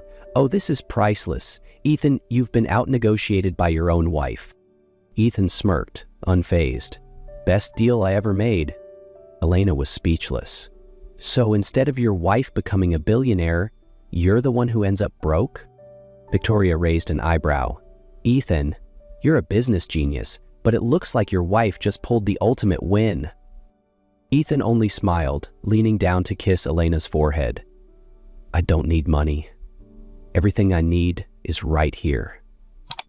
Elena looked at him, her heart full, and she knew this was no longer just a contract. This was love. This was family. 1 year later, the Caldwell estate was no longer a cold structure of glass and steel. It was filled with laughter, tiny footsteps running through the halls, and the sweet voices of 2 little girls, Rosie and Lily, Ethan's precious daughters. One late afternoon, Ethan led Elena to the Rose Garden, the very place where they had first truly seen each other. Victoria was babysitting the twins, giving him the perfect moment to carry out his plan without little hands tugging at his shirt. Elena stood among the blooming flowers, inhaling their familiar scent. "Why did you bring me out here?" Ethan gazed at her, his expression softer than ever. Without a word, he knelt, pulling out a velvet box. "We started with a contract, but you became the greatest surprise of my life. I love you, Elena, not because of an agreement, not because of circumstance, but because of you. Will you marry me?" Elena's breath caught in her throat. For a moment, she couldn't speak. Memories flashed through her mind. The contract, the cold business deal, the stolen glances, the first hesitant kiss, the way he held their daughters as if they were his entire world. This wasn't just a proposal. It was everything she never dared to dream of. Swallowing back the lump in her throat, she whispered, "Yes, Ethan. 1,000 times yes." 3 weeks later, they had a simple wedding in the Rose Garden, with their 2 little daughters tossing petals as their mother walked toward their father. No lavish ceremonies, no contracts. Just love, family, and a promise for the future. And this time, it was a promise made from the heart.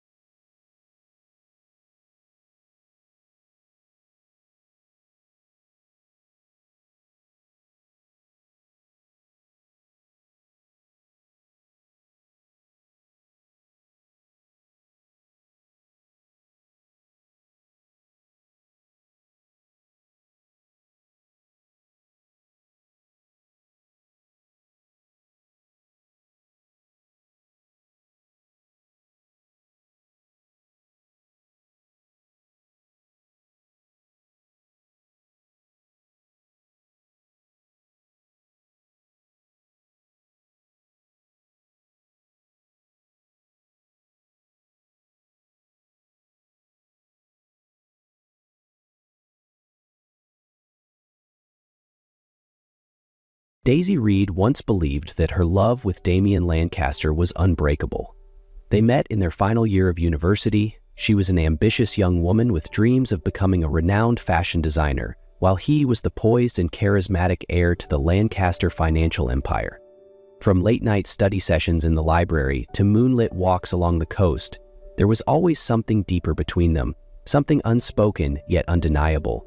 Damian wasn't just her lover, he was her confidant, the one who believed in her even when she doubted herself. But everything fell apart just before graduation. One May morning, Daisy woke up to find that Damian was gone.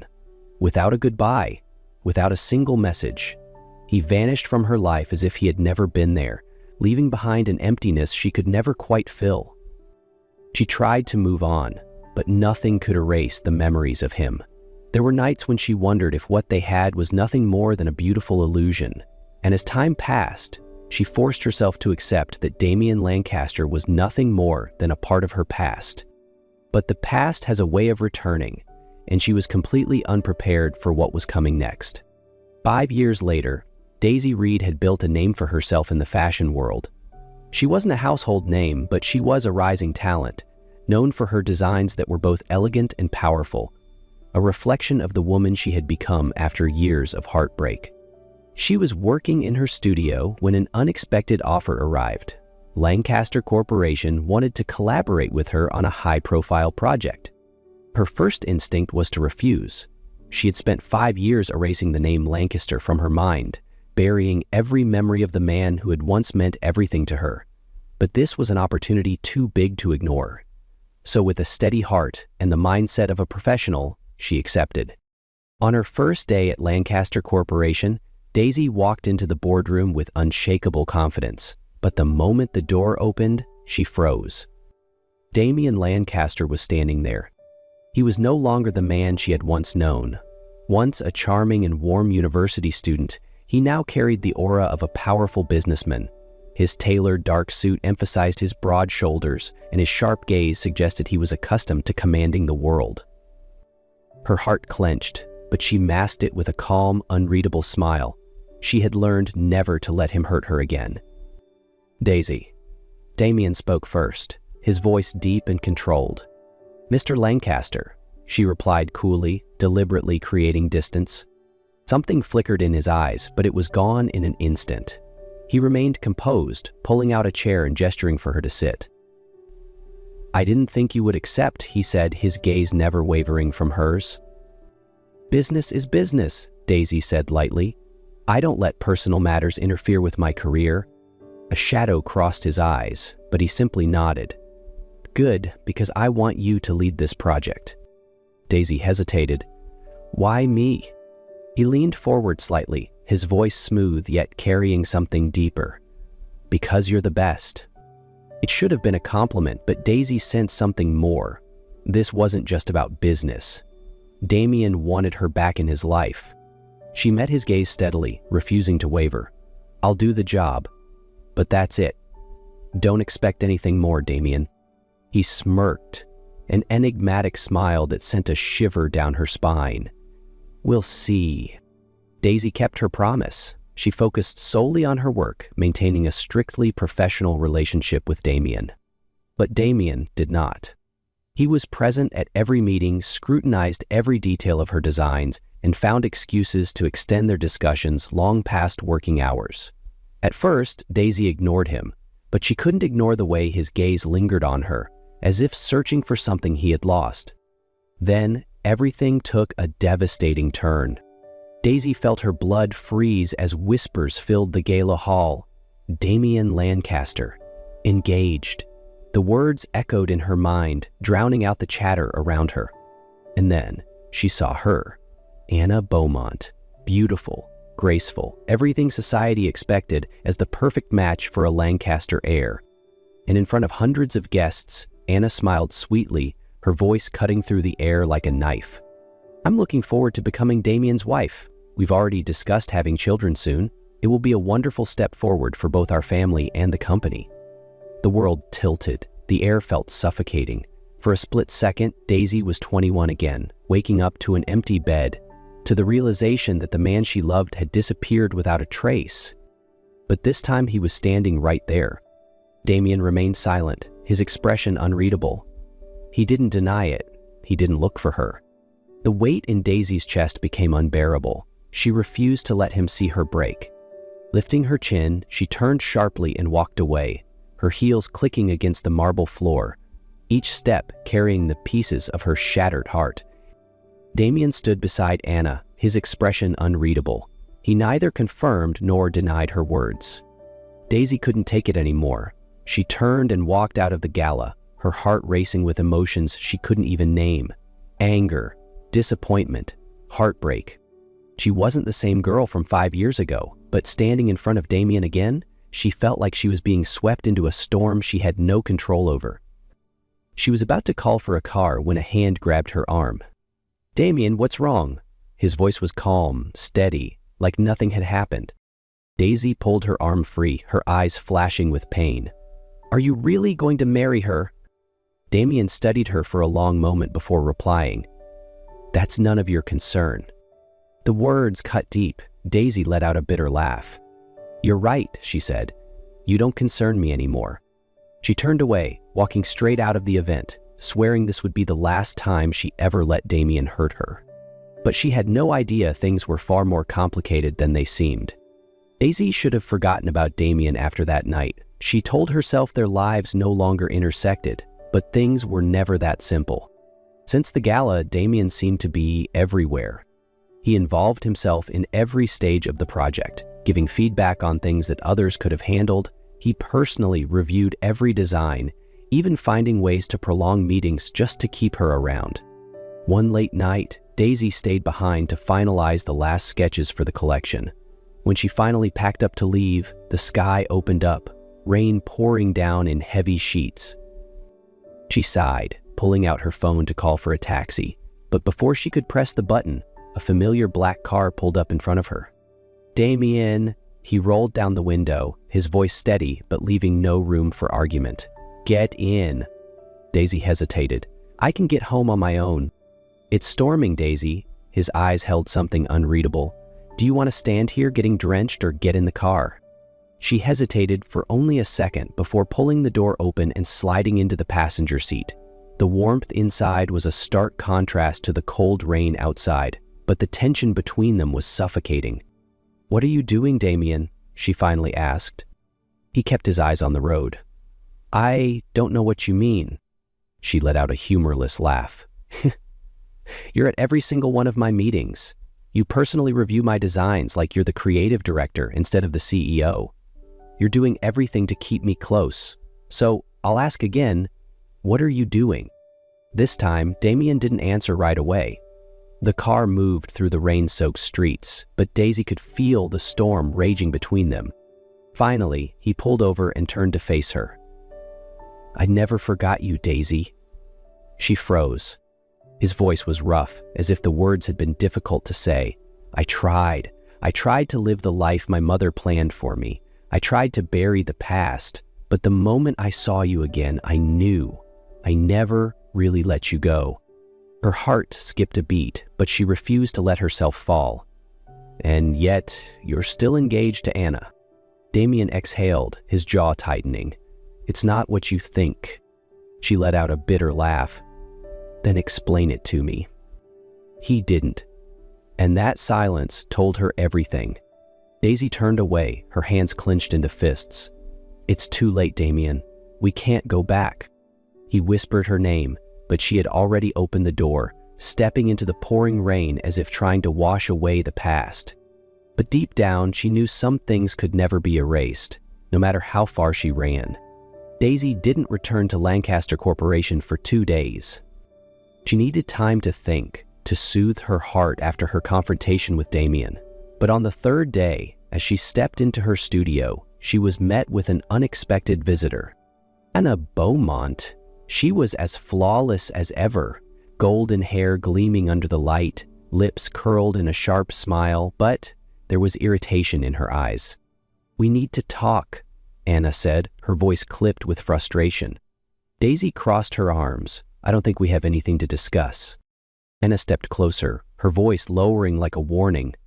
"I don't care if he loves you. This marriage is still happening. It's not about love. It's about power. Do you really think you can change that?" Daisy frowned.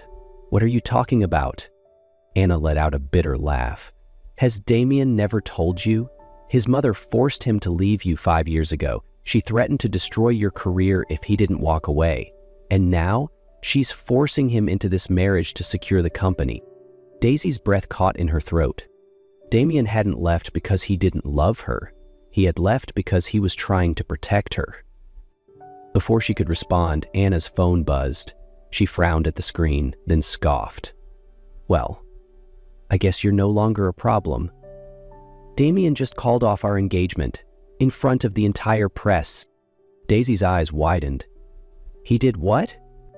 Anna stared at her for a moment before smirking. "Looks like he doesn't care about the company anymore. He only cares about you." Daisy sat by the window, watching the rain pour down over the city. She should have felt relieved after learning the truth, that Damien never wanted to leave her, that he had been forced to. So why did her heart still ache? She knew the Lancaster family too well. They never let anyone escape the chains they placed. No matter how much Damien loved her, was he ever truly free to choose? The doorbell rang, snapping Daisy out of her thoughts. She opened the door, and Damien stood there. He was completely drenched, his breath ragged as if he had run all the way here. But what stunned Daisy wasn't just the fact that he was here. It was the look in his eyes. There was no controlled calmness, no mask of a powerful CEO. Instead, there stood a man fighting for himself. "I gave it all up." Damien's voice was hoarse but resolute. Daisy's breath caught. The man standing before her wasn't just Damien Lancaster, heir to a billion-dollar empire. He was Damien, the man who once whispered dreams into her ear, who once believed in love more than power.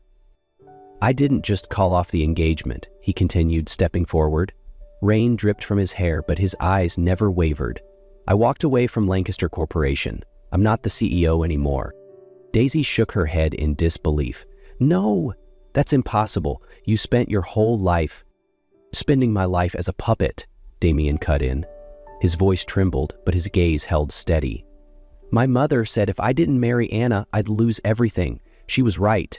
I lost my name, my inheritance, my title." He let out a breathless laugh.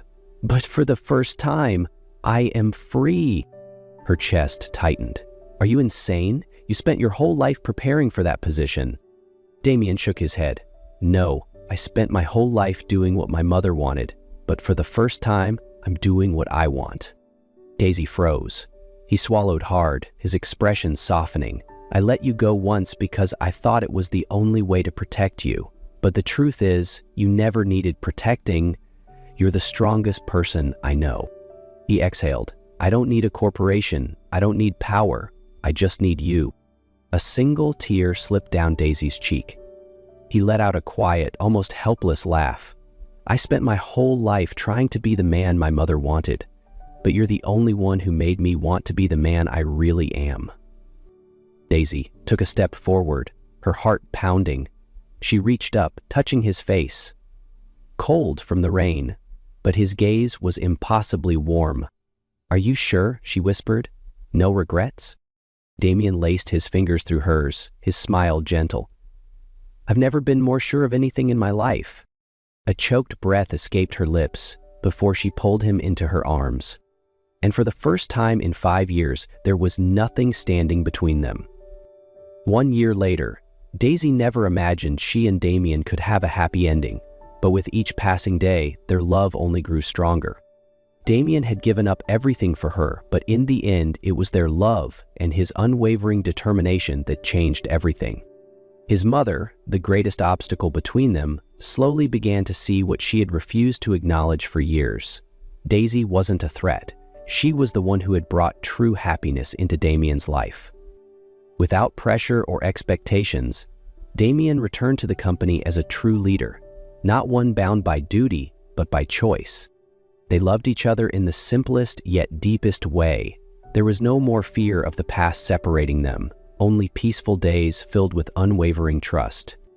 Then, one magical night in Italy, where Daisy was attending an international fashion event, Damien knelt before her. Under the glow of city lights, with petals drifting through the evening breeze, he gazed at her with pure sincerity. "Daisy, you have changed my life in ways I never imagined. I lost you once, and I won't let that happen again. Will you be my wife?" Tears of joy filled her eyes. She didn't need to think. "Yes," she whispered, her voice trembling with emotion. "I want to." 1 year later, they were married in a sunlit garden, surrounded by everyone who loved them. Damien stood at the altar in a sharp black suit, watching as Daisy walked toward him in the breathtaking wedding dress she had designed herself. But the moment that warmed Daisy's heart the most was seeing his mother standing in the front row. As they exchanged vows, the older woman took Daisy's hands and whispered, "Take care of my son, Daisy, and thank you for loving him." Daisy squeezed her hand gently, smiling brightly. As they kissed, surrounded by cheers and petals floating in the air, Daisy knew one thing for certain. From a love they once thought was lost, from the pain of the past, they had found their way back to each other. And this time, they would never let go again. A year after their wedding, Daisy and Damien's life was filled with love, laughter, and quiet moments of happiness. Their careers flourished. Daisy's fashion brand was gaining international acclaim, and Damien led Lancaster Corporation with a renewed sense of purpose. But nothing compared to the joy of expecting their first child. From late-night nursery preparations to Damien reading parenting books with intense focus, every moment was filled with excitement. He would rest his hand on Daisy's belly, feeling their son's tiny kicks, whispering promises of love and protection. Then, on a warm summer night, their baby boy arrived. Theodore Reed Lancaster. The moment Damien held him, his eyes shone with emotions too deep for words. "You're my greatest gift," he whispered. Daisy, exhausted but overjoyed, watched her husband and son, knowing their love had created something truly beautiful. As they lay together that night, Theo nestled between them. Daisy murmured, "I never imagined life could be this perfect." Damien kissed her forehead and smiled. "It's only the beginning." Their journey had been filled with heartbreak and obstacles, but in the end, love had brought them here, to a future more beautiful than they had ever dreamed.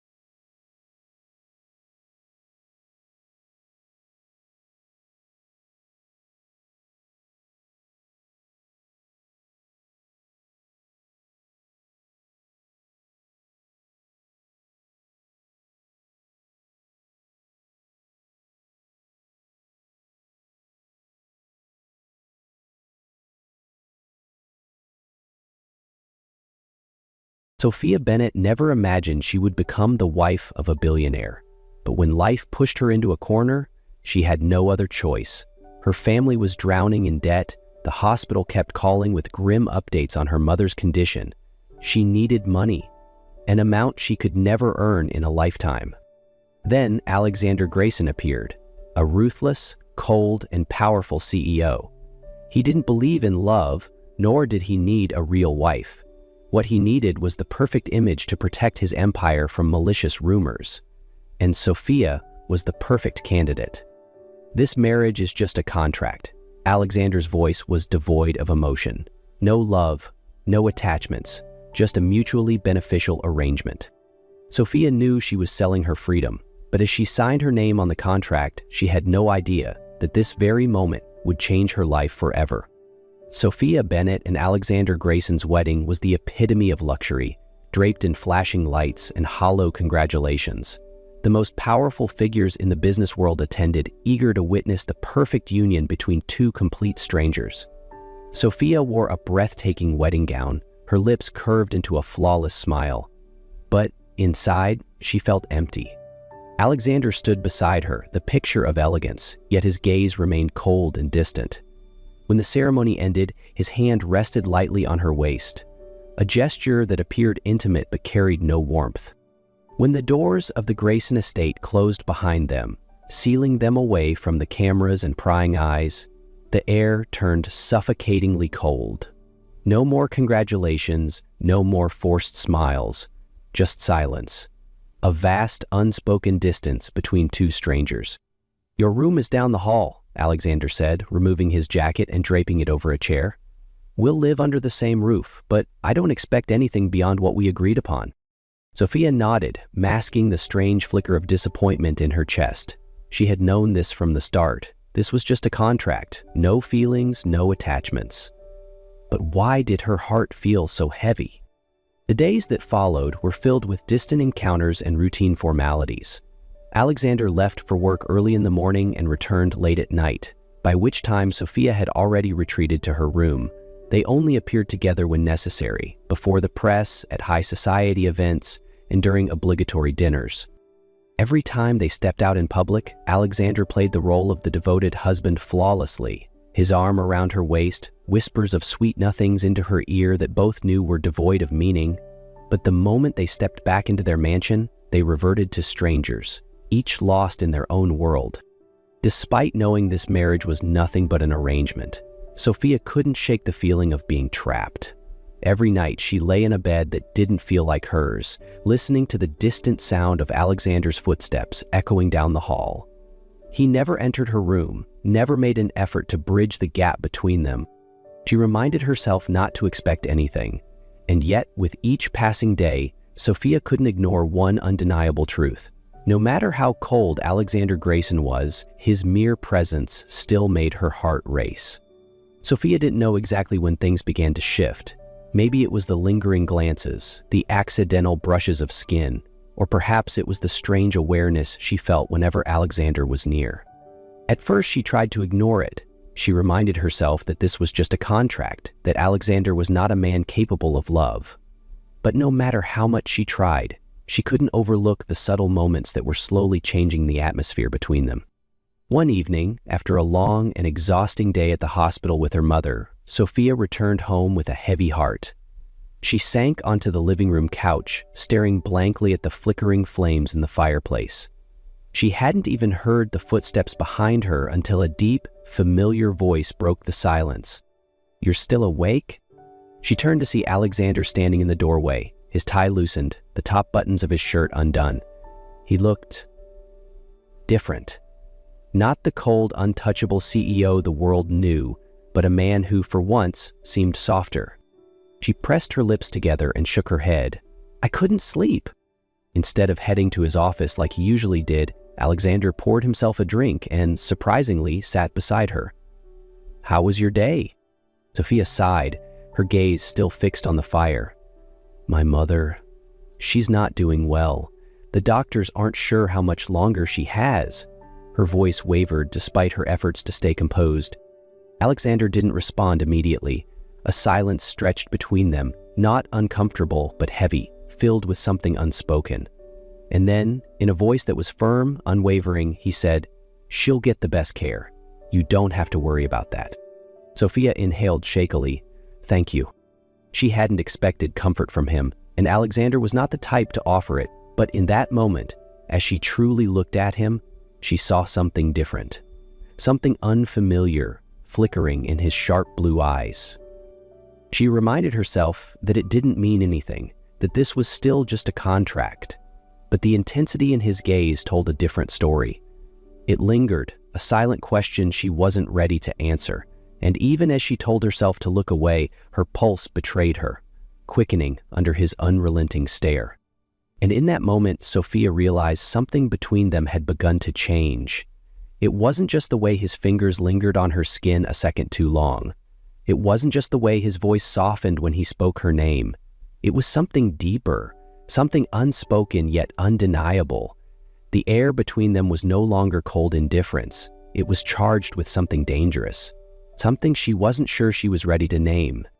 The rainstorm that night mirrored the storm raging inside Sophia, a whirlwind of emotions she couldn't control. She had spent the entire day at the hospital, watching her once strong mother grow weaker under the weight of her illness. She felt helpless, exhausted, as if the world was closing in on her.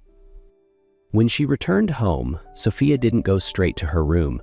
Instead, she collapsed onto the living room couch, staring blankly at the flickering flames in the fireplace. She didn't realize Alexander was there until his deep voice broke the silence. "Are you okay?" She startled, glancing up at him. Alexander wasn't dressed in his usual pristine suit. His white shirt was slightly wrinkled, the top buttons undone, revealing the tanned skin of his collarbone. For the first time, he didn't look like an untouchable CEO. He looked like a man. She took a shaky breath. "My mother. The doctors said she might not make it." Alexander was silent for a long moment. Then he stepped forward and sat beside her, closer than ever before. "You don't have to go through this alone," he said, his voice steady, certain. Sophia let out a hollow laugh. "Do I have a choice?" Something flickered in Alexander's sharp blue eyes. Anger? Frustration? Or something deeper, something he couldn't name? "I'm here, Sophia," he murmured, his voice so low it was almost a whisper. She looked at him, her emerald eyes shimmering with unshed tears. There was something in the way he said those words that made her chest tighten. And then, before she could process it, Alexander reached out, his fingers tilting her chin up. His gaze burned into hers, dark and unreadable. "If I kiss you right now," he said, his voice rough with emotion, "will you push me away?" Sophia didn't answer. She couldn't. And that was all the permission Alexander needed. His lips crashed against hers, hot, demanding, filled with a hunger neither of them had acknowledged until now. Sophia stiffened for a second, but then, like a moth drawn to flame, she melted into him. Her fingers clenched the fabric of his shirt as he pulled her closer, his mouth exploring hers with unrestrained intensity. This kiss wasn't soft. It wasn't careful. It was possession, a declaration. When they finally broke apart, both were breathless. Alexander rested his forehead against hers, his breath hot against her lips. "This isn't just a contract anymore, Sophia," he whispered. And in that moment she knew everything had changed forever. After that night, nothing between Sophia and Alexander was the same. The next morning she woke up half convinced that it had all been a dream. But when she stepped out of her room, she found Alexander sitting in the kitchen, one hand holding a cup of coffee, the other flipping through a newspaper as if nothing had changed. It wasn't until she walked past him that he spoke. "You forgot something." Sophia stopped, turning to him with a frown. "What?" Alexander folded his newspaper, placed his coffee down, and looked at her with that same piercing blue gaze, one that now held something new, something unreadable. Then, with an unsettling calm, he reached out, his fingertip grazing her chin. "I didn't get my good morning kiss." Her heart slammed against her ribs.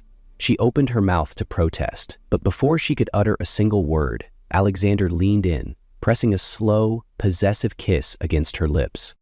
This wasn't like the reckless, desperate kiss from the night before. This was a statement. And it wasn't the last. The next morning, and every morning after that, Alexander continued this ritual as if it were an unbreakable habit. Sometimes it was a brief, teasing brush of lips. Other times it was deeper, lingering, stealing the breath from her lungs.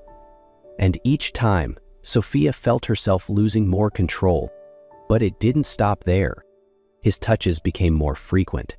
If she was reading on the couch, he would settle beside her, one arm draped over her shoulder, his fingers tracing lazy circles against her skin. If she was cooking, he would stand behind her, his breath warm against her neck, as he murmured something entirely unnecessary. And the worst part was at night. Though she still slept in her own room, she often woke in the middle of the night with the inexplicable feeling that she wasn't alone. Sometimes it was the sound of his footsteps outside her door. Sometimes it was the faint creak of the door opening. And sometimes it was the warmth of him near, though she never dared open her eyes to confirm. Sophia knew she should keep her distance. But each time Alexander pulled her into his arms, each time his gaze burned into hers, she wasn't sure how much longer she could resist. Because with every passing day, he was slowly dismantling every wall she had built. Sophia had never seen Alexander lose control. He was always the composed one, the man who calculated everything with ruthless precision. But tonight, as she woke up in a hospital bed with his hand gripping hers tightly, his gaze wild with fear and anger, she knew something had changed. "How could you be so reckless?" His voice was hoarse, laced with an emotion she couldn't quite name. Sophia blinked, trying to piece together what had happened. She remembered the blaring sound of a car horn, the blinding headlights, and the brief moment when someone had pulled her back before darkness consumed her. I wasn't paying attention," she whispered. Alexander clenched his jaw, his blue eyes darkening. "Do you have any idea what went through my mind when I saw you lying on that street?" His voice cracked, something she had never heard before. His grip on her hand tightened, as if he was afraid she might slip away again. "I thought I had lost you, Sophia, and for the first time in my life, I realized there is something I can't afford to lose." She didn't answer because the truth was, she didn't know. But she saw the answer in his eyes, the fear, the panic, and the emotion she had spent so long convincing herself didn't exist between them. He didn't say another word. His grip on her hand tightened, as if afraid she would vanish if he let go. Then he leaned down, pressing a kiss to her forehead, not like the ones before. This one trembled with something raw, something desperate. It tasted of fear, of regret, of the terrifying realization that he could have lost her. And when he pulled back, his voice was raw, stripped of all pretense. "This was never just a contract for me." And Sophia knew, no matter how many times she had tried to deny it, she could no longer lie to herself. Sophia stood by the bedroom window, gazing at the city lights. The night was calm, but her heart was anything but. Alexander's words still echoed in her mind. This was never just a contract for me. She had tried to deny it, tried to keep her distance, but how could she lie to herself any longer? She felt his presence before he even touched her, a warm breath against her neck, then strong arms wrapping around her waist, pulling her back against his chest. "What are you thinking about?" His deep voice rumbled through her. Sophia placed her hand over his, giving it a gentle squeeze.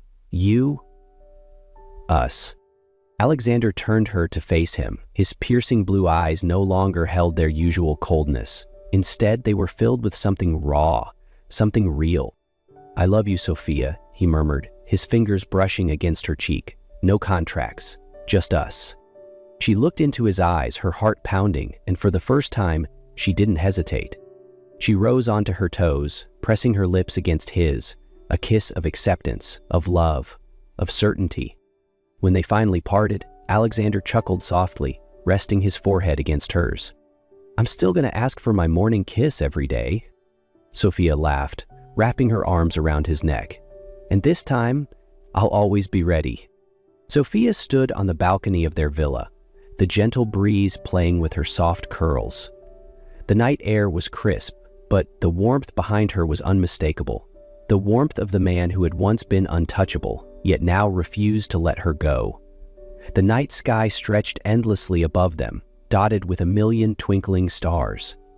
But the warmest light still came from the man stepping up behind her. Alexander wrapped his arms around her waist, pulling her back against his chest. "What are you thinking about, my love?" His voice was deep, familiar, yet it still sent a shiver down her spine. She smiled, placing her hands over his. "Just that. A year ago, I never imagined we'd be here." Alexander turned her to face him, his piercing blue eyes now filled with something softer, something real. "Neither did I. But I know one thing." He leaned in, his lips brushing against hers as he whispered, "I never stopped wanting you." Sophia laughed softly, wrapping her arms around his neck. "Then you can want me forever. How about that?" Alexander didn't answer with words. Instead, he kissed her, a slow, lingering kiss, one filled with everything they had been through.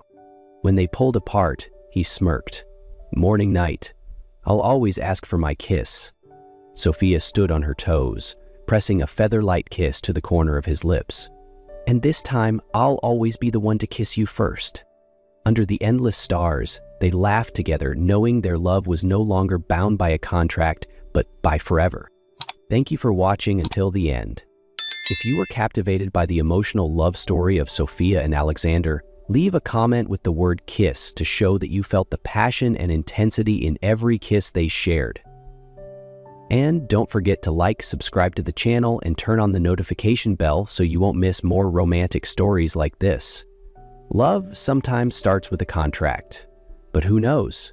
Maybe a single kiss can change everything?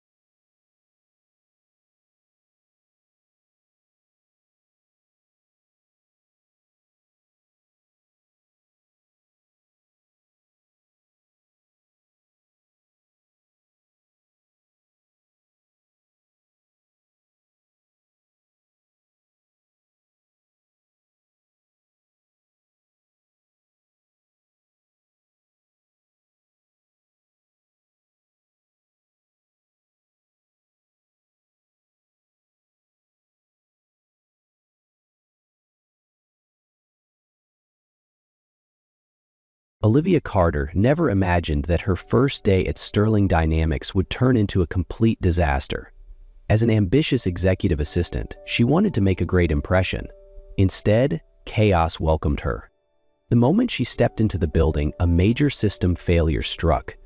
Servers crashed, employees panicked, phones rang nonstop. "None of the files are accessible," someone shouted. "We might lose everything." Olivia gritted her teeth, trying to stay calm. She quickly dialed IT support, but the line was busy. Perfect. The digital age, yet technology decides to betray me on my first day, she muttered, slamming the phone onto the desk. Right then, a tall, sharply dressed man walked into the office. Impeccable suit, polished shoes, a commanding presence, yet he looked far too calm amidst the chaos. Olivia didn't think twice. She marched straight up to him. "You took way too long. Get to work. Our system is down." The man raised an eyebrow, clearly taken aback. "Excuse me, what?" Olivia crossed her arms, tapping her foot impatiently. "No time for questions. Fix it now, before I lose my job."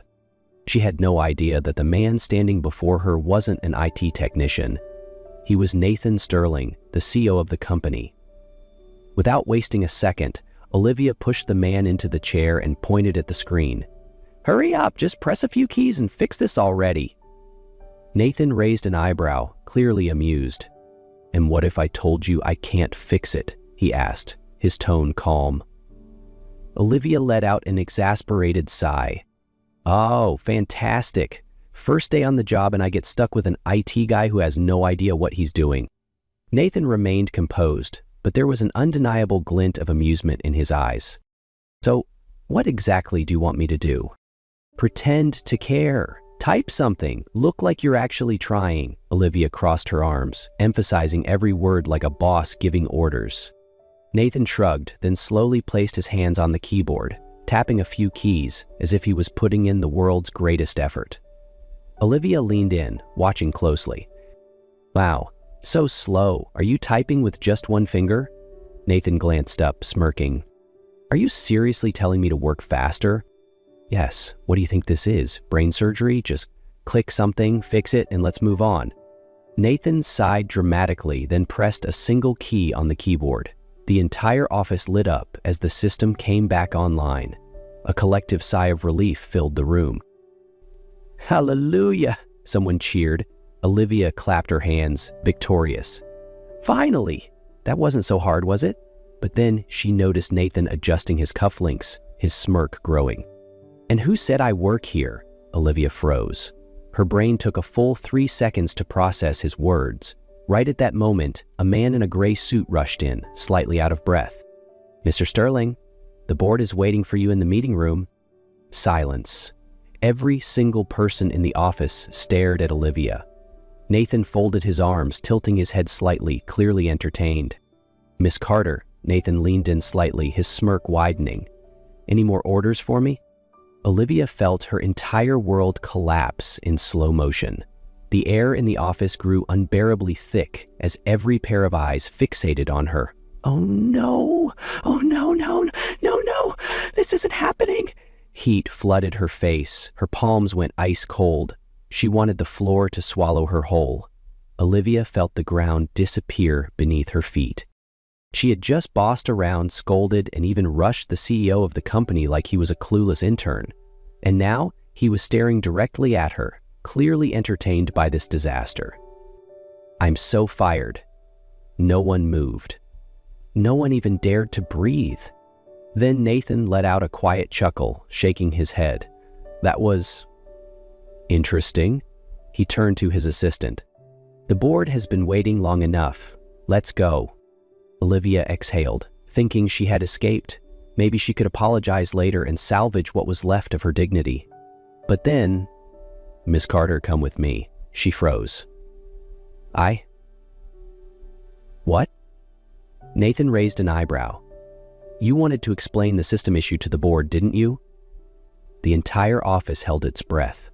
It felt like she had just been dragged into a courtroom with Nathan as the all-powerful judge. With no way out, she forced her legs to follow him into the boardroom. 20 minutes later, Olivia sat stiffly at the massive boardroom table, surrounded by high-level executives all staring at her. "So, how exactly did you solve the issue?" one director asked. Olivia swallowed hard. "Well, I made a mistake." Silence.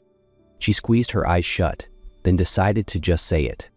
"I mistook Mr. Sterling for an IT technician and asked him to fix the system."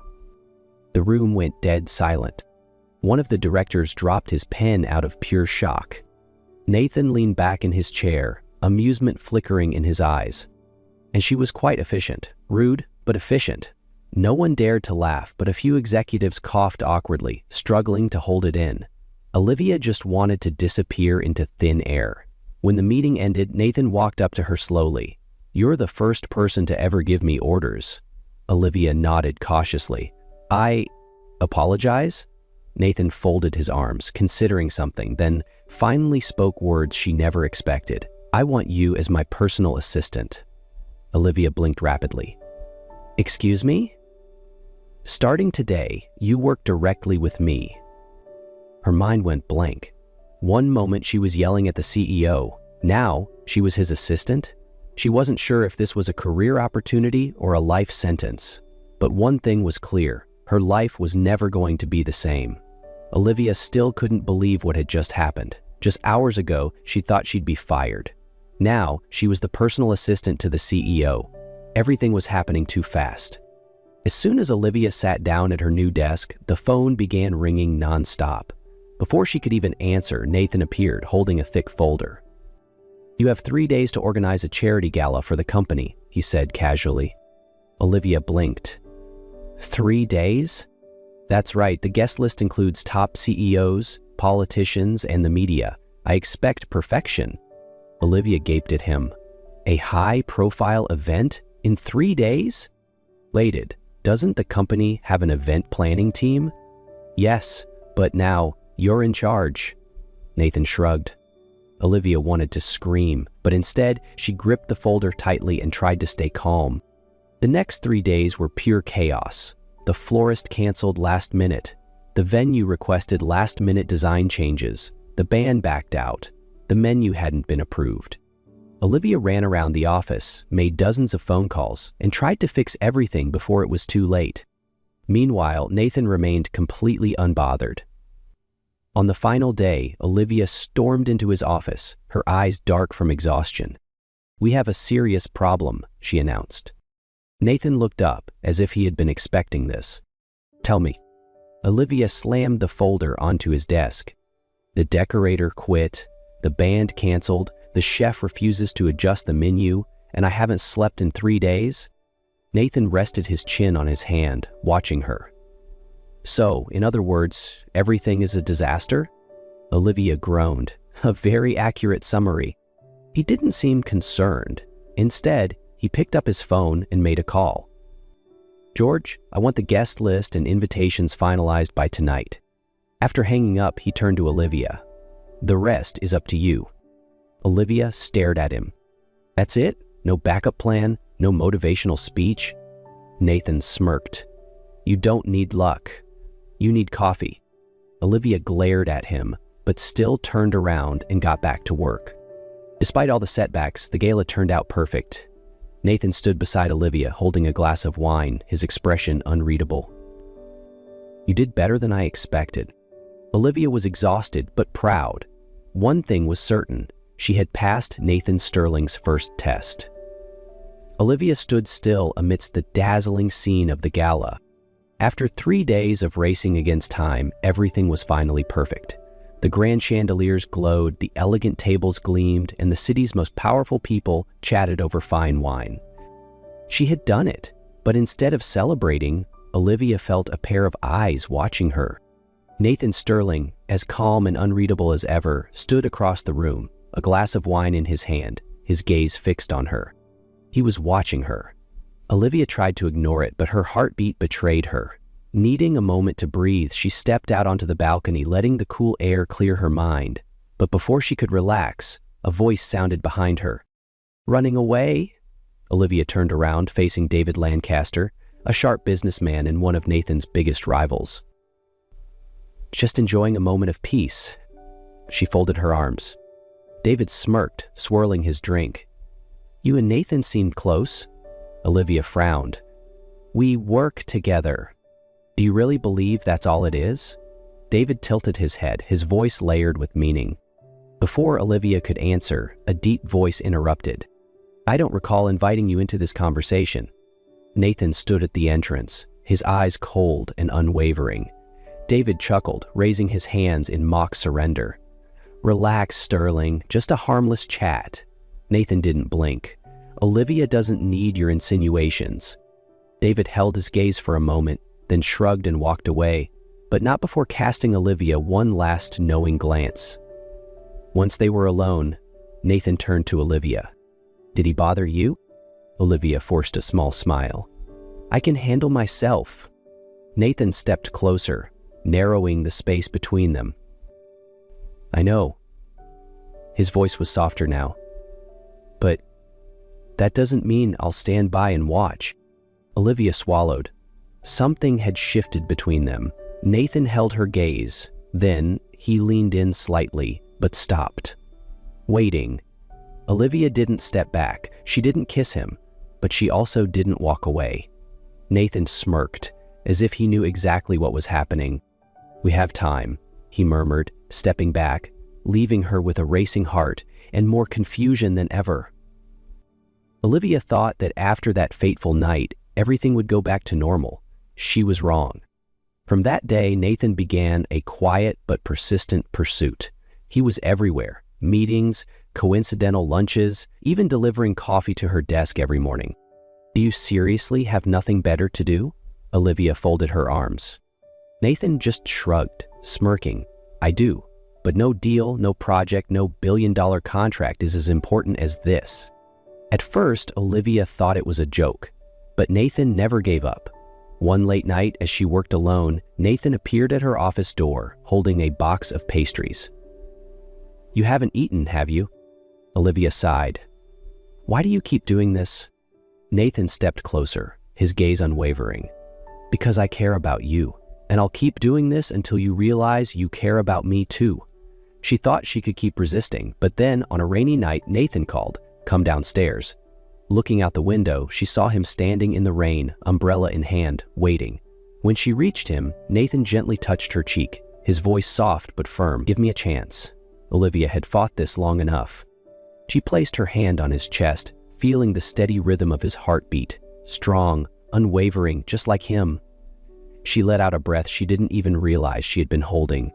"All right, Nathan," she whispered. "You win." Nathan's smile grew as he pulled her closer. "You won't regret it." And this time Olivia knew she wouldn't run away. 1 year later, Olivia stood on the rooftop of Sterling Dynamics. the night breeze brushing against her skin, carrying the distant hum of the city below. She didn't understand why Nathan had called her up here on a Saturday night, but the moment she stepped onto the helipad, her breath caught. The city lights stretched endlessly beneath her, sparkling like a universe turned upside down. A narrow path, scattered with rose petals, led straight to where Nathan was standing.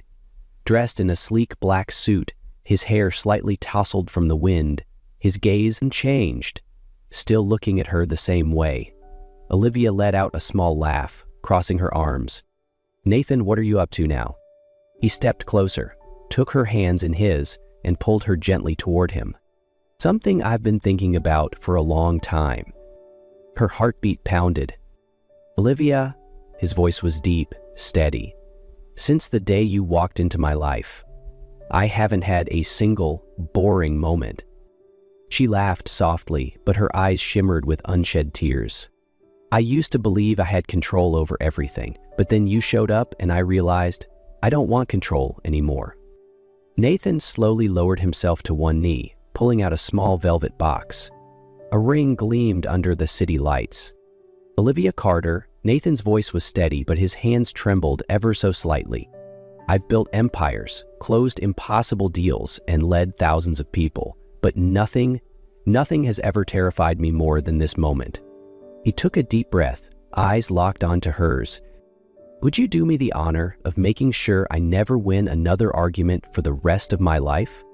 Tears spilled down Olivia's cheeks. No hesitation, no doubt. "Yes." Nathan smiled, slipping the ring onto her finger, then pulled her into a kiss. Deep, passionate, and filled with everything he couldn't say in words. Behind them, fireworks exploded, painting the sky in brilliant colors.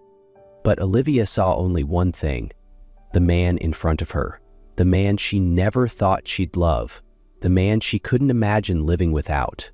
3 months later, "Are you nervous?" Nathan leaned in, whispering as Olivia stood at the end of the aisle, her wedding dress making her look like a literal goddess from a fairy tale. Olivia swallowed hard, gripping her bouquet. "No, I'm fine," she said, but her voice was absolutely not fine. Nathan smirked. "Good, because you're about to marry the man you once ordered around like a clueless intern." Olivia stomped on his foot. "Can you not bring that up on our wedding day?" Nathan chuckled. "Not a chance." The ceremony was perfect, and everyone could feel the chaotic but undeniable love between them. When it was time for their vows, Olivia tried to keep a straight face. "Nathan Sterling, you are the most infuriating man I have ever met, but somehow you're also the only one I can't live without. I promise to love you, take care of you, even when you constantly annoy me." Nathan grinned, squeezing her hands. "Olivia Carter, you are the first woman to ever boss me around like an IT guy, and somehow I fell in love with that. So I promise to love you, even when you keep ordering me around every single day." 3 months after the wedding, Nathan sat on the couch, casually reading the newspaper. Olivia walked into the kitchen, arms crossed, one eyebrow raised. "Hey, darling husband, get me a coffee." Nathan peeked over his newspaper. "Oh, another order. Let me guess. You forgot that you're not my boss anymore, didn't you?" Olivia narrowed her eyes. "Do you want to survive today?" Nathan closed the newspaper, pretending to think. "You know, since we got married, I've realized something." "What?" Olivia crossed her arms, suspicious. Nathan grinned mischievously. "I am no longer the CEO of Sterling Dynamics. I am officially an intern for Olivia Sterling." Olivia laughed, flipping her hair dramatically. "Took you long enough to figure it out?" Nathan sighed dramatically, standing up to pour her coffee. "How did I end up marrying such a terrifying woman?" Olivia took the coffee, sipping it like a queen. "Because you like it." Nathan leaned closer, smirking. "Like, oh no, darling." He reached for her hand dramatically. "I am utterly, hopelessly, tragically in love with my terrifying wife." Olivia rolled her eyes, laughing as she swatted his arm. And before Olivia could respond, Nathan pulled her into a kiss. Just to remind her that no matter who was in charge at home, they were always a team. Life with Olivia and Nathan was never boring. They could argue over who should do the dishes. Nathan could tease Olivia every day about how she once ordered him around, but behind every playful jab was an unshakable love. One evening, Olivia curled up on the couch, watching a movie with a bowl of popcorn in her lap. Nathan glanced at her, then narrowed his eyes. She realized something. Olivia glanced over. What? Nathan smirked. You don't order me around anymore. Olivia shrugged. That's because I don't need to. You already do everything I want automatically. Nathan burst out laughing. I married an evil genius. Olivia grinned victoriously, and Nathan pulled her close, pressing a kiss to her forehead. And I love it. What started as a ridiculous misunderstanding ended in a love no one could replace. So, what do you think about Olivia and Nathan's story? If you enjoyed this story, leave a comment, rate it from 0 to 10, and share your thoughts. Don't forget to subscribe so you never miss another amazing story. And if you made it this far, comment Bossy Love to see how many people adore this story. Thank you for being here. See you in the next story.